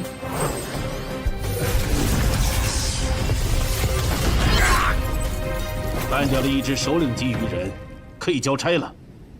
西门方向的冒险者请注意，有英雄级鱼人正在往这个方向移动。啊！英雄级鱼人，怎么来的这么快？怎么办？打还是跑？他们这次没召唤那只眼球怪物，是觉得没必要吗？还是他们现在不能召唤？找到了，那个负责警戒的绿皮傻大个，看上去要更强一些。就杀他！不，小狐狸是魔法弓，你要吗？不要，长得太丑了。行吧，这些鱼人比我想的弱，我打算主动出击，找落单的杀，能帮我提供一下位置信息吗？可以。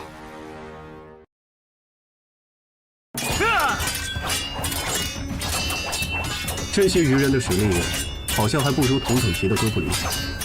这样看，那这英雄级鱼人应该也不会强到哪去，白担心一场。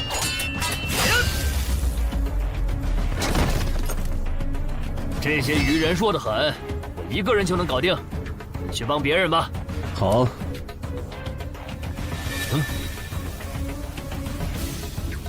搞什么？原来你们还能变强吗？希望这些人类冒险者能争点气，不然我这趟可就白来了。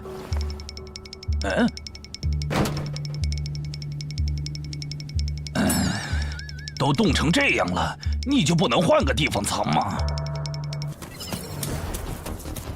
看你能跑到哪去！小心，他分了强化药剂，我的元素护甲不一定能挡住他的细工波了。收到。老二、老三，好的，大哥。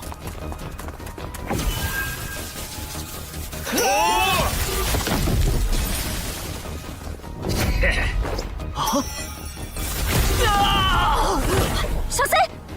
慢着，老弟！你在得意什么？欧提路克，冰封术。幽暗地狱的王眼暴君啊！我请求借用你的力量，心灵遥控。玩够了吧？把那只眼球怪物叫出来，我要和他打。狼骑，问过了，他没回应。张离，来帮忙，我知道你还有底牌没交。不，我拒绝。这只英雄级鱼人是奔着你来的，我没义务为你冒险。更何况你的控制法术还对他无效。我撤了，你们加油。你可惜了，看来你们真的无法再召唤他。我还想着杀掉他，说不定有机会2段进化。狼骑，没用了。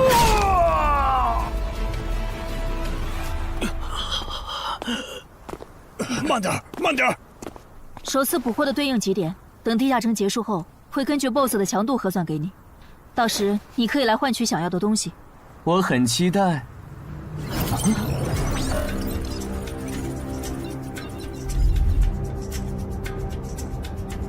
该咱们登场了。大意了。虽然对10级人类冒险者的强大有一定预期，但强化到9级的基因巢穴守卫，竟然这么轻松就被干掉了。这个高等级的人类冒险者和森林里遇到的那些完全不一样，不能再……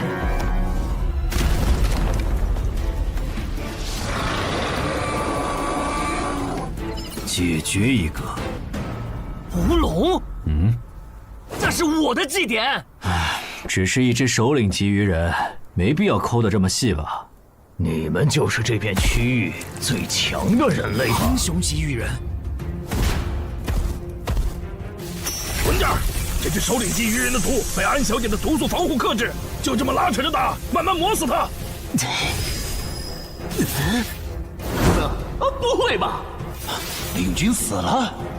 那火法师、毒素师和气功师那边是不是也……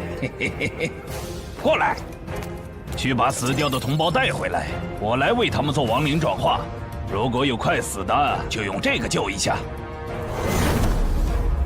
他的目标是安小姐，想办法来一下。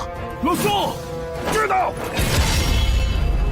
休想从我这里过！你们这些……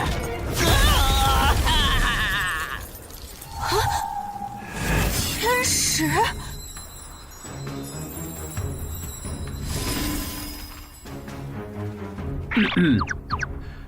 我没来晚吧？没，刚刚好。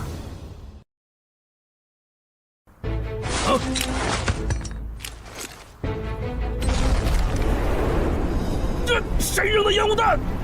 不对，我感知掉了。正常烟雾弹没有这种效果，这是奇物化的烟雾弹。火法师和领军死了，主人让我喊你回去。别管我，我不奢求进化，等下我随便杀个红点就脱离。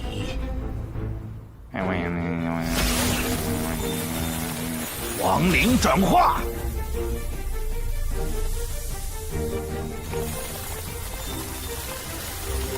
我变成亡灵了。对，主人，我回来了。啊！气功师和毒素师呢？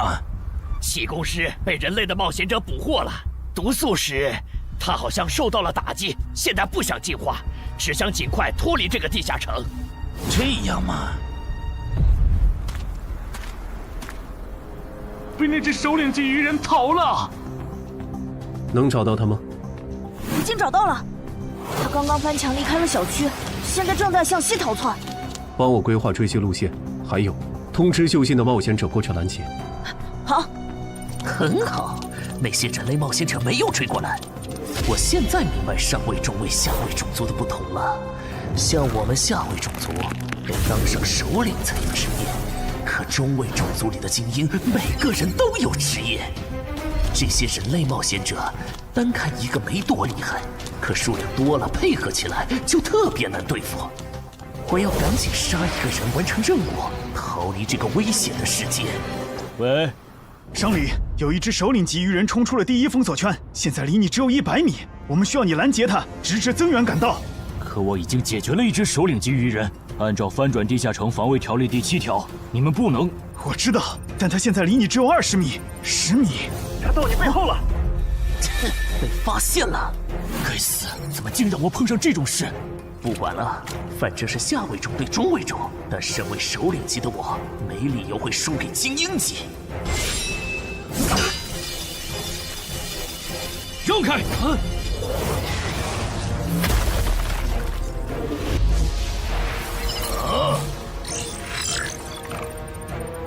你连偷袭都不会吗？刚才为什么要喊出声来？笨蛋，我那是在帮你解围。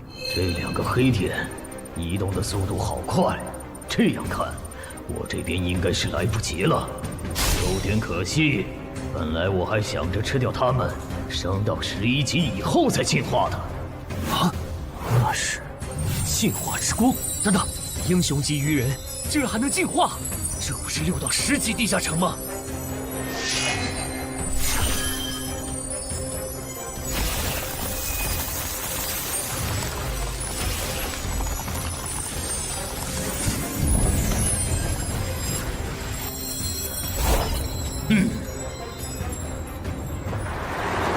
师傅，能再快点吗？已经很快了。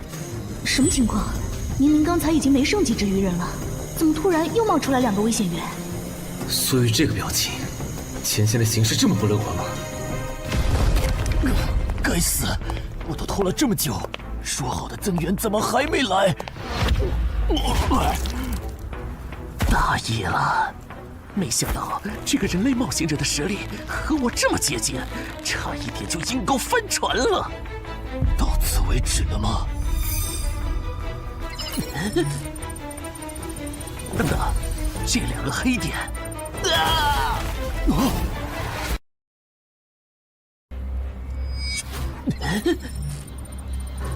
等等，这2个黑点，正人君，首领级的祭典怎么算？特事特办，我可以按照濒临失控的地下城的标准来核算。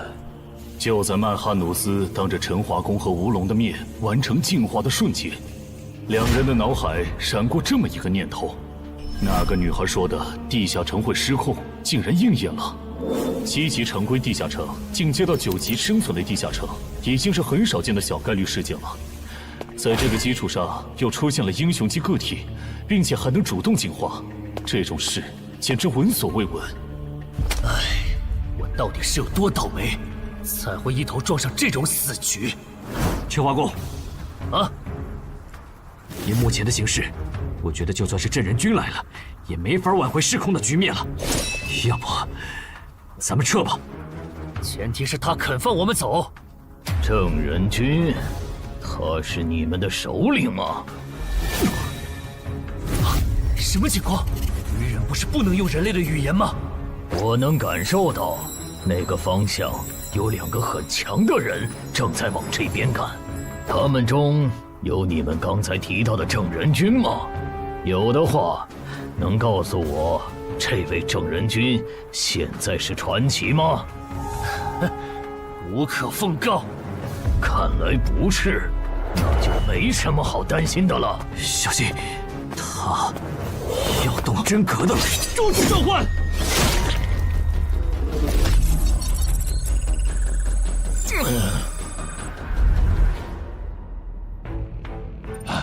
终于出现了黑点，不过保险起见，还是先完成脱离任务，先去解决一个红点吧。你不是去追那只毒素鱼人了吗？怎么又回来了？哦，那只首领级 BOSS 被郑人君和他找来的帮手干掉了。倒是你们为什么都聚在这里？小区里的鱼人解决了？大部分解决了，除了吴龙和陈华宫负责的英雄级鱼人，现在只剩下陈海家里的鱼人没解决。但他们待在楼里不肯出来，在室内作战的话，我们的人数优势就没了。亡灵能快速穿过墙。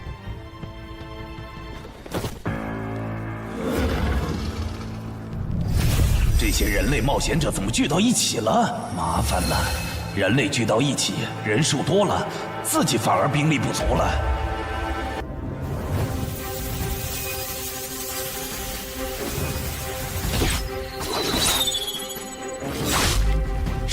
谁干的？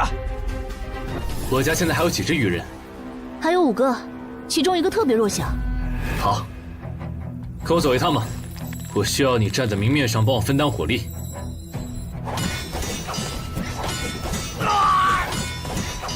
够了，我玩腻了。你个乌龙，机会我可是给你创造了，你给我好好把握！一铁贯穿，不杀神枪，还有你！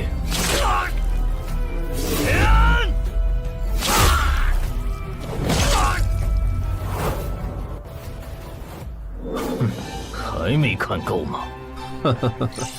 厉害！你是怎么发现我的？与生俱来的天赋，我能闻到等级和我相当和在我之上的强者的味道。那边的也别藏着了，我是不会露出破绽给你们的。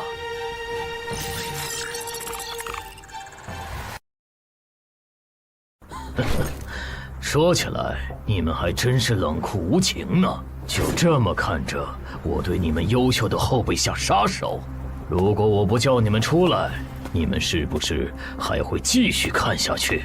彼此彼此吧。你的部下不也被歼灭的七七八八了吗？郑仁君，这家伙的实力和你跟我说的差的也太多了吧？我也不知道他会进化。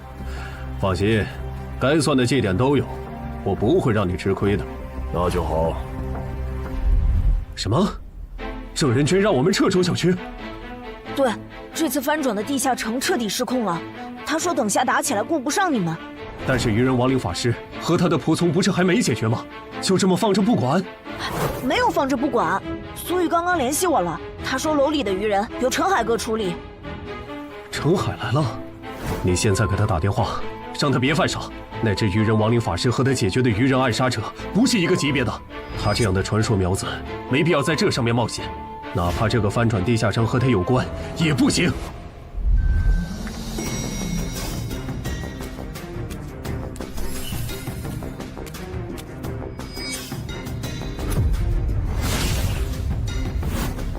别回头，继续往前。又被瞬杀了，开什么玩笑？这可是7级精英种亡灵，没办法了。你们去给我干掉那个绿大个儿。好。他这样的传说苗子没必要在这上面冒险，哪怕这个翻转地下城和他有关也不行。小哥，不行啊，陈海哥关机了，电话打不通。啊，关机了？啊？需要帮忙吗？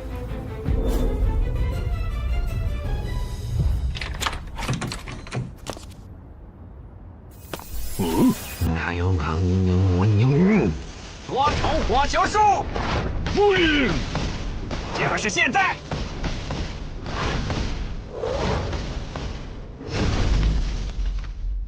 和暗杀者有着相同技能的人类，怪不得那2个巢穴守卫会被瞬杀，这样就解释得通了。上一任，走廊的愚人就交给你了。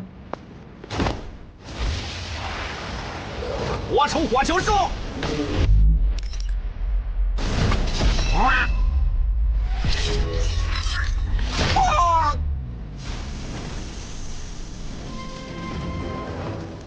那是愚人亡灵法师，怎么没露面？算了，用过去式找吧。正好也打算测试一下这个能力。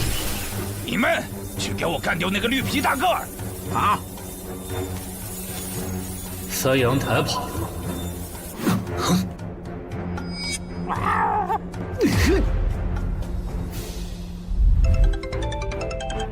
姚哥，我这边抓到了不用来探路的普通愚人。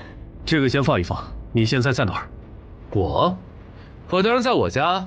你家现在很危险。你是说愚人亡灵法师和他的亡灵仆从吗？那些亡灵已经被我处理掉了，但那个愚人亡灵法师我没逮到，被他翻阳台跑了。什么？你提醒下小区里的冒险者，注意别被他抓。陈海，好久不见。徐茂，你怎么也来了？我来的晚，小区里的首领级愚人就赶上1只，听说你这边还有1只，就过来碰碰运气。那你算白来了，大鱼已经跑了，他手下的亡灵也被我和我的哥布林随从清干净了。何不？那把武器，这些等等再聊，咱们得撤了。撤？不去帮吴龙和陈华攻我，已经帮不上忙了。你和宗玄是对的，这个翻转地下城确实失控了。虽然回音受到的伤害不会同步给本体，但回音被毁是会消耗体力的。而且打到现在，我这边的牌基本都展示一轮了。安然，如果你的暗杀拳杀不了这怪物，那咱们今天都要交代在这儿了。再来一次，显现回音。啊！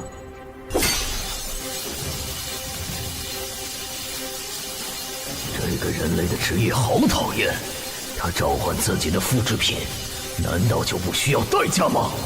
终于让我等到了。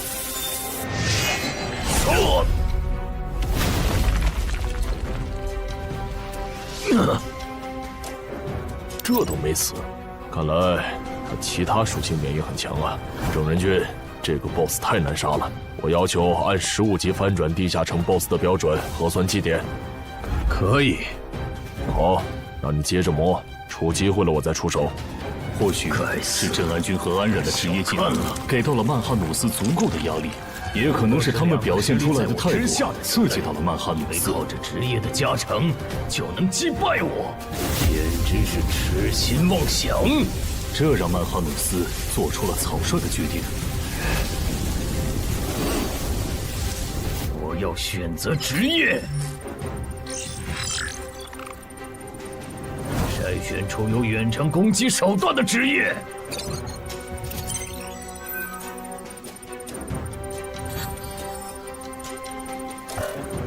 少啰嗦，我选2。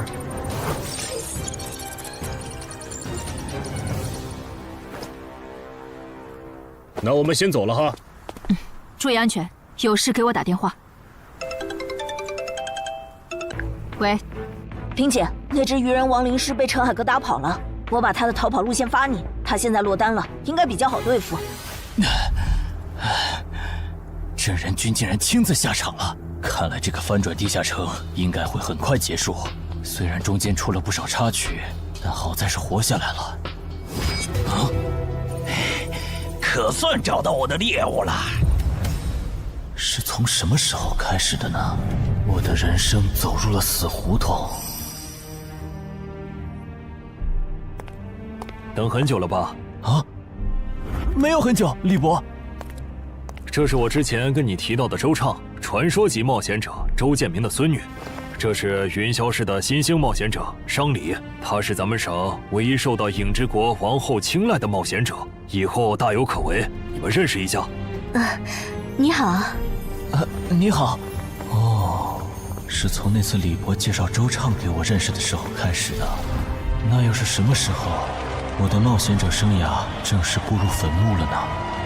早上贵子，好像是从我变成周家女婿，官方给我分配超出能力上限的攻略任务，而我的妻子却袖手旁观的时候。还没好吗？他快撑不住了。岿然不动。完了！五环法术，怪物定身术。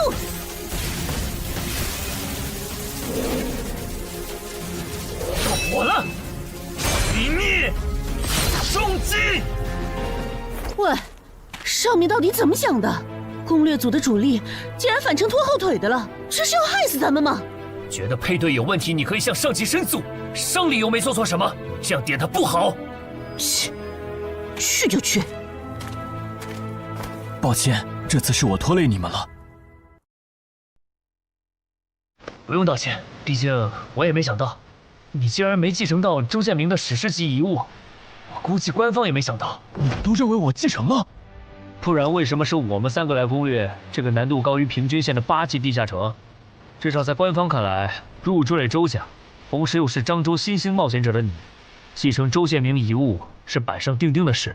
如果你还想继续走下去，回去和你妻子好好聊聊吧，不然总被分配超难度的任务也不是个事儿。姐夫，你还没有搞清现状吗？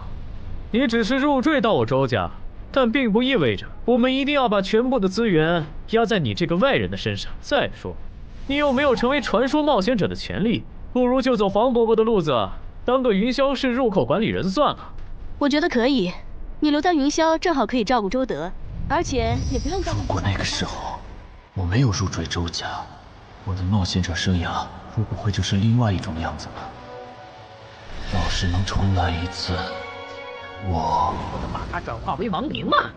办不到，我只能转化同种族的鱼人。看到了，他们就在前面。这些人类来得好快，快有什么用？脱离任务已经完成了。脱离。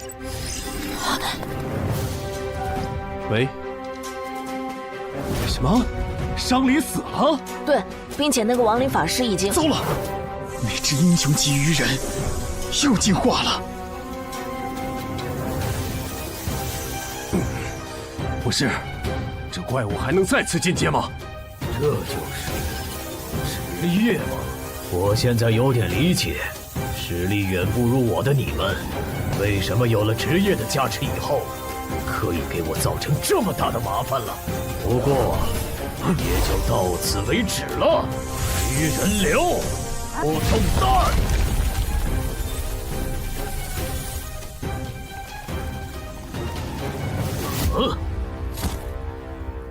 移形换位，欠你条命。这种时候就不要说什么欠不欠的了。哼，原来你的复制品还可以和别人交换位置啊！是啊，很方便嘛。那如果我同时攻击你和你的复制品，你该怎么躲呢？传奇下，好快，感觉好像躲不掉了。别傻撒着了，那个进阶不了。当时的人连续黄泉，这怪物的实力已经能摸到传说级的边了。咱们不是他的对手。无意义的挣扎。喂，那个大小的气弹可不是开玩笑的。去！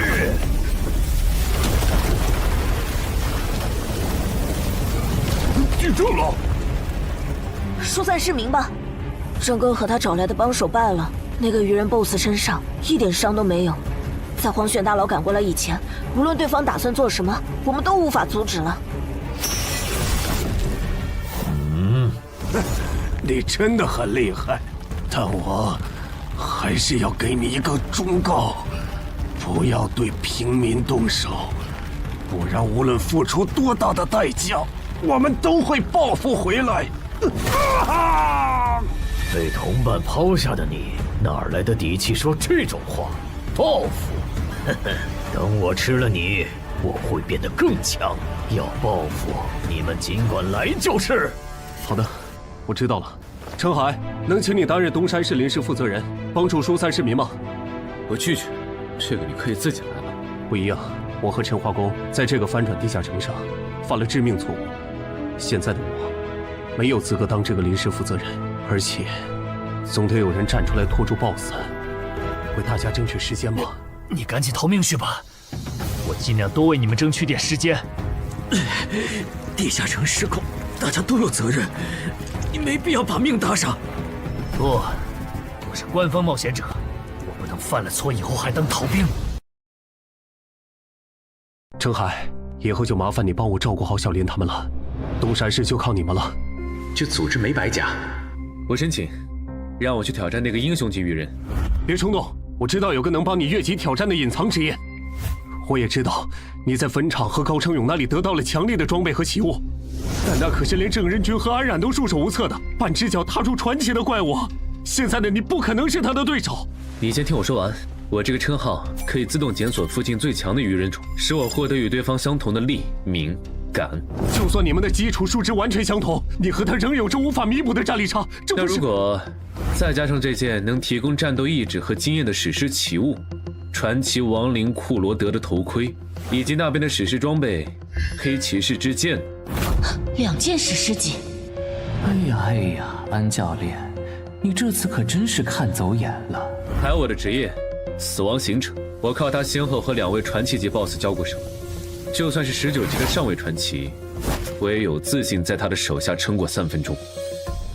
很抱歉对你们隐瞒至今，但现在我想作为东山市民、东山市冒险者、东山市官方冒险者协会的一员，尽我的一份力，请不要拒绝我。你都这么说了，我还怎么拒绝？那就说定了，等下我当主坦，你从旁牵制。徐茂，你呢？来不来？我就算了。等我吃了你，就去抓那个跑了的人类，到时候我就能和你们的传奇一战。如果我能侥幸击败你们的传奇，除非太阳打西边出来。死到临头了还嘴硬，我看你是不想死痛快了。喂，杂鱼兄，我来打2番战了。我都已经大发慈悲放你一马了，为什么你还要不识好歹的回来送死啊？既然你不珍惜捡回来的这条命，去死去死，去死去死！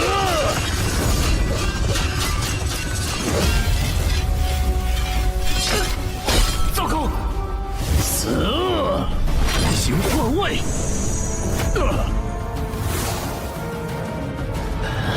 武器坏了，你那边有备用的重型武器没？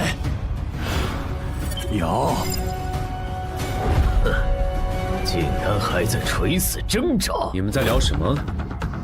聊得这么起劲，愿带我一个吗？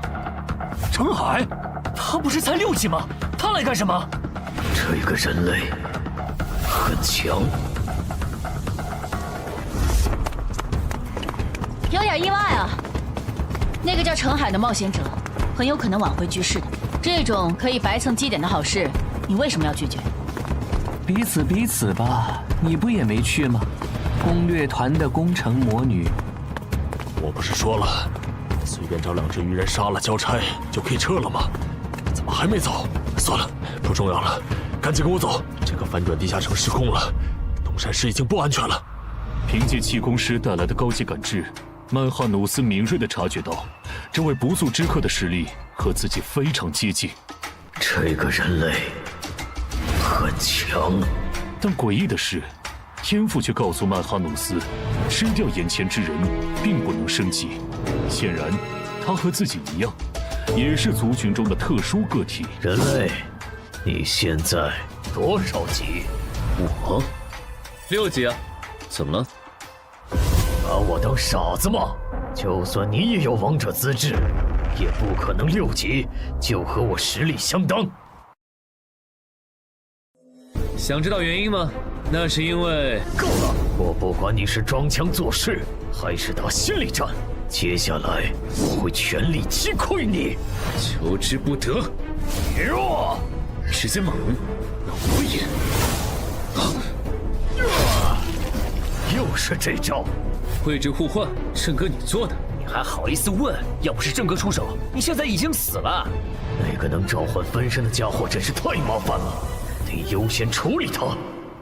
郑哥，你就信我一次，如果没把握和那个鱼人一战，我是不会来的。你确定？他的黎明坎可都在20以上，就算你之前通关的都是高位地下城，也都拿到了 A 或者 S 评级。不确定。行，那你主攻，我辅助。不是，他上下嘴皮子一动你就信了啊？他才6级啊！先杀一个！光顾着说话把他给漏了。移形换位！郑哥小心，他的目标是你。外面的家伙，给我死！来不及放出回音再置换了，得手了！不是说好了要全力击溃我吗？对我的同伴出手是什么意思？程海有2件史诗级装备。不止如此，他的主职业也很特殊，而且他能靠着称号的效果，让自己的基础属性跟那只 BOSS 一样。我觉得加上你，就算杀不掉那只英雄级鱼人，也足够拖到黄选和五虎救场了。这次还要使用移形换位呢？混蛋！同样的招数都用2次了，你们以为这次我还会中招吗？竟然没有换位！用过2次的战术，当然不会继续用了。赢了！还早呢，这只英雄级鱼人的体应该在20以上，刚才那一下还不够致命。不过还真是惊人呢，明明是第1次合作，程海却能在不用我提示的情况下，完美适配我的战术。我记得他好像是写小说的，现在的小说家都是怪物吗？可恶，这小子得手后就退了，完全不给我出招的机会。体也在20以上，有点难搞啊。亏了，这两人搭配起来比没用技能的我强太多了。奇怪，这个鱼人 BOSS 难道打算撤了，还是说留着后招呢？本来想着不用技能杀掉那2个14级的晋升15级，然后再挑战这里的传奇。现在看，这已经不现实了，只能走一步看一步了。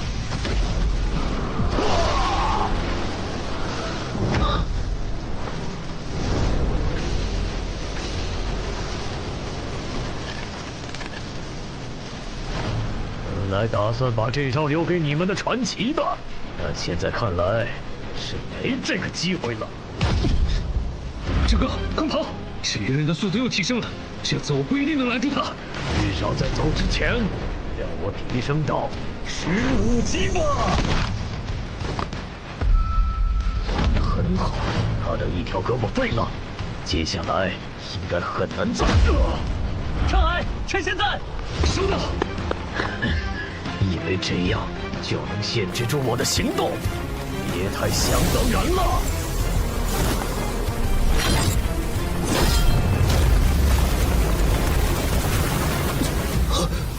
闹剧就到此为止，去死吧，彪哥！这种速度的攻击都破不了他的防。神眷者吗？这次的援兵是召唤师吗？让我看看你藏在哪儿。找到了，他旁边的绿皮傻大个应该也是他的召唤物。2个都没什么实力，可以先不管。等等，你还有胆子回来？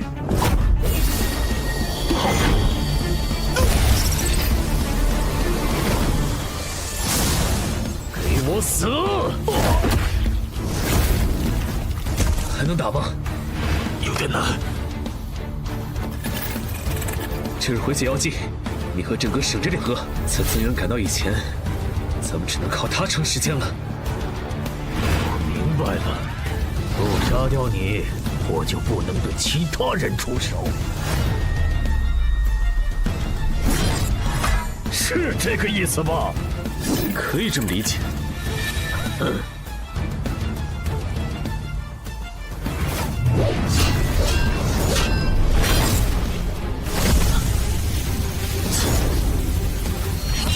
现在才发觉，晚了。好奇怪的兵器，竟然能突然变化刺向我眼睛，得多加防范。还好他没和长莲对战过，不然刚才就只能硬接他的气功波了。但这么高强度对攻下去，他迟早会适应的。得换个打法了。用这个吧。啊，别喝太多，你一小口就能结痂了。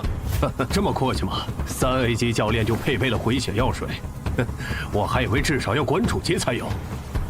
是程海借给咱们用的。我估计他自己都没意识到，在6级这个阶段搞到这种级别的装备起雾有多难。我警告你别打他的主意啊！不管这个翻转地下城最终结果如何，程海都会成为我民省官方冒险者协会全力培养的超新星。我不会这么不识趣的。我能在民省淘到一个徐茂，已经是大功一件了，没必要为了不适合我的东西和你们交恶。不过说真的，都到这份上了，针对热武器的禁令，你还要遵守吗？我靠，这回血药水的味道怎么这么怪呀？里面加了芥末吗？想用追逐战来拖延时间，天真！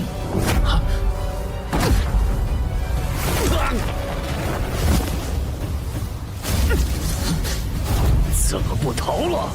该死，怎么在这个节骨眼上崴脚？既然你逃不动了，那就去死吧！不得不说，你真的很顽强。像你这样能和我周旋这么久的对手，或许以后我再也不会遇到了。光了，先救人！来不及了。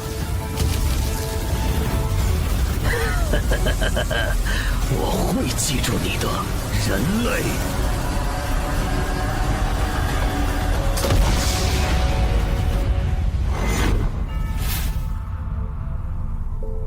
这个叫超限的技能虽然很强，但太耗体力了。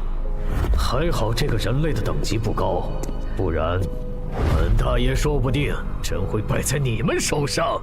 你还没赢呢，笑什么？你个手下败将，不会以为简单处理了下伤口就能和我再战了吧？别太异想天开！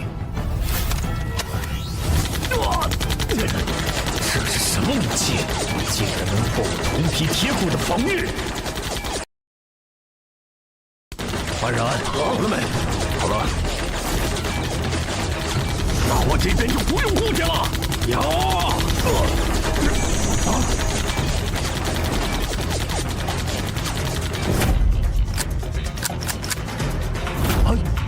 为什么2把枪会同时卡壳？开什么玩笑啊！故障，原来如此。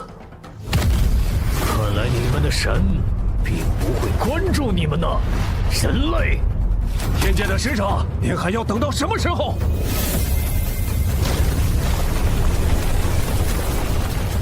你怎么瞄准的？我刚才差点被你杀了。不会的，我有分寸。感激不尽，武神。不是，他这都没死。圣血会焚尽一切非传奇单位，你明明还不是传奇。那当然是因为海之母在注视我呀！哈哈哈哈！本来想着有限度的使用这武器，尽量控制地下城的失控的影响，但遇到这种打不死的怪物，蝼蚁们继续呀！再加把劲，你们差一点儿就能打过本大爷了。如果你不小心败在你所认为的蝼蚁手上，对你来说一定不亚于最终极的羞辱吧？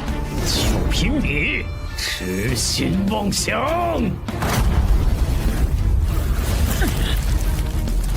太傲慢了，连续的车轮战早就让你打不动了。现在的你没办法硬接下我的拳头。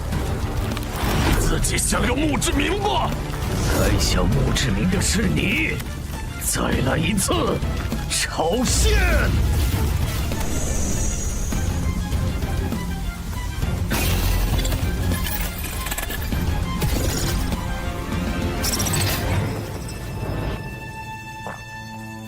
呼吸平稳了。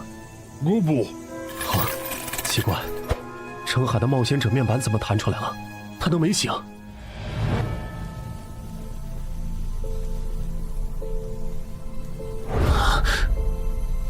为什么不用试炼徽章？库罗德，你如果用了英勇之骑士试炼徽章，应该可以躲过那只鱼人的绝招吧？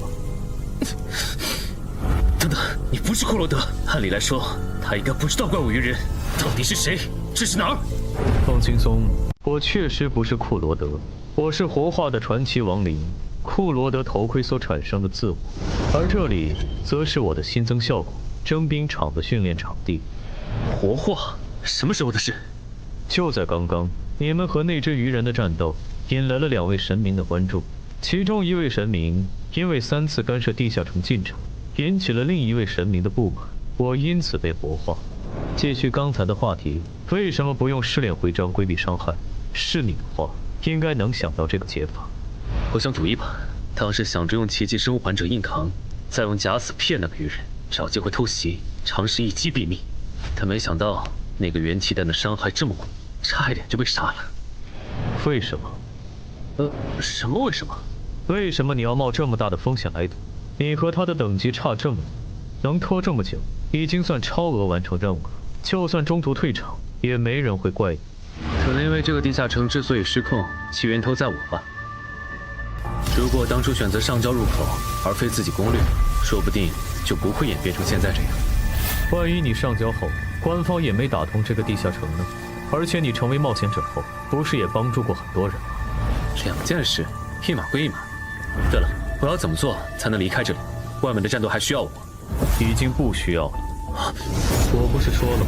观战的神明开始下场了，这场闹剧很快就会结束。你醒了？不，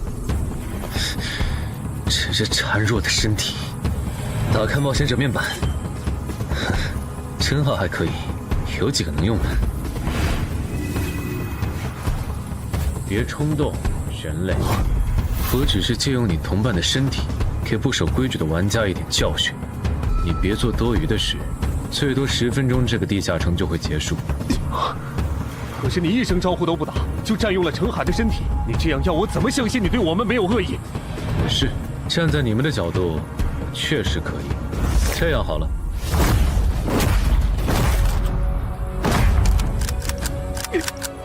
搞什么？怎么又卡壳了？死吧！啊！死的人是你！哦，暗杀拳！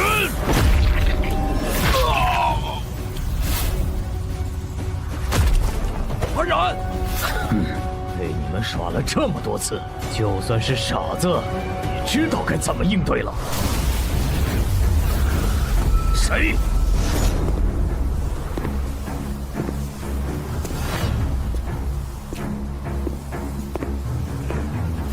程海，你怎么又来了？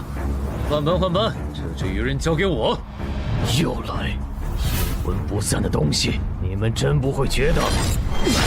哦，这个绿皮傻大个是什么时候摸到我身后的？我竟然完全没注意。这都没能杀掉他，好可惜啊！无妨，至少废了他的生蛋。他现在无法召唤冒险者面板，已经是砧板上的鱼，只能被咱们狂揍了。一会儿你别插手了，我要和这条鱼玩玩。等它快死了，你再过来补刀。不，声带受损，无法召唤冒险者面板的曼哈努斯开始意识到，放弃上线，选择其战力，其实是一件很欠考虑的决策。前所未有的懊悔涌上曼哈努斯的心头。要是能重来，他不会再戏耍这群人类冒险者。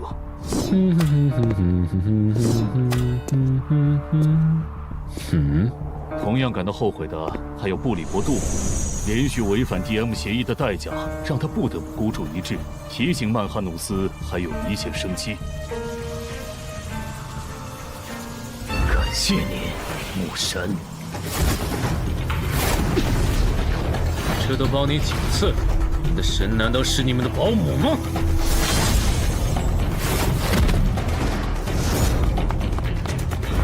那个方向，好像抢姚文忠手里的回血药剂。冒险者面板，如果真让他治好嗓子脱离了，那么戏耍的我，岂不是要成为诸神口中的笑料？开什么玩笑！这人怎么昏迷了？谁干的？算了，纠结这个没意义，正好省了我一点时间。等我把嗓子治好，就去找你算账。这一次，我不会再给你机会了。侮辱母神的盔甲小子！怎么回事？我怎么突然就……难得下来玩一次，结果那点雅兴全被你们给搅和了。哼，不止，我给我使徒准备的无限药水瓶也因为你们损坏。杂鱼，你说你该怎么赔偿我？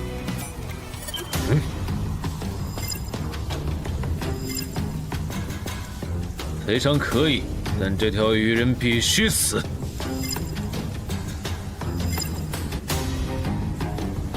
我无所谓，别把我和你这种保姆混为一谈。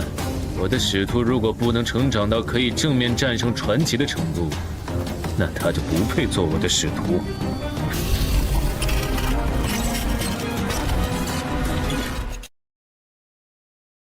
哥布，你来的再迟一点，这鱼人就死了。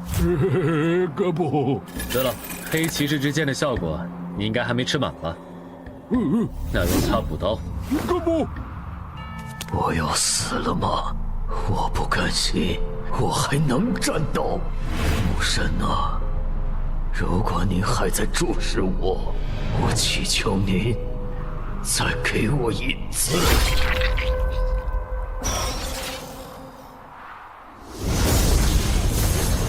这是什么信条？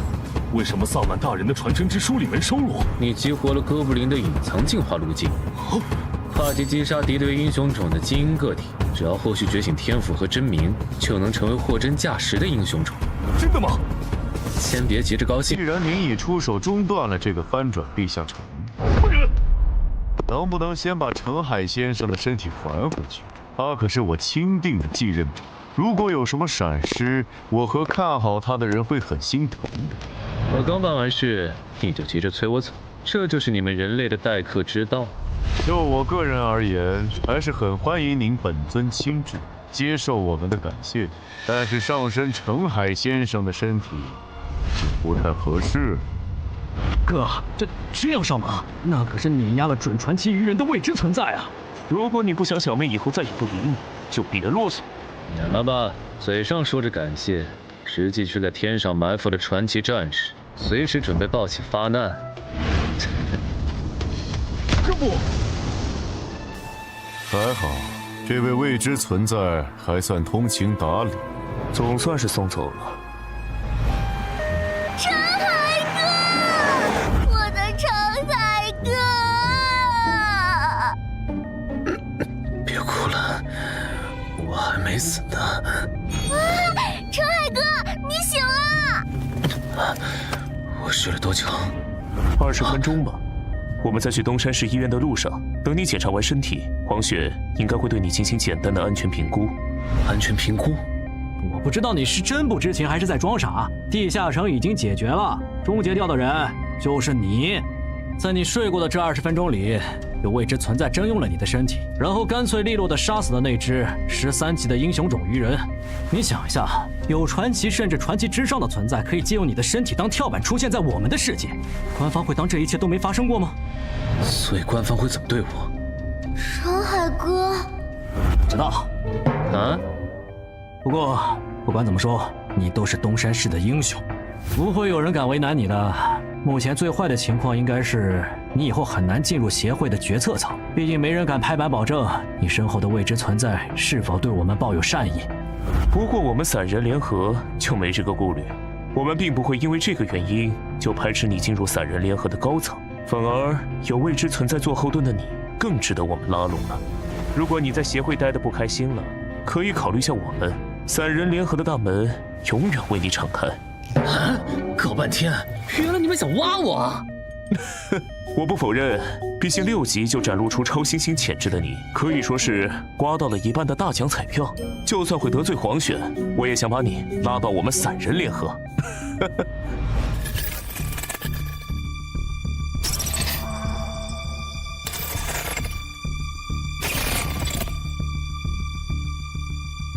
死囚之船，澄海先生，什么意思？澄海先生，澄海先生。抱歉，刚才在想事情，怎么了？您的武器和隐身衣被您的哥布林随从带走了，我们在现场只找到了这件损坏的药剂瓶。了解，剑和隐身衣，我之后找他要。那我这边没有要聊的了。关于药水瓶的补偿方案，协会会在3个工作日内整理出来。好。这个人有点厉害，刚才的谈话，连我哪天成为冒险者和死亡主宰何时关注我都被他问出来了。他的副职业技能，该不会是强制对话，或者必须说真话吧？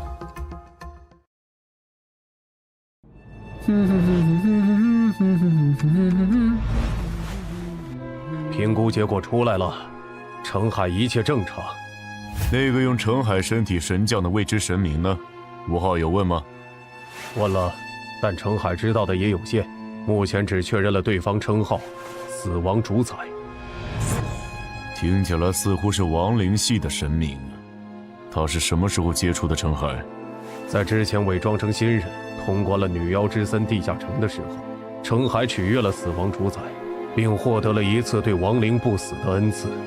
也就是这个恩赐，让澄海完成了坟场首通。安教练，我们来看你了。嗨，安教练，医生有说这次要静养多久吗？大概2周吧。那看来对漳州专家级地下城的第3次摸底，你应该是赶不上了吧？可不是嘛。要不你找镇人君多要点补偿呢？毕竟这次翻转地下城，你差点就被他坑了。不用你说，我也会的。对了，程海那小子怎么没和我们一个病房？安教练，他的情况特殊，现在外面有很多势力想要接触他，已经被协会保护起来了。啊！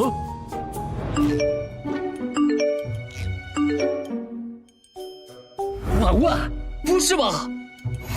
你如果担心自己的利益受损，那我可以通过散人联合的渠道帮你发声施压。毕竟啊，给协会上眼药这种事，大家都乐意搭把手。狗这么大，如果让姚哥知道了就……让我知道什么？姚哥，看来你已经想起来了。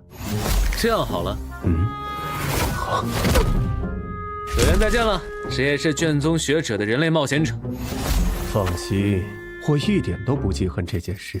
毕竟打晕我的不是你，是你背后的未知神明。姚哥，但我怎么感觉你好像很在意这件事啊？好了，不跟你开玩笑了，你的安全评估过了，可以回家了。啊？现在吗？不需要再观察几天？怎么想留这儿白吃白喝吗？国内登记在册的神眷者就超过10个，他们背后的神明大多是守规矩的。说白了，只要你背后的神明没有展现出明显的反社会、反人类倾向，那协会这边就不会限制你的人身自由。反社会、反人类倾向？哎，你怎么又变样了？奇怪，我为什么要说又？算了，你和我简单说一下那位大人征用我身体的事吧。哥不，懂了。所以他是用我的身体打赢了那只鱼人，然后让你补了刀，你才进化成这个姿态的。不止如此，我还激活了隐藏进化路径，是连萨满大人的传承之书都没能收录的。那不错，正好你这个新形态蛮帅的，以后就叫你豪杰吧。对了，我的隐身衣和黑骑士之剑是不是在你那儿？在的。没别的事了，黑骑士之剑你拿好，等以后击杀强敌没提升了再还我。哥不。之前还担心他可能会跟不上我的脚步，现在看来这个担心有点多余啊！我的天，传说节！这效果也太 bug 了吧！征兵场我知道，这个突然冒出来的临时托管，该不会是降神吧？不行，我得问问。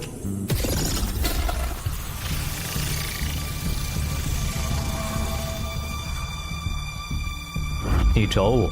对。我有事想问你，讲。临时托管的效果是什么？还有征兵场的带解锁功能，怎么解锁？临时托管，你不是已经体验过了吗？什么？还真是降神？这也太犯规了吧！至于完整的征兵场的解锁方法，干什么？打败我，你就能解锁了。服了。一个是传奇亡灵库罗德的战斗意识和经验的巨献，一个是比他还强的英勇之骑士。我才6级啊，你拿头和他俩打？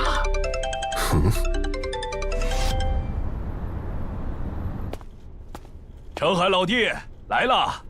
那个女冒险者不是地下城翻转的时候来帮助协助防守的吗？她怎么也在？哎，过来坐。就是她吗？看起来不太像啊。是啊。没想到这位国家级超新星的气场竟然这么普通。王老哥，一阵子没见，你瘦了不少啊。有吗？陈海先生，恭喜你成为名声唯2的国家超级新星。按照这个步调发展，你未来将会成为1省负责人呐。正戏来了吗？曹先生您言重了，我就是运气好。你就别谦虚了，到了我们这个位置，哪个不晓得好运难求？更何况，你能成为国家级超新星，可不只有运气好这一种因素啊！我这人不喜欢弯弯绕绕，所以就开门见山了。您说，处理过一次翻转地下城的你，应该能意识到，一个优秀的入口负责人对于当地的生产和安全有多大保证了吧？负责人人选确实很重要。黄选会在明年卸任明省负责人一职，去挑战时隔多年重现人间的18级地下城。恐惧之墓，所以你应该能理解我们现在有多焦虑吧？恐惧之墓，18级地下城恐惧之墓。我知道这个地下城 ，BOSS 不是被传说级冒险者周建明带队击杀了吗？没那么容易，那可是连核弹都炸不死的怪物。周建明和黄雪他们当年豁出性命，也只是把它封印在了这个世界的某处，这才是真相。你所知道的，只是官方为了避免引起民众恐慌，特意修饰过的版本。但我还有一点不太理解，现在地下城就算出现，攻略价值也会下滑很多吧？这样一个地下城，为什么他会宁可舍弃民审负责人的身份，也要再挑战一遍？还是说这个恐惧之墓其实很特别？并不特别，就是个难度超标的18级亡灵系地下城而已。黄选在意它，主要还是因为天门山一战，他的很多战友死在了那里，再加上阿瑟瑞拉克的种族特性和弱点都已经被探明，现在不需要封印，可以直接击杀他们。这种情况下，你觉得黄选会眼睁睁地看着仇人被别人手刃吗？肯定不能。但我现在才6级，黄选卸任后谁当民审负责人的事，我好像帮不上忙吧？怎么帮不了？以你目前表现出来的潜力和成长速度，只要搭配合适的攻略团队，再加上我们的大力支持，1年时间足够你冲击负责人候补的位置。代价呢？你们付出的资源，就算是传说级冒险者也会感兴趣吗？如果只是为了在高等级地下城翻转时照顾一下你们的产业和家人，我想这点小忙，应该换谁来都没理由拒绝吧。所以，你们到底想要我做什么？陈海先生，你误会了，我们投资你不需要你付出任何代价，我们只是单纯不选任某个人成为民审负责人。某个人？在你横空出世之前，明省只有1个国家级超新星，如无意外的话，他将是黄选的接班人。但这个人性格过于恶劣，在他的崛起之路上，许多冒险者和普通人都成了他变强的食粮。据我们推测，他成为民审负责人后，必然会把手伸向我们，和他未来会向我们索取资源相比，我们为你投入的这些其实不算什么。那请容我拒绝。啊？虽然我确实很想接受你们的投资，但如果因此惹到实力强横、性格恶劣的前辈，那不管怎么算都是亏的。抱歉。有没有一种可能，你已经惹到了？什么意思？明省原本只有1个国家级超新星，所以超新星扶持计划的资源它可以独享。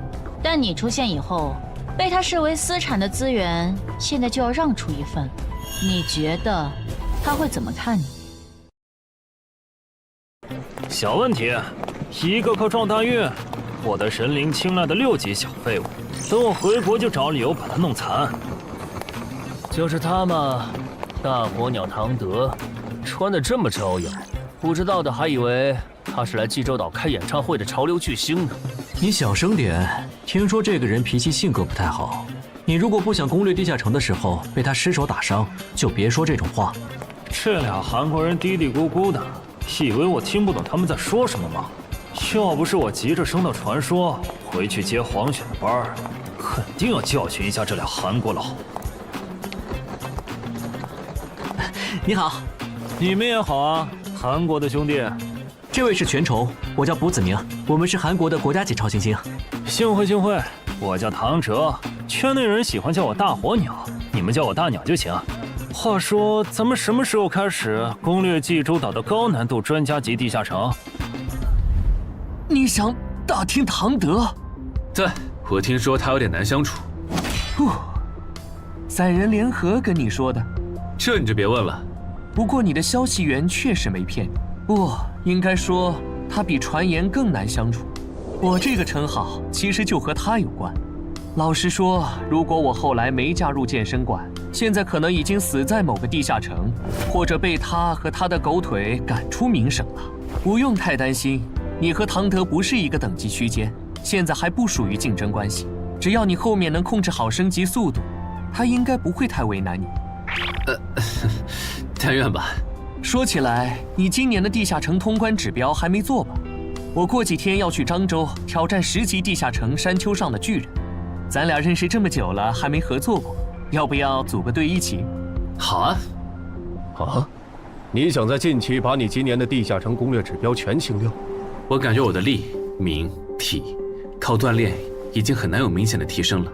打算找2个合适的地下城，锻炼下实战能力。合适的地下城，很难找吗？那要不条件放宽一些？倒也不用。襄城区有一个难度中等的10级地下城，我跟那边的负责人打声招呼，把你加进去。真的吗？谢谢郑哥。嗨，这有什么好谢的？啊，对了，你那个药水瓶的补偿方案下来了，你空了记得去找姚文仲，顺便把你之前赚到的祭点一并兑换成奇物。好。你的无限红药瓶属于极珍稀的补给型器物，整个漳州没有第2件。我们目前能给出的补偿是：1. 同等稀有度的保命奇物；2. 1张奇物升级券。你看选哪个？我能看一下保命奇物的效果吗？可以。好霸道的效果，没有脱战的限制，说明可以在打不过又逃不掉的地下城 BOSS 面前强制脱离。如果不是只能用1次，我感觉它的价值要远高于稀奇古怪的回血药水。我个人建议你选1，因为奇物升级券只有高魅力才能发挥它的最大效果。高魅力？怎么说？你可以理解为，高魅力冒险者在使用奇物升级券时，会更容易得到自己急需的奇物和装备。至于这一现象背后的原理，学界目前还在猜想论证阶段。等等，我记得用奇物升级券换到稀奇古怪的回血药水时，不仅是面板提示我呀，而且那时魅力值才11，这算高吗？难不成那时候死亡主宰之类的什么东西就盯上我了？是他拉了我一把，从鬼门关前救回了我吗？是为了什么呢？陈海，不好意思，走神了。我选1。好，那我们接下来核算祭点兑换奇物。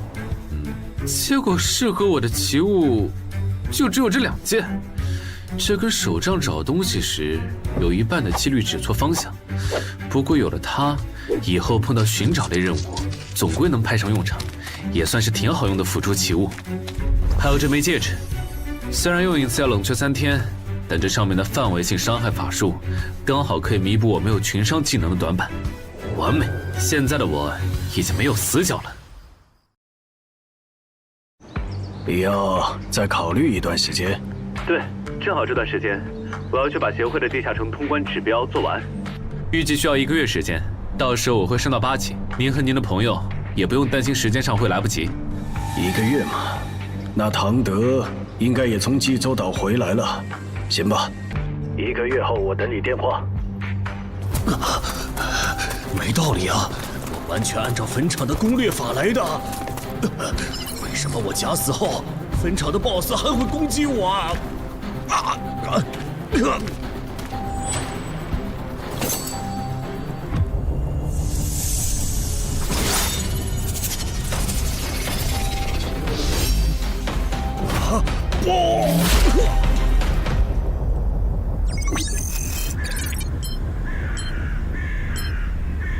你这次怎么一个活口都没留？如果连续3次无人生还，坟场就要触发 GM 协议，重新评估挑战等级了。这次特殊，挑战者里没有1个初心冒险者。啊！等等，不会是上次靠假死从你手上溜掉的那个新人，把他的通关经验分享出去，导致那些人类冒险者觉得这就是坟场的通关秘籍了吧？不是说好的下午3点集合吗？你们怎么来的这么早？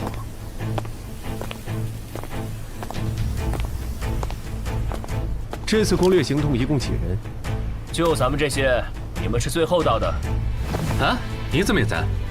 我当初协助你们处理东山市翻转地下城，为的就是拿到山丘上的巨人地下城的攻略资格。原来如此啊！既然人已经到齐了，那出发吧。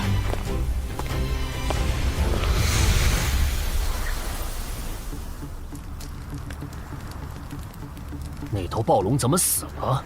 可惜了，我原本还打算驯服它，来当我的坐骑来着。打开任务面板。等等，恐龙？这不是和巨人相关的地下城吗？这恐龙是打哪儿冒出来的？地下城里原本就有恐龙的吗？不止恐龙，有些地下城里还有人类和人类的国度。这样吗？哦，对了，我看通关任务需要我们击杀独眼巨人，来维护当地的生态平衡，所以这个地下城里的恐龙是巨人的捕食对象吗？倒也没那么绝对。根据情报组的资料，这里等级最高的是一只雷克斯暴龙，它偶尔也会捕食巨人。这已经是过去式了，那头暴龙死了。死了？应该是最近几天有独眼巨人碰巧晋升为首领级个体了，然后联合同伴围杀了那头雷克斯暴龙。现在的问题是，成年的独眼巨人一般有22点力量和20点体质，首领级的独眼巨人只会更高。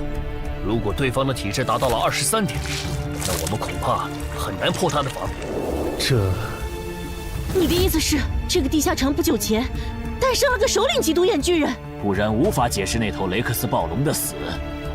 我记得独眼巨人的进化路径不多，其中最常见的是冠军独眼巨人。冠军独眼巨人的体质大概多少？23，加上巨人族普遍皮糙肉厚，冠军独眼巨人更是这个亚种里的佼佼者。我觉得就算解禁弱武器，咱们也未必能给对方造成多大伤害。那只能先送一个人回去，跟入口负责人说，山丘上的巨人地下城难度上调，急需针对性奇物和帮手了。咱们之中我实力最差，送信的工作交给我吧。好，我知道这附近哪有恐龙，我带你去做脱离任务。我带了无人机，寻找首领级独眼巨人的工作可以交给我。和可靠的队友一起攻略地下城，感觉如何？怎么说呢？我感觉或许会成为我通关的最轻松的地下城了吧。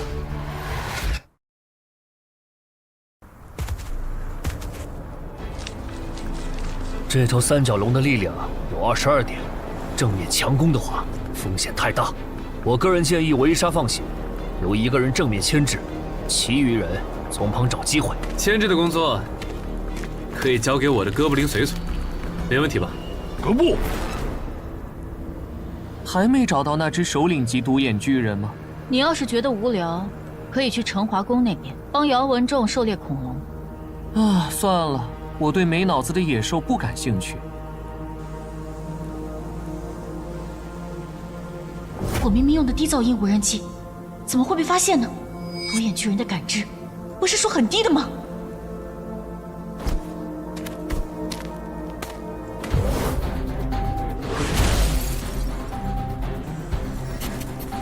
确认了，这群巨人的首领就是冠军独眼巨人。不，来了！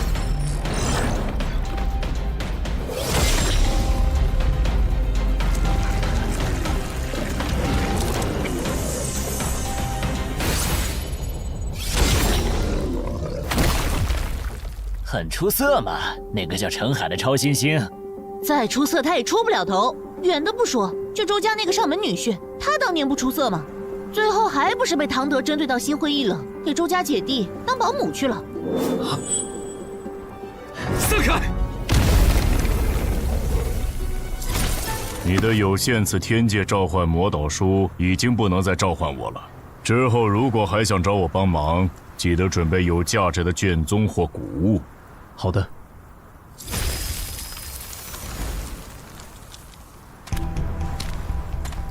谁去看看他断气了没？没的话叫姚文忠过来做最后一击。他已经死了，我这边刚刚收到脱离任务已完成的提醒。已经确定了 BOSS 就是冠军独眼巨人。你出去以后，记得让入口负责人做针对性的人员补充。明白。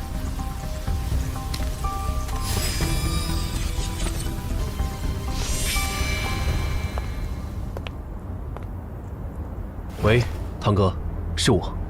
你还记得给我打电话呀？我还以为你忘了有限次天界召唤魔导书是谁给你的了。我没忘，唐哥。说吧，连正人君都处理不了的英雄级鱼人，那小子是怎么打赢的？我听说他好像是某位神明的神眷。是，不过他在东山市翻转地下城的表现，其实有取巧的成分。好，他在初心冒险者阶段获得的称号是我与超级鱼人五五开，这使得他在力敏感上能和英雄级鱼人打平。再加上他还有一件能给他带来实战经验的头盔，和从高成勇那儿缴回来的镰刀。五五开，那不是初心冒险者和下位种族单挑陷入苦战后才会获得的称号吗？这小子哪来的狗屎运？开局崩成这样，都能混到国家级超新星。喂，他在说什么？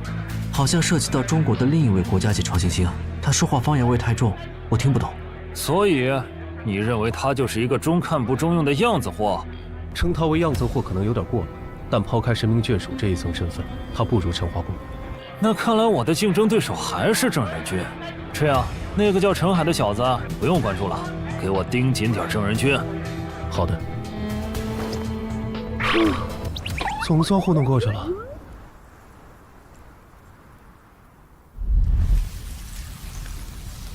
陈哥，白天的时候明明时间很充裕，咱们为什么不顺便也把脱离任务做了？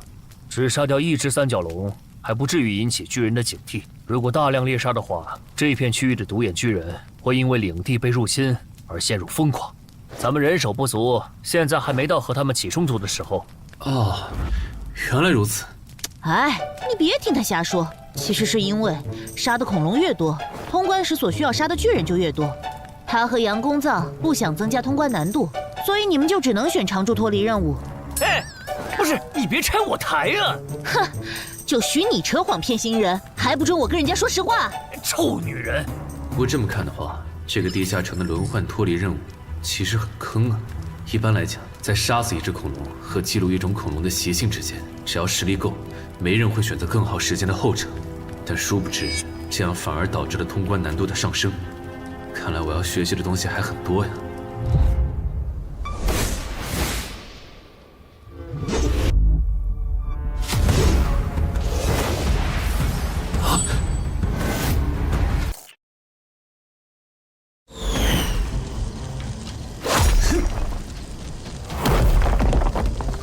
陈哥，麻烦你去叫醒其他人。好，豪杰，掩护我。哥布。按照巨石飞来的轨迹回推，应该是那个方向。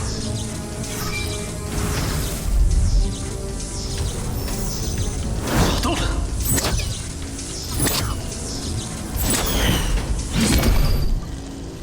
看来我的回应在你眼里根本不值一提啊，连躲都懒得躲吗？那些巨人是怎么找到我们的？应该是篝火。不过陈海说他只感知到10只独眼巨人，就算攻过来，目前占据有利高低的我们也能打退他们，就是咱们很难下去做脱离任务了。这样吗？那听起来倒不是很严重。你们可以用我的无人机去记录恐龙的习性。你怎么看？部落的老哥布林说，独眼巨人非常讨厌外人进入他们的领地，一旦发现就会致时驱逐。所以刚才那一下是他们发出的警告，如果对方不听劝告，那他们就会发狂，不把入侵者捣成肉酱，绝不罢休。陈海，你们先去休息吧，接下来我们守夜。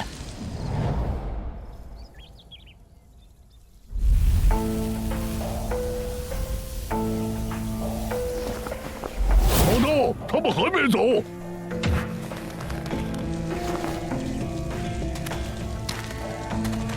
山丘上的人类不肯滚，我准许你们砸烂他们的营地，把他们的血肉捣烂了下锅。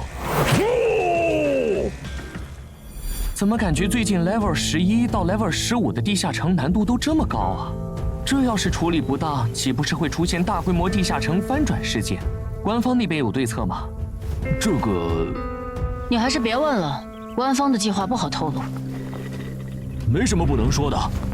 其实官方早就做准备了，前年提出的超新星计划就是对策。难怪官方突然花这么大精力在各地招募精英冒险者，原来是想利用他们来对抗这些失控的地下城怪物。哎呀，憋死了，憋死了！哦，痛快。什么声音？巨人爬上来了！灵力提升，想偷袭门都没有。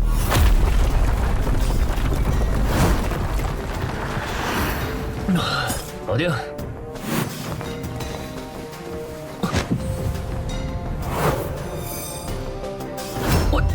完蛋了！杨公曹，你们怎么让独眼巨人打上来了？我没想到巨人会这么聪明，竟然会绕一大圈从背后爬上来偷袭。跑不掉了，得想办法把他们赶下去。欧提路克冰封术，冰封术撑不了太久，你们还有什么办法？除了硬碰硬，还能怎么办？直接上！人数、力量都不占优，我们的胜率很低。而且，对面还有一只冠军独眼巨人，我们加起来也不是他的对手，到底该怎么办？等等，我记得你会接上控制类法术，能用在巨人身上吗？我们可以试试用困惑术干扰他们的行动，但是这样根本没用，巨人对这种法术有免疫效果。你别管，我自有办法。契约召唤，构装生命体。尊敬的工程魔女，构装体9号，很高兴为您服务。隐身斗篷给你用吧。那你呢？我有头盔就够了。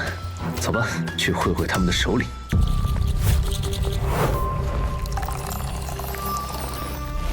不好，他们要冲过来了，怎么办？亚人种独眼巨人限定法术瘟疫药剂已调配完毕，请验收。辛苦了。我的荣幸。准备法术。迷惘之灵，请聆听我的召唤。快往后退！接下来，看我的！金城，快对独眼巨人施法！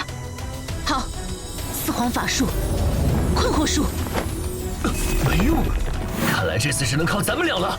先说好，实在拼不过的话，打歪，最好打在其他巨人的身上。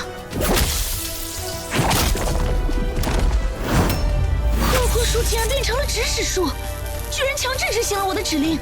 我明白了，在人类区域，独眼巨人的法术抵抗性会大幅度降低。没错，而且我的药剂还能让你的指挥术感染其他巨人。阳光草、橙花宫，趁现在能杀多少杀多少。收到。哥布。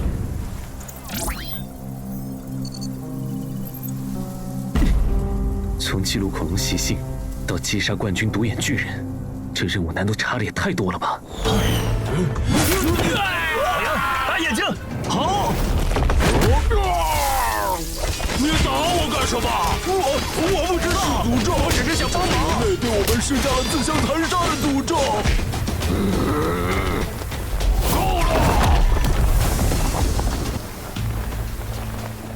够了！你们赢了，人类！我承认这一片是你们的领地。带上受伤的同胞，我们离开。可是这是命令。这就结束了，我都准备要拼死抵抗了。独眼巨人的生育周期很长，所以都很惜命。他这是为了避免死战损失才退让的。我要回去睡回笼觉了。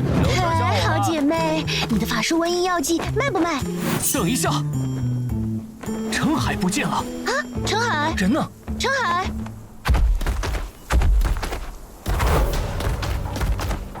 人类，我们不是已经认输了吗？为什么还来？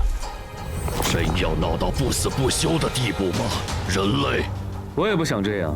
但今天你我只能活一个，你要怪就怪那个逼着我们决斗的混蛋神明吧。就在这儿打，我都行，第一套你挑。找到了，等等，陈海要单挑冠军独眼巨人，在哪儿？他在独眼巨人的决斗场里。这应该是队友的无人机，本来不想暴露战斗细节的。看来不行了，人类。你说你是被神明逼着来和我决斗的，那你们能进入我们的领地，也是因为他吗？具体我也不清楚，不过10年前我们那边就已经开始出现入口了。要是不按规定完成任务，像你一样的怪物们就会冲出来反杀我们。原来如此，那就没办法了。是啊。不可调和的矛盾，只能你死我活了。考虑到我和巨人的身形差距，他的攻击路线应该只有4种，分别是上下砸、低空扫、凌空踩，以及直接抓。无论哪一种，拥有未来视野的我都能在第一时间预判、避并反击。只要抓住机会弄瞎他的毒眼，管他是不是，慢慢耗死他。是财。接下来人类，快结束了！原来还有第5种变化吗？皇帝！刚才那一下是错觉吗？手感竟然和我打暴龙时相差无几，他区区一个人类。老大小心！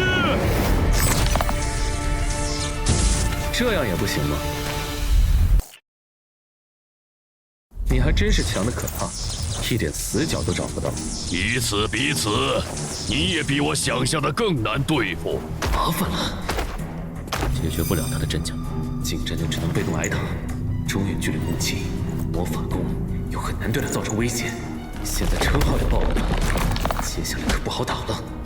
再想想，还有哪些底牌？远距离武器，只能先躲了。好快！不用看了，差距太大了，澄海必输。这个决斗场离咱们有多远？你想救人？不可能！冠军独眼巨人有多强，你也看到了。就算我们都加起来，也不是他的对手。此路不通，区下位种族，谁给你的胆子敢拦着我？大意了，这个冠军独眼巨人除了力量和体质，敏捷竟然也有接近20的水平，不好！这个小人很耐打呀，这样都没死啊！放开我！小心点，他好像还能攻击。怕什么？上次那头暴龙挨了老大2棒子后，都任人宰割了。这个小人类还能翻起什么浪花呀？那就让你见识一下！老大，布林被杀了！那个人类还没死，你也感受一下吧！不！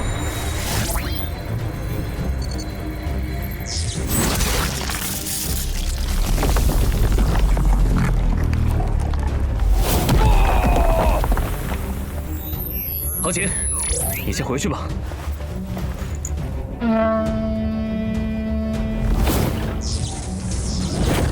狡猾的人类！我发誓，我一定要毁了你的家乡，杀光你的族人！前提是你能活下来。就算正好激活，战力恒定在自身巅峰值，我也赢不了。只剩最后的底牌了。对记录了女妖之声的8银河使用奇物升级券，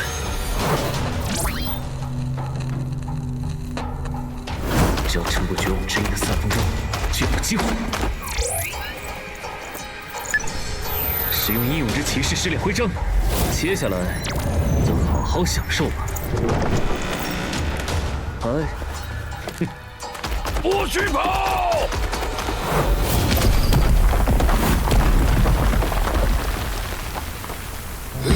竟然完好无损，可恶！有一阵子没见了，别急，要不咱先聊聊呗。人还在，说明那个混蛋应该只是暂时躲在里面了。哼，我就守在这儿，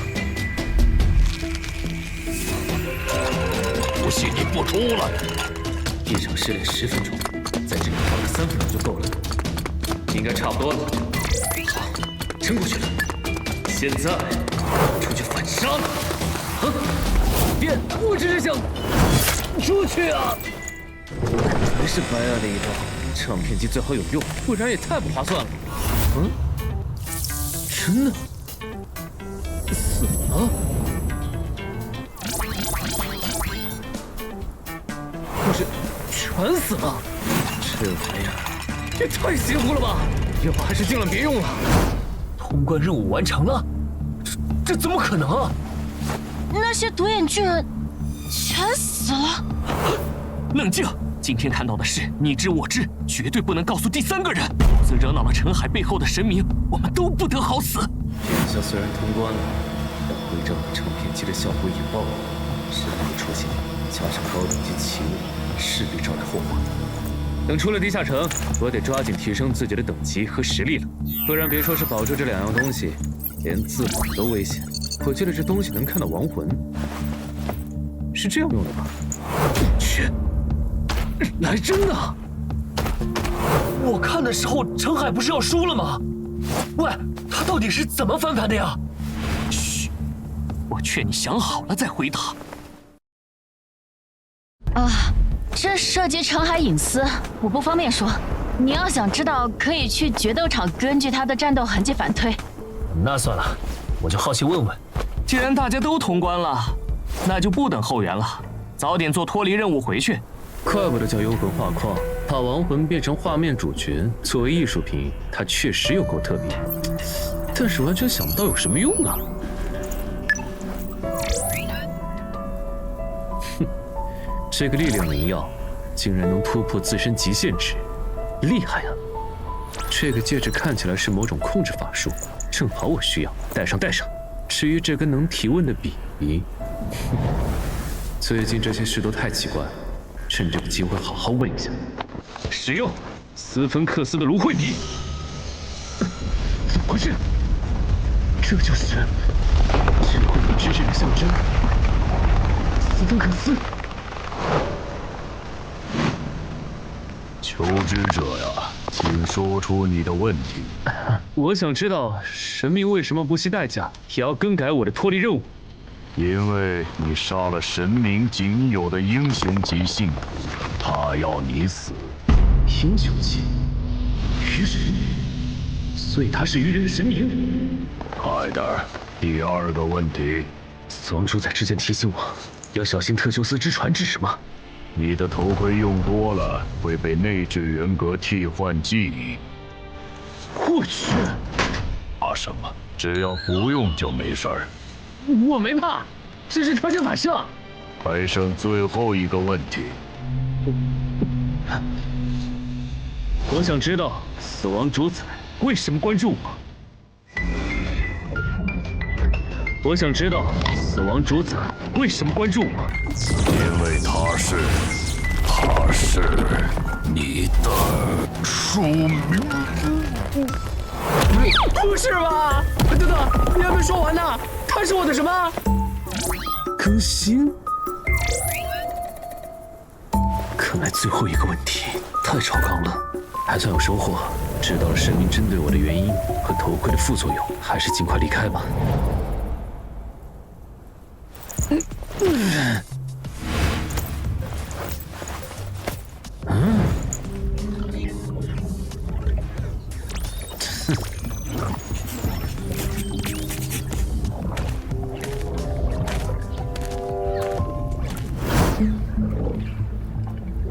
不是说有冠军独眼巨人要支援吗？这怎么显示已经通关了？可能我走后，里面又有了什么突发状况。有人出来了。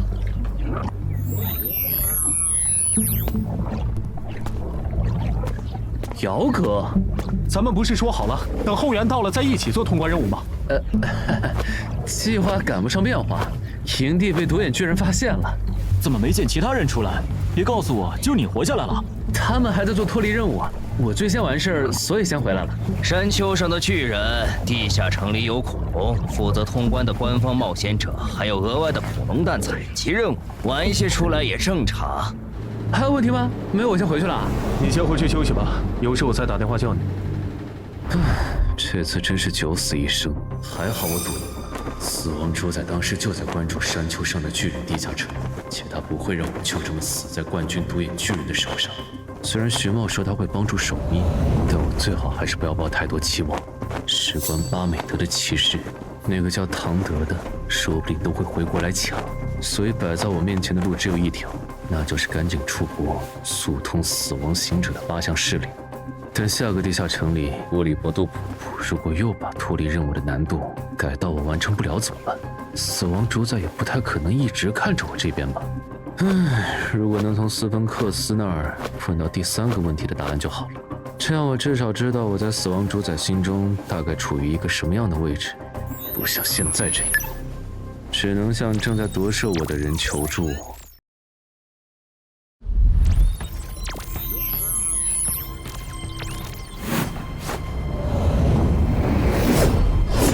我不是来打架的，你已经知道了使用我的代价，不从我这夺回你的记忆和部分人格，那来干什么？果然，我已经有一部分内在被替换。按他刚才说的，似乎只要打赢了他，我就能夺回自己被替换掉的部分。我来问几个问题，问完就走。咱们在上一个地下城的遭遇你也看到了，你应该不想我就这样被坑死在某个地下城里，然后陪着我一起腐烂生锈。你想问什么？你觉得我和布里伯杜普的恩怨有没有大到让他在之后的地下城继续做手脚，不把我坑死不罢休？如果有，你觉得下次遇到类似的情况，死亡主宰还会帮我吗？这破头盔坑我啊！海之母找死亡主宰求情，叫他饶了英雄级鱼人的事儿不和我说。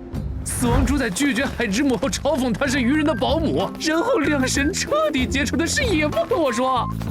我要没用斯芬克斯的芦荟笔问一嘴，到现在还得被蒙在鼓里，然后下一个地下城继续被海之母针对。这样看，斯芬克斯的芦荟笔说不定和唱片机一样，是死亡主宰给我用来抹平信息差的。下个地下城海之母如果还针对我，他应该不会坐视不管。不过，英勇骑士的失联徽章和刻录了绝望之音的唱片机，在下个地下城可能不会很好用。海之母毕竟是神灵，不可能想不出针对他们的招。考虑到我手上没有奇物升级券，我得先做最坏的打算，囤积能撑到地下城翻转的物资。去国外的机票出票了。啊，你要出国旅游啊？对啊，最晚可能要下个季度才回来。啊，是唐哲的小弟威胁你了吧？没有，没那回事儿。不用解释，我懂。王选大佬明年卸任，宁省负责人的位置，姓唐的志在必得。在这个节骨眼上冒出来的国家级超新星，难免会被他视为眼中钉。你不想得罪他，我理解，但不至于躲出国吧？这和他没关系。不想说就算了，你是假我批了，年底记得回来，把没做完的通关指标清了。你又没有这个地下城的开采许可，玻璃任务做完了，为什么不回去？因为咱们在这个地下城多待几天，陈海就有更充足的时间来决定要不要把关注他的神的倾向上报。要不是亲眼所见，我还真想不到从来都见死不救的你，竟然会为别人着想。如果有的选，我也不想要见死不救这个称号。中国人，嗨，你真的是陈海？我到了，你在哪儿？我在2号出口等您。老王是用了变声器吗？怎么听起来不像中年人？好年轻啊！你好，陈海先生，我是您的导游刚果老王，您叫我阿达泽就可以了。哎，等等，你是刚果老王？不对啊，这差太多了，你还没成年吧？在网上跟您联系的是我的父亲，但他没有导游证。请不要换掉我，我很专业的。我有好几个兄弟姐妹，需要赚钱补贴家用，拜托了，陈海先生，救救孩子。好吧，但有言在先，只要我发现你不合适，我一定会换人。谢谢陈先生。谢就免了。我现在要买一套激流滑艇用的装备，我想明天就挑战刚果河，你来安排，可以吧？没问题。陈海先生是来自别国的冒险者吗？不，只是普普通通的极限运动爱好者。陈海先生不擅长说谎呢。极限运动爱好者不可能不知道刚果河的激流是无法被人征服的，那是只有成为了冒险者的大人物才会尝试挑战的难度，但他们都失败了。不过赞助商还是把刚布河激流滑艇作为一个常驻挑战，只要能在世纪以前征服它，就能成为签约冒险者，得到新星培养。除了您以外，明天还有2位冒险者要挑战它。